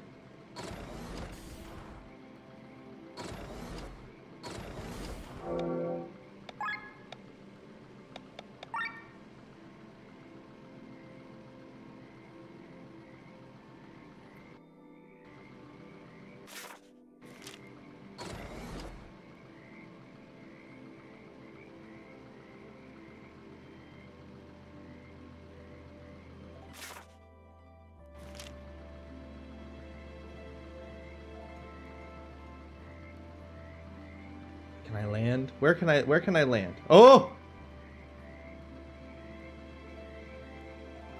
Okay, guys, I'm a little worried that this thing's gonna fuck me up, so I'm gonna save. I'm gonna save before we go fight this thing, because I'm a little worried it's gonna fuck me up, because this is a boss boy. Okay, we okay?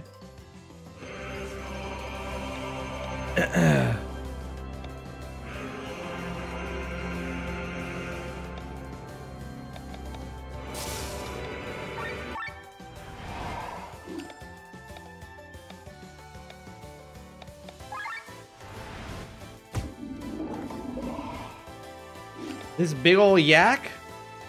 This big old yakety yak? I'm scared, guys. I'm gonna get fucked up.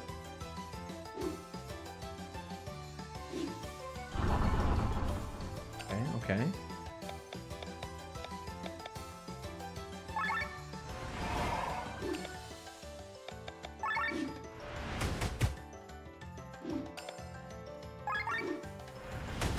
Oh, I should have used an elemental attack there. Oh well. Lost paralysis. Stomp. Okay. Yes. See. Yeah. So that was a lot of damage. But we haven't done nothing to him. So. Raises resistance to all status ailments for 5 turns. Is it weak to anything? No. I hate when they're not weak to anything. You know what I mean?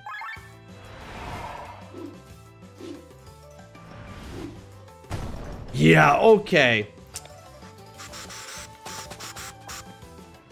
Okay, that's a big old hitter. That's a big old hitter I hardly know her sort of situation, you know? So we're just gonna go ahead and we're not gonna do that. Oh, I forgot that I have to take a 2-minute break. I forgot that I'm taking a 2-minute break. Folks,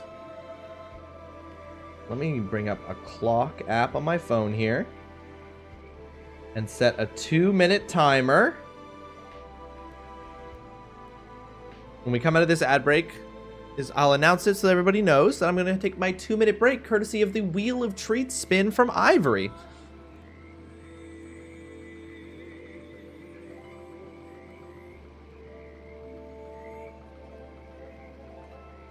Newscast update. The chat's emote game is strong with TGC the Game Cave.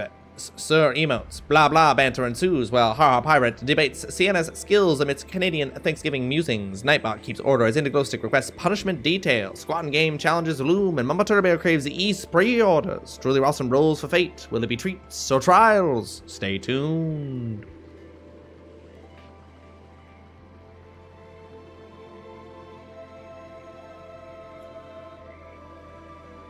Oh my. I'm just like, I feel like I'm at the point of the game where like I've gotten the first real like open world exploration opportunity, and so I've just been going around like chasing random shit and trying to find it. These are what one might call the stall periods of the game, but it's not intentionally stalling. All right, folks, I'm putting a 2-minute timer on my phone to enjoy a 2-minute break courtesy of the Wheel of Treats spin that we got from Ivory. While I'm gone for these new 2 minutes, please enjoy these clips from previous streams where I was a success, a failure, at the very least, I hope. Entertaining. I'll be right back. Sounds like a plan. We're heading east and... We know each other. I won't go anywhere.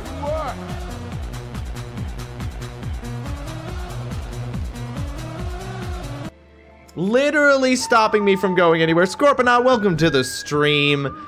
Man, I should have seen it coming. I should have known.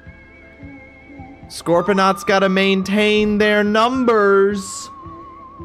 Ladies and gentlemen, if you've come along with Scorpionaut's stream, welcome to the stream. I hope you're having yourself a fantastic Monday. Folks, if you're not following Scorpionaut, hit that heart up at the top of the stream. It's so easy. Do it. Do it. It's so easy. Kaminagi, welcome to the stream.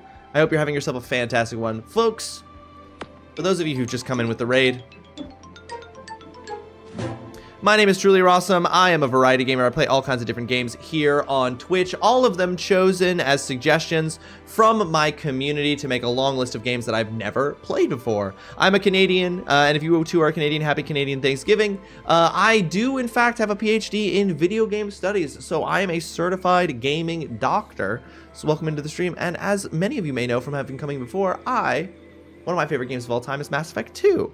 Scorpion, what were you up to today? We were getting more Deadlock W's. Is that what you were up to today? Hold on, chat. It's not letting me scroll chat. One sec. You were playing Magic the Gathering. What were you doing? What were you doing in Magic the Gathering, Scorpion? Gonna keep pushing for the top spot, of course. Folks, we are currently playing Chained Echoes, which is a turn-based indie JRPG. We are streaming part 10. We're currently near what it feels like nearing the conclusion of the narrative of the act. We're in Act 2, and we're just sort of running around and grabbing stuff. But this is an indie-based JRPG made by one developer, one single person. But Scorpion friends, welcome in. What were you doing with Magic the Gathering stuff today, Scorpion? What was up with that? Because of course we gotta update the raid leaderboard, folks, because Scorpionaut will not concede. So that is 4 raids from Scorpionaut in the month of October on our raid leaderboard. Absolutely insane.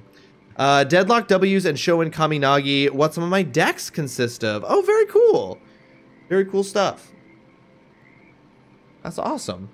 Well, I hope that was fun. I hope you had a great stream. I feel like you have to probably raid and run, because you always do. You're a busy man, Scorpionaut. You come in, you drop off the kids with stepdad TrulyRawesome, and then you go make them big bucks. And you know what? That's how it is sometimes. A very busy... I understand. I, too, am a busy man, so I get it. I respect it. I respect it. But you know your kiddos are going to have a fun time over here at stepdad's house. So don't you worry. Don't you worry. Thank you ever so much for all the raids, Scorpionaut. Really, I truly appreciate it. And you know what? You're gonna put a number up here on the board that at the end of the month I'm gonna have to do something about that. What am I gonna do with this huge number? What am I gonna do with this huge number you're putting up on the board? Because I can't do nothing with it. Wait, oh, is there no way to jump down in there? I thought for sure. No clue at all. Well, I'll have to come up with something.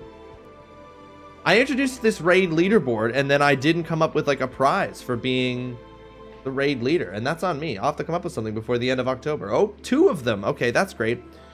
Those things effed my B when I fought them earlier, folks, so I'm not going any. I'm not taking round 2 with them. I'm not ready for round 2. God damn it.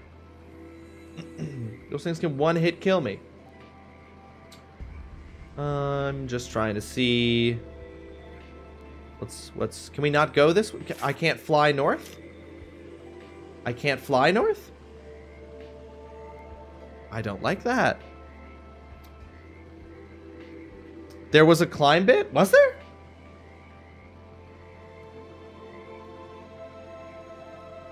See, I thought this was a climb. Is it? Oh, shit. Just slightly to the left.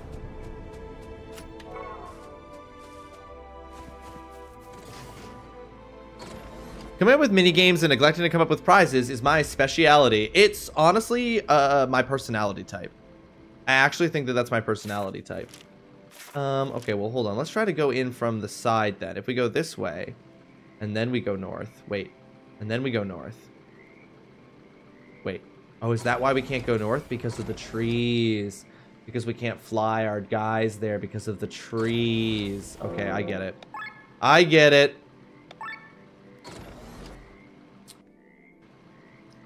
I will do my very best, Scorpion. I'm always aiming to be awesome. I don't always nail it, you know. Sometimes it's a tricky thing. I don't like it. Okay, so clearly I can't do this yet. But clearly where the class emblem is up there in the north. I'm just looking at a bunch of stuff that I'm just not ready to do yet. So you know what? Let's stop monkeying around. What are our quests that we're doing? Looking for allies. Talk to Torment after finishing preparations. Okay.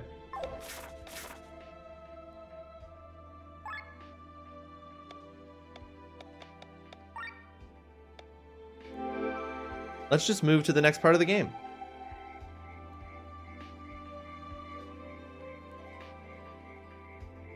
Or let's freeze it. Let's freeze the game. Hello? Hello? Hello? Hello?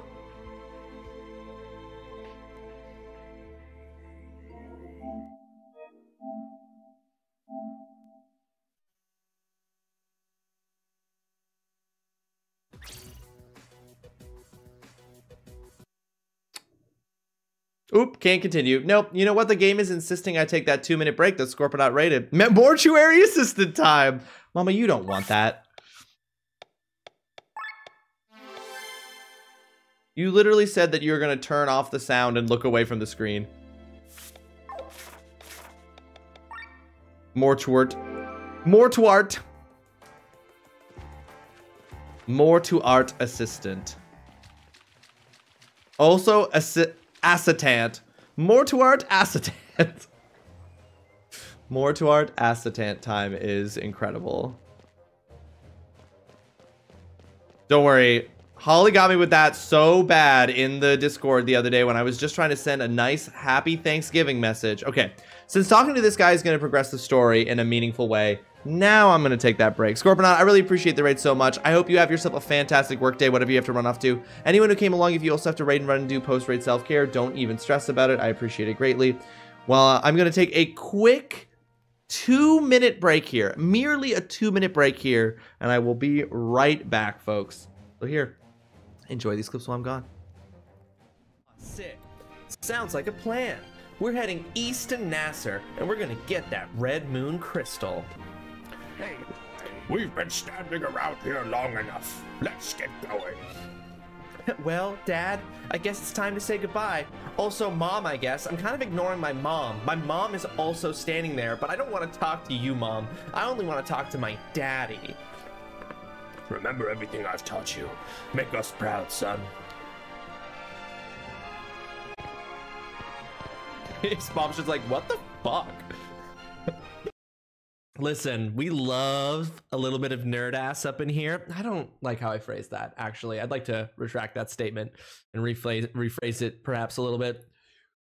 Didn't you do English lit? Gosh, you're right, Jane. How do I not know about Skibidi Toilet, mewing on God for real, and all the riz that all the young kids have now from reading fucking Jane Eyre, from fucking reading Fahrenheit 451.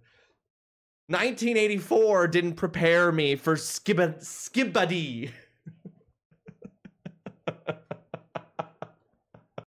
Okay, let's see what we got in here.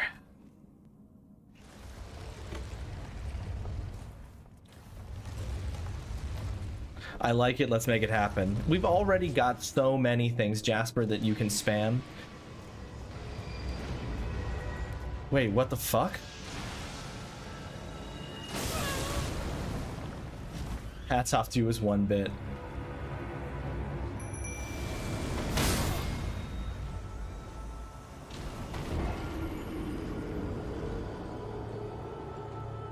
It was at this moment that he knew he fucked up. Guys, why is Astle back? They might show more about Resident Evil 4 remake. And that is the 2-minute break, folks. I just went and used the washroom and stretched. Pudger! Hi, Pudge! Pudger! He's so chatty in the mornings now. He's so chatty. I don't, but also this game bores me. You're bored? No, that's fair. You didn't particularly like this game. All right, we're ready to go. Mortuary acetate. The deadly ass. The most deadly ass you've ever seen. There was a chill in the air. I hope we succeed. Tormund's walls won't yield easily. I know that only too well, having been trapped behind them for so long. Everything built by men can also be destroyed by them. Remember, we go in as quickly as possible, grab the stone, and escape. Theron will be busy with Nebralia and won't expect an attack from behind. Meanwhile, Lady Bwan and my men will provide additional distraction. Hopefully more competent than when we rescued you, Amelie. This time, we probably won't have any spies in our ranks. Probably. How far will I go, Killian?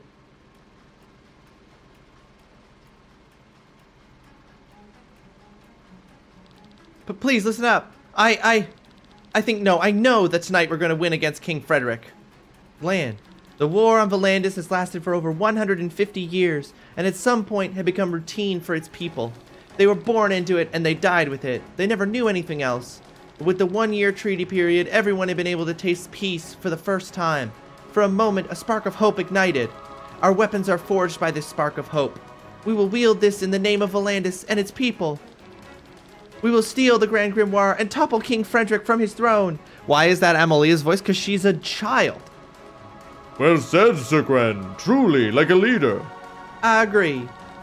I knew you had a heart of gold. Look out that I don't steal it from you. She.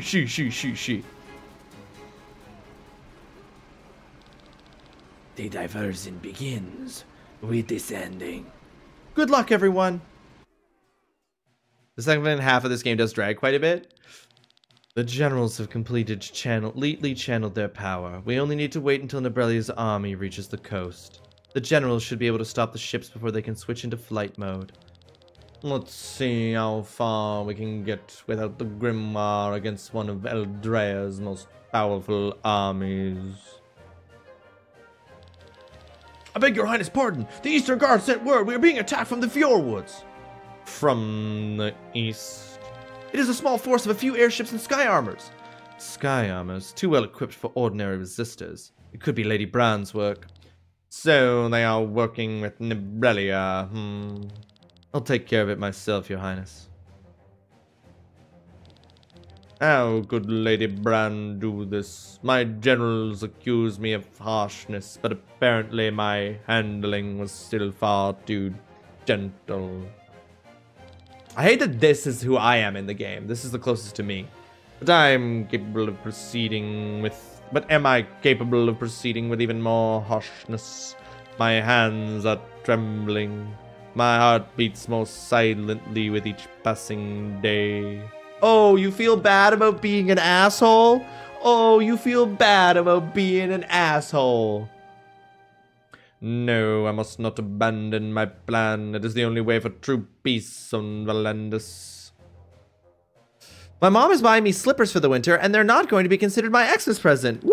Ooh, I love that. I need to get my hand on some slippers. That's a good thing to add to my my throne wish list. The main palace lies to the west. We shouldn't switch to fly mode while their ASACs, anti-sky armor cannons, are functional. Unless we choose to deactivate them one by one, if we are up for the task, that is. A chance to encourage my fellow comrades. Even with your skill level, this should be doable. Well, that didn't sound too bad. Let's give it our best. I love throne. We have throne? I love throne. Exclamation point throne. I don't have an exclamation point trigger for it. In fact, I don't know if the Nightbot has been triggering. It's supposed to be on the hour, but there is a link to the wish list underneath the stream in the about section. Okay.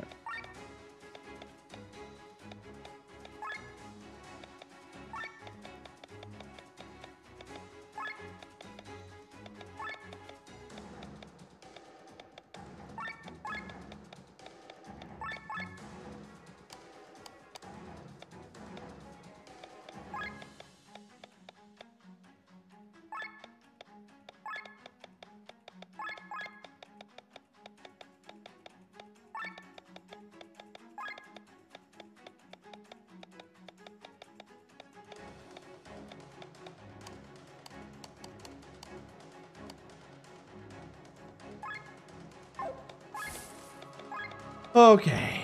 Anything? Ooh, Mystic Ring. We tamed one Mystic Ring. What'd that do?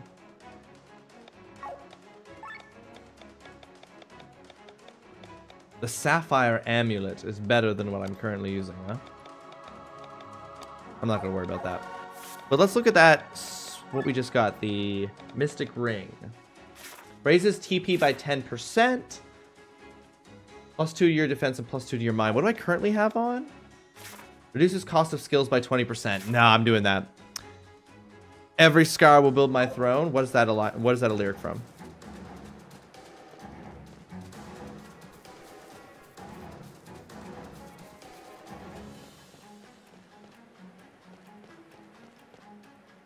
Bring Me the Horizon. Oh, I know some of their music.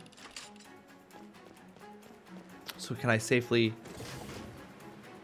fight the... Yeah, I gotta take them out so I can safely fight these guys. Okay.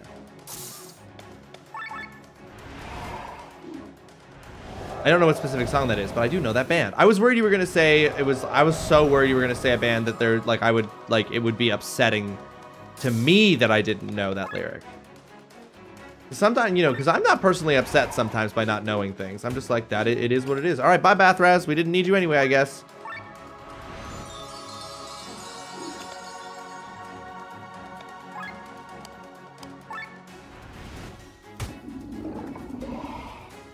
The song is called Throne. That makes sense.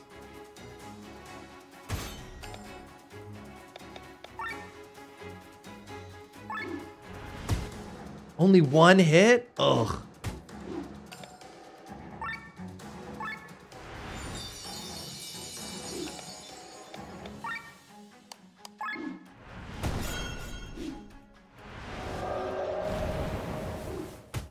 Well, hi, Sienna. Jesus Christ, am I under-leveled for this? What's going on?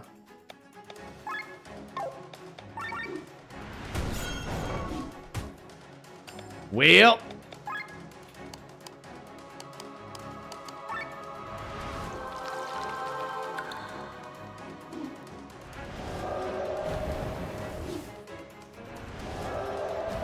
Absolutely crazy. Wild, even. Damn. Was I not ready for this?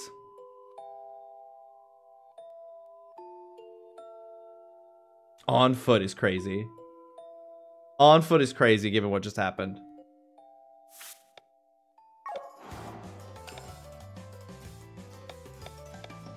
Alright, I want to change up who we target first. The guys doing the big AoE attacks are the most dangerous, so let's take out them first.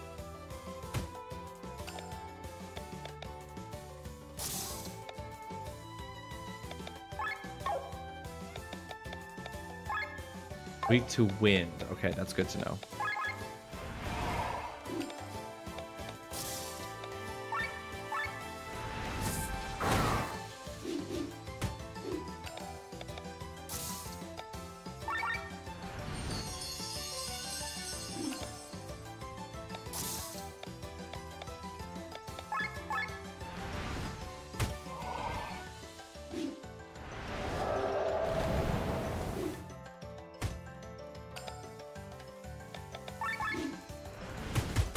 There we go. That's a better use of that attack too. Jesus. I think the silent shot might have also worked, which would prevent it from doing that big AoE, but I guess I won't. I don't know if that AoE is a magic. Oops. Okay.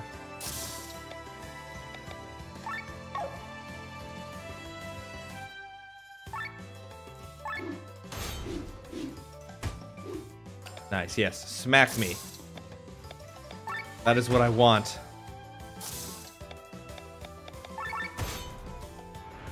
Okay, no. Silence does not prevent them from doing that.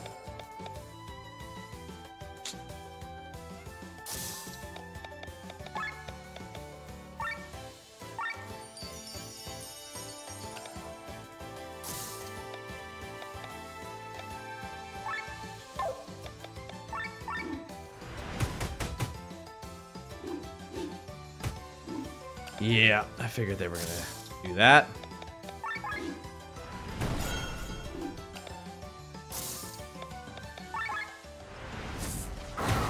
Okay, going much better. It's wild in this game how, like, if you, like, do the wrong move, it really fucks you.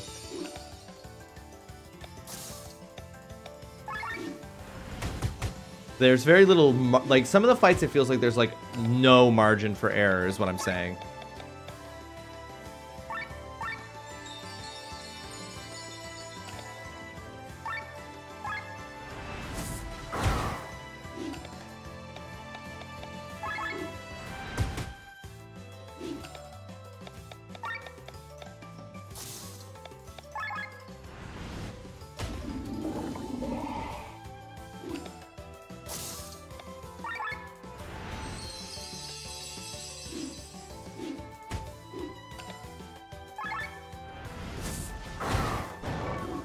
Okay. Master of one.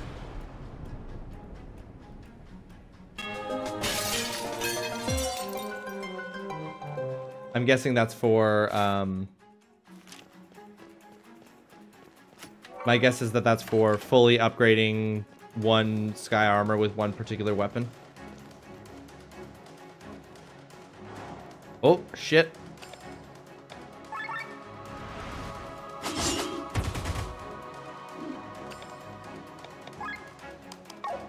Oh. They're strong again. We can get not what Lene can do.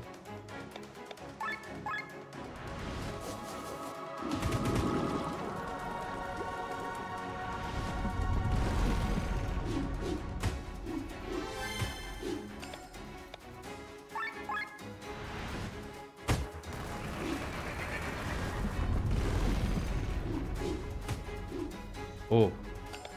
Leave my poor Sienna alone.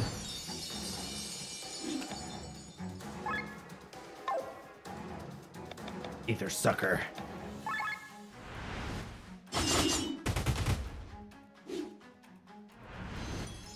Fucking healing fucking wizards.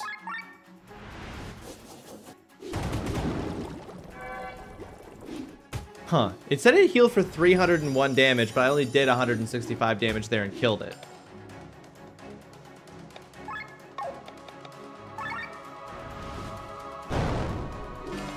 Am I crazy? That math doesn't seem to math.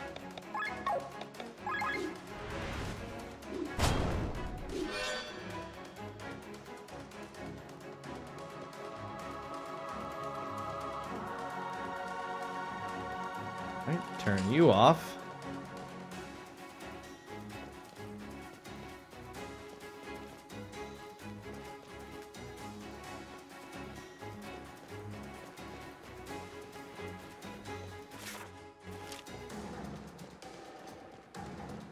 Oh my goodness, I don't know who the big men are, but they're giants. A Baki fighter. Oh wait, we've encountered these before, right? The Baki, they're just giants. They're literally giants.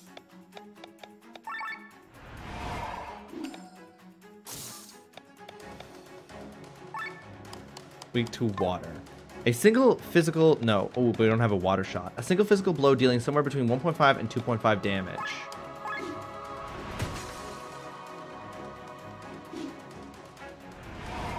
Ooh, counter stance. Okay, not attacking him.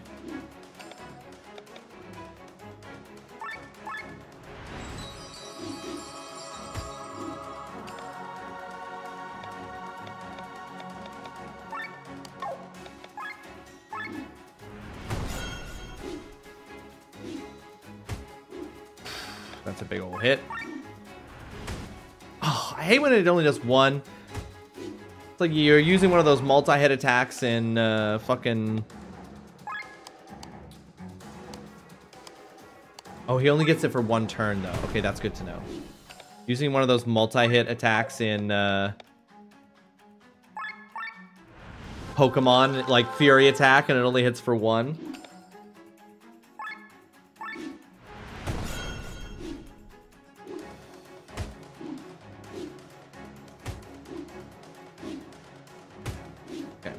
That's rude. Oh, come on, dude. One? Crazy.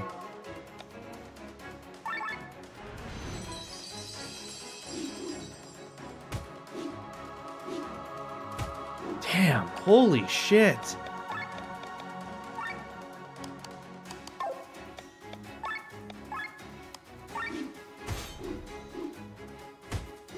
I mean, I don't know what to do when that happens. When they're punching for that much. Mussy, welcome to the stream. I hope you're having yourself a fantastic Monday. Thank you so much for joining us. How are you doing? Yeah, like, what the fuck is the point? This is one of those moments where I wish that this had the thing that they introduced in Metaphor ReFantazio, where once I've like, okay, I've lost this fight, I wish I didn't have to go all the... I wish I didn't have to lose the fight, get to this menu, hit the like, I wish I could just click and restart the battle again from the beginning, because that's a sick feature in Metaphor Refantasio. All right. And now this time it's going to go perfectly fine, probably. For some reason. Because I'll just get better...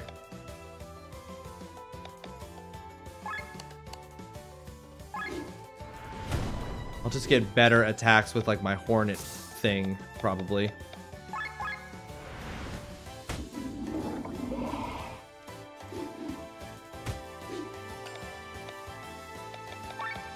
Because I don't have anything to heal the mechs anymore either. How's it going so far? Mama, I think I'm still technically in the tutorial, but I'm getting close to the end of the tutorial, and so far it's really good. I'm really into it.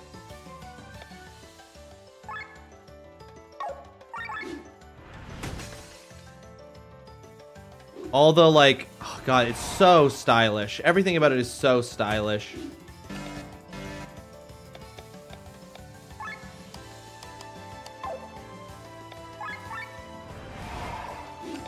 And all the like systems, like the archetypes, which are different from the personas in the Persona games, it's all just so cool. Everything's still coming into focus, but I'm really into all the pieces that I've seen so far. Doing good, just returning from biking, can't skip leg day, so I'm strong enough to step on my cute friends. Yeah, exactly. You gotta, so you can absolutely, ooh, crunch them.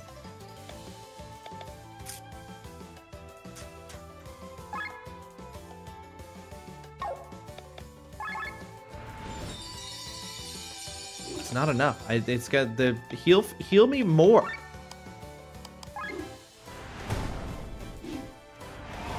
Is it very Persona?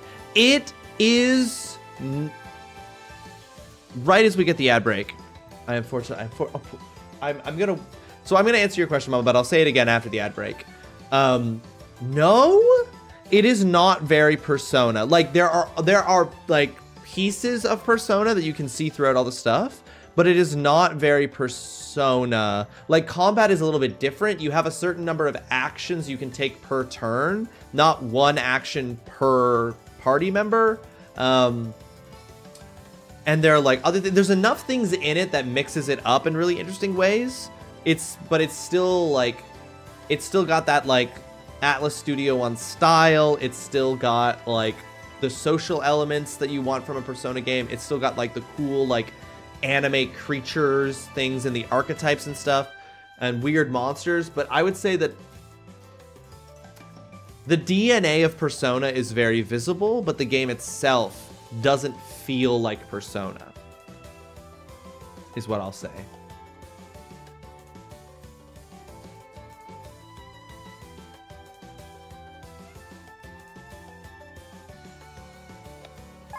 I'm not going to do anything. I'm just ready, just checking the health there.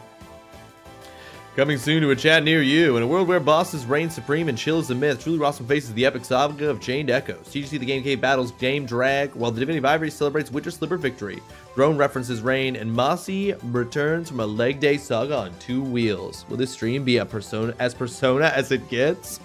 Because I tried a Persona and I didn't know why, but it didn't go well. You didn't enjoy it, Mama? I fucking love Persona 5 Royal. And Persona 3 Reload too. Probably Persona 3 Reload is one of my game of the years for this year, honestly. But I don't know. I love the Persona games, and the like DNA of the Persona games that is in this I like. Because like to repeat for chat what I said during the break in response to Mama's question there, I would say that Metaphor is not, it has the DNA of Persona, but it feels different enough that I don't feel like I'm just playing a Persona game. I don't know why, but I didn't vibe with it, but it was something as much as I wanted with it, but it was as much as you wanted to like it. Yeah, that's fair. I mean, I love the games. I know that Holly also didn't vibe with Persona. How did my overheat gauge get so high? That's my fault. I can't blame anyone but me for that being the way that it is. Oh, I didn't see. Ooh, oh, when he. Oh, when they counter, it's just they hit everyone. Oh, okay. Well, we're fucked.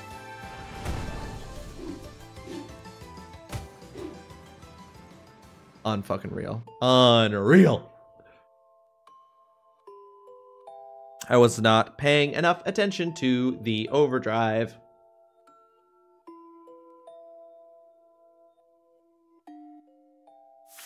All right. We can do this. We can freaking do this.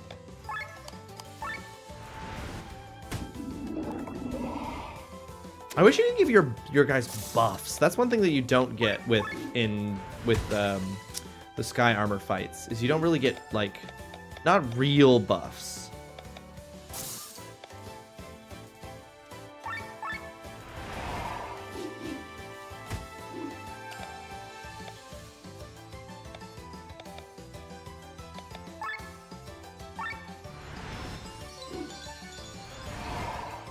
Counter stance.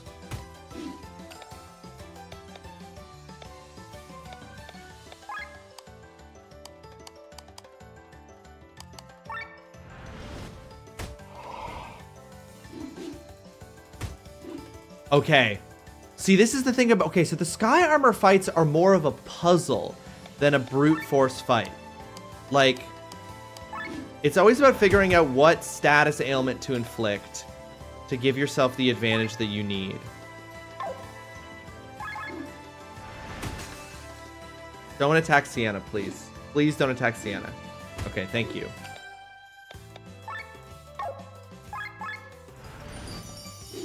And again, same thing. Yeah, okay, sick. Don't attack Sienna, thank you. But they only get blind for 1 turn.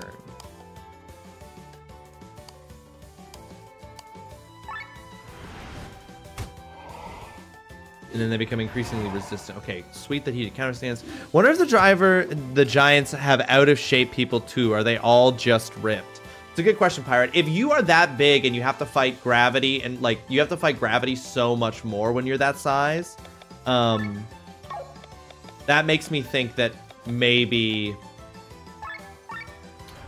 you just are more ripped because you have to fight against gravity more. You know what I mean?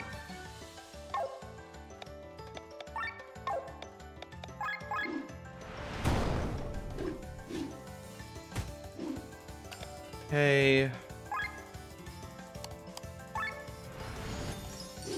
And now we're gonna blind salvo. Even though this is gonna trigger the...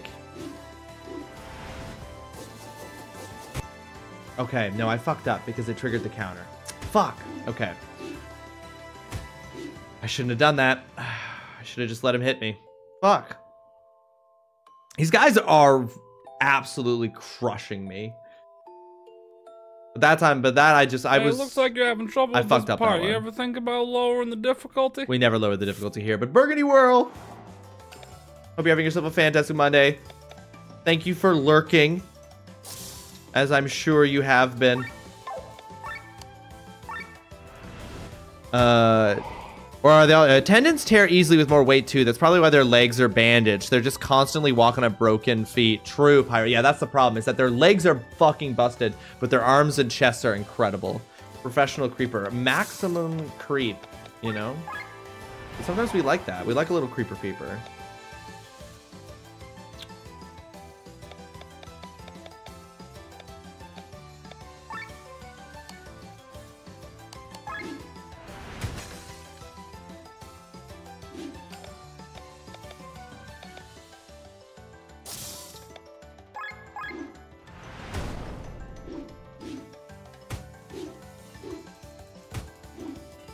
Okay. He's going to be resistant to this.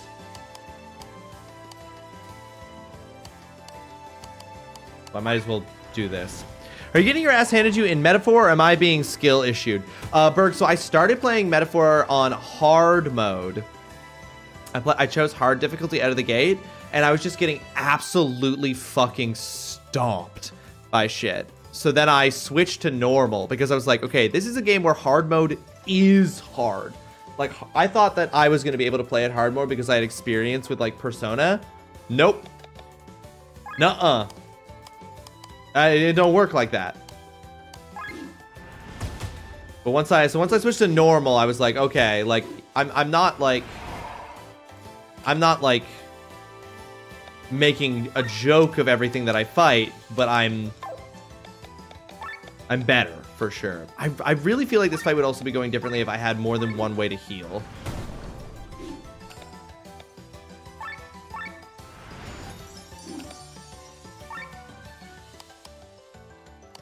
Okay, he's gonna be resistant, so I'm gonna blind this one.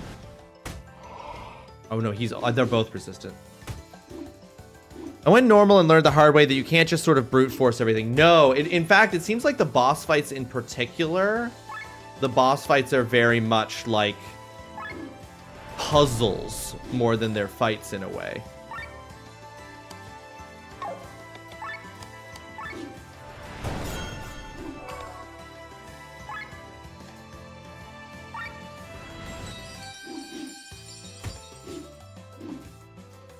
Okay, Jesus, though.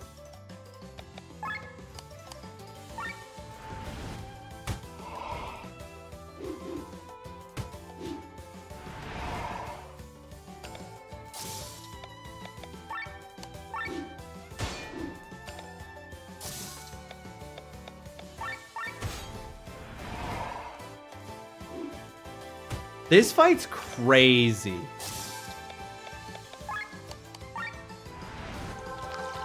I wouldn't know. I already read that. I'm rereading myself. I'm just like, I'm astonished. Okay, I can't fight these guys. Fuck these guys. I get 4 attacks in a row there before Victor acts. No. All right, I think I'm done. I think I'm done smashing my face against this one. I don't need to fight these guys.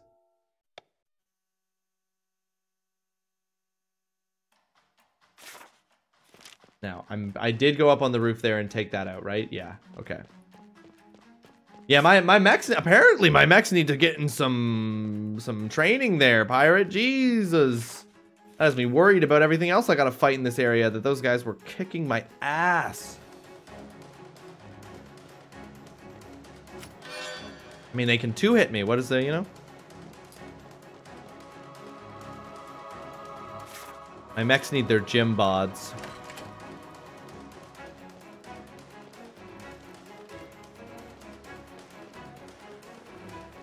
Oh man, yo, I'm hungry. I am hungry, y'all.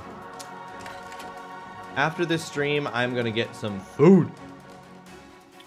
I don't know what or if TrulyRawesome is planning to make any food tonight, because we were gonna go to her parents' place for Thanksgiving dinner, but then we weren't able to because she's not feeling well.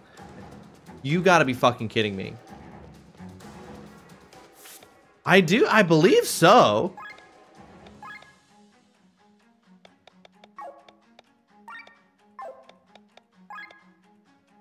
The best weapons that I have, for sure. I wonder if because I don't... Attacker's Ram. What do I have on instead right now with him? Oh yeah, right, he's immune to everything. Maybe I'll put on Attacker's Ram instead. But I don't know that would make a huge difference. 4 elements resist. Honestly, in this fight that we're doing right now, maybe not the most important thing.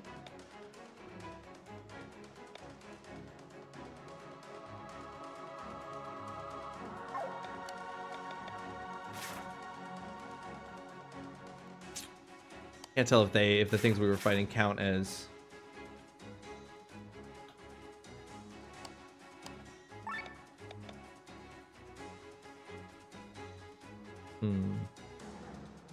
Okay, just because I don't believe you should be struggling this hard. Yeah, it seems strange that I went and did all the side quests and stuff, and I'm having this hard a time against these enemies, for sure. Maybe I just need to mix up some stuff. Maybe I could just optimize some things here.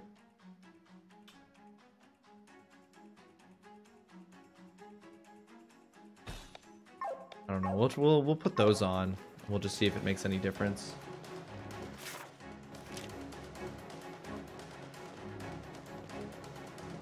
I'm getting ambrosia tonight. I think commonly they're called crab rangoons. Ambrosia. I know ambrosia as the name of the really fancy alcohol in Battlestar Galactica. The reimagined Battlestar Galactica. But is ambrosia kind of... Is that food you're talking about, Pirate? Alright, I'm gonna go try to fight those mechs up on the roof. I don't know if there's...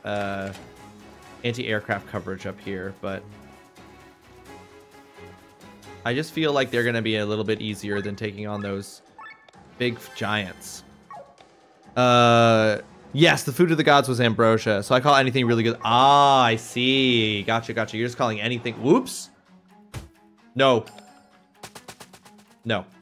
No. Incorrect. There we go. Yeah, I was gonna say, it's the food of the gods. It's also interpreted as nectar of the gods, and I think Battlestar Galactica interprets it as nectar and makes that alcohol.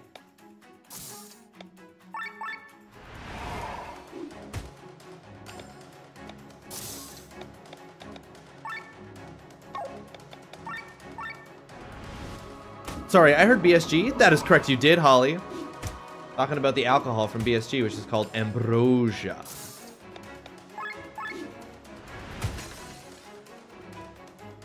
Is someone new watching BSG? Not that I know of, but if you have never watched Battlestar Galactica, you just should do it. Ambrosia to me is custard or rice pudding. I don't think I've ever had a rice pudding. Is it good? Oh. See, I wouldn't be struggling so hard against things if Sienna did that more reliably. Oh, baby.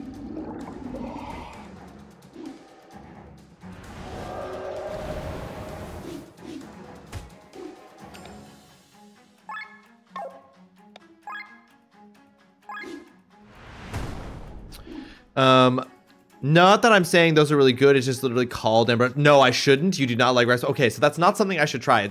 Rice pudding is disgusting. Roger that. Literally, roger that.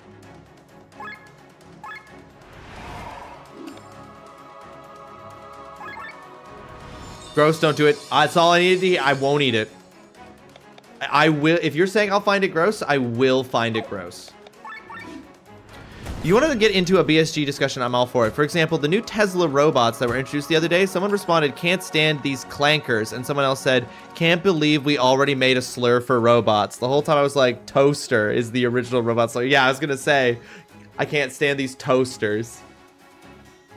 I was going to say, oh, the slang shit for BSG was so good. Toaster is such a good, like, slang for a robot.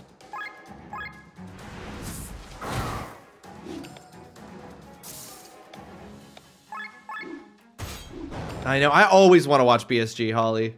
I'm always like 5 minutes away from watching BSG at any given moment. But I gotta watch Deep Space Nine. I gotta watch Deep Space Nine, which I think is on Canadian Netflix. I haven't checked. So Pirate, yes, for the streaming platform Peacock, there has been a Battlestar Galactica reboot, remake show in development.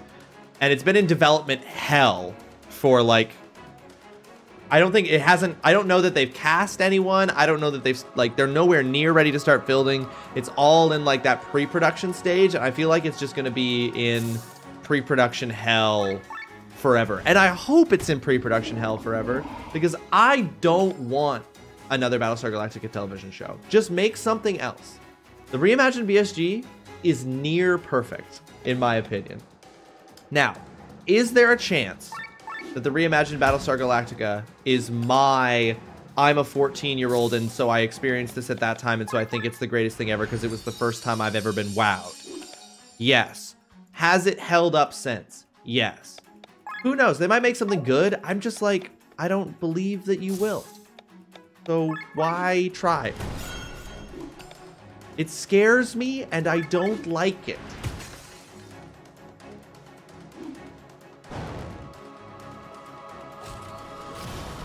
But who knows? It could be good. I just love the original Battlestar Galactica so much.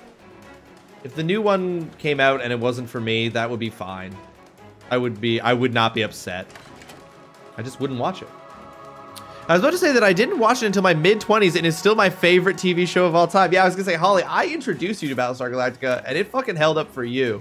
So that gives, you know, that to me says like, this shit's the good shit. This shit is the good shit.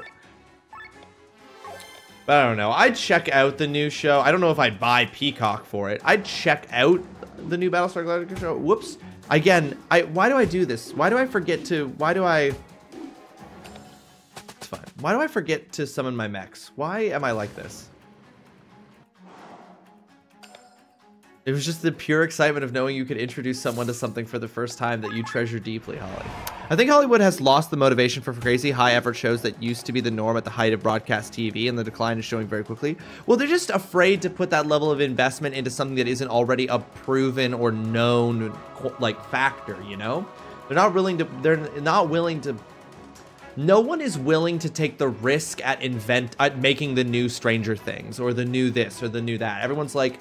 Instead of that, let's just keep making stuff that we already know people liked, because clearly they'll keep paying for it forever, which it's like, ugh. Come on, guys.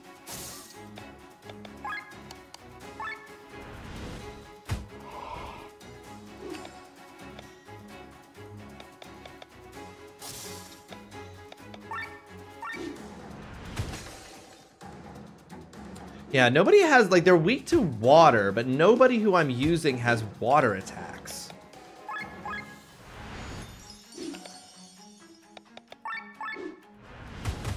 Oh, thank you.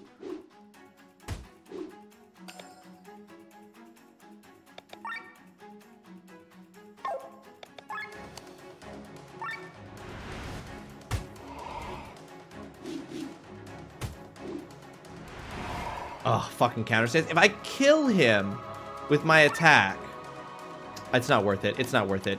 It's not worth taking the risk.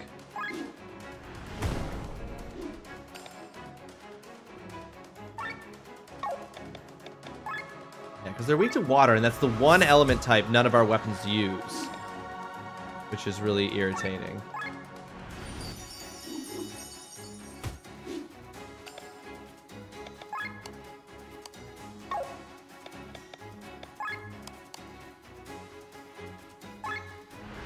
Hollywood can't take risks anymore. 5 seconds later, it's not worth the risk. Well, this is different, Pirate. I'm not proposing a new television show. I'm strong against that, so I shouldn't do that.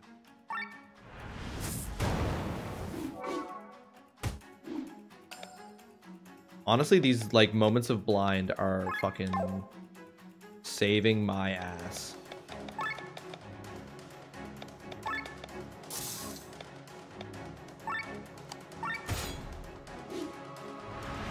Oh, fuck. Oh, fuck. I didn't realize he had the counter up. Okay, but he didn't do nearly as much damage with the counter.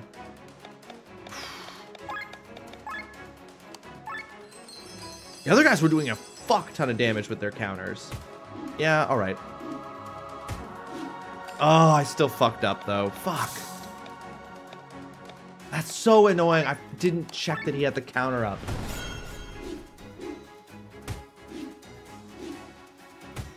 Oh, these guys. I can't. These big burly men. These big burly men are absolutely kicking my ass.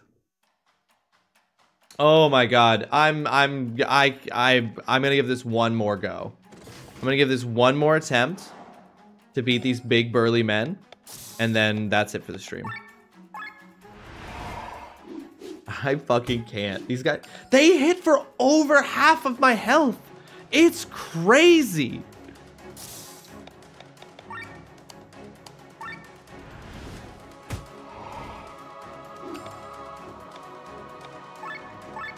And only one of my dudes can even heal. It's crazy.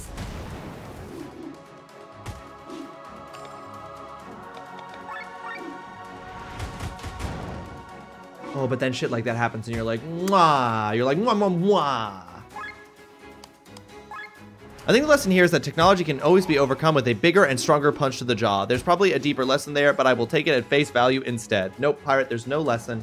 That would be crazy if there was a lesson to be learned. Instead, what it proves is that, yeah, we never have to worry about the robot uprising, because actually we can just punch robots in the head and then you damage their hard drive and they stop working. So that's all there is to it. Unreal.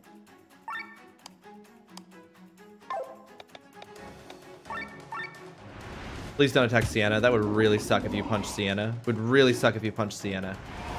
Okay, counter stance. Okay, well that I'm fine with. As long as I don't fuck up and shoot the guy with counter stance active. Or fuck up in this particular way, which I have done.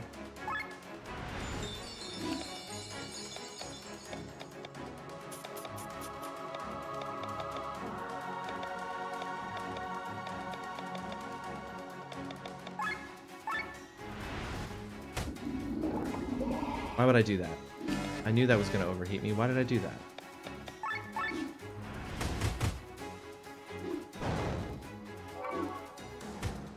Okay, this is fine.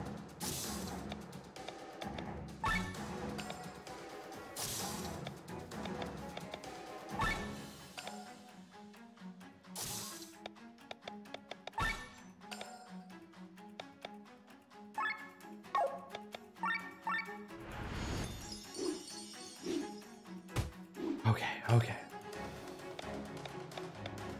If my vacuum rebels against me, I'm beating the shit out of it. That's all I'm saying. Am I the oppressor? Is this the start of my villain to robot arc? Who knows?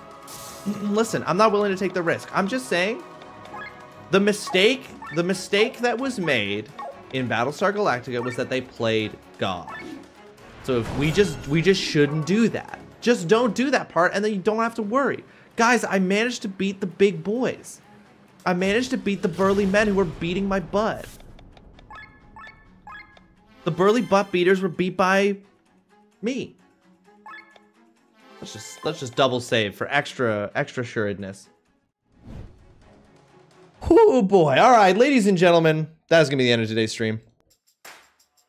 Thank you all so much for spending your time with me on Monday. I hope for those of you who are celebrating it that you have yourselves a fantastic Canadian Thanksgiving. If you've got some turkey dinner to look forward to tonight or any meal at all with any loved ones, I hope that you have a fantastic time with that. Okay, I can't believe I'm about to say this, but thank you, Jasper. Oh, thank you, Jasper, for what, mama? Woo! You just literally just added onto the store today because there's a demo. Oh, did Jasper just tell you? That's sick, mama. Hey, you know what? Can't believe we're saying it, but sometimes... Listen, I would say we call Jasper a villain, but I think if we're being honest with ourselves, Jasper is in his anti-hero arc, and that's okay. You can have an anti-hero arc. Folks, I really appreciate you hanging out. Don't go anywhere just yet, though, because we are going to raid somebody. We're going to raid somebody with this lovely group of people. We're going to take them in somewhere. And in fact, I'm going to go ahead and say... With my penis. No, that would be crazy. Does anyone have any suggestions for someone potentially new for us to raid? Someone we've never raided before would be fun. A new person, maybe. Anyone has any suggestions? I'm looking at somebody here who we met through... I'm pretty sure, yeah, I think we raided this person. Oh, but they're co-working studying. That's not the right energy. That's not the right energy, even though we know. A1 Twins. I don't think I'm following them. A1 Twins.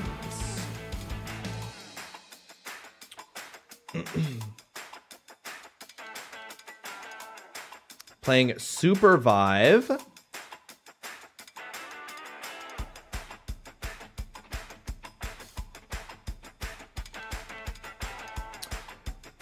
New people like strangers? Ew! They're playing Supervive and I know them through Fortune Cookie. Okay. Well, if you know them through Fortune Cookie, that probably means that they're pretty cool. So let's go ahead and do it.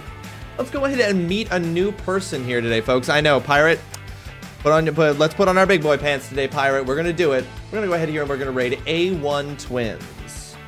They are playing Supervive. I have no idea what that game is, but it doesn't matter because we're going for the people, not necessarily the game.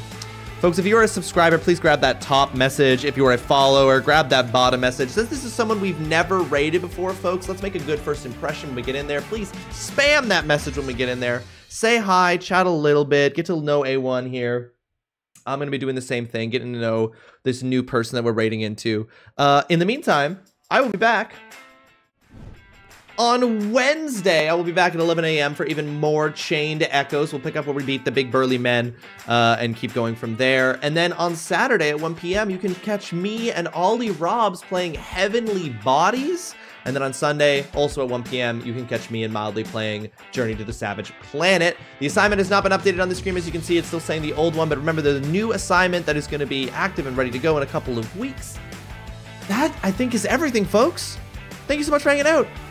Ivory, Holly, Pirate, Mama, Oolong, Berg, Mossy, TGC, Scorponaut, Kaminagi, Indy, everybody who hung out today. I appreciate each and every one of you. You're all spectacular, wonderful, good people. I miss you all. Hunter, have yourselves a fantastic rest of your Monday. I'll catch you guys on Wednesday. Bye-bye.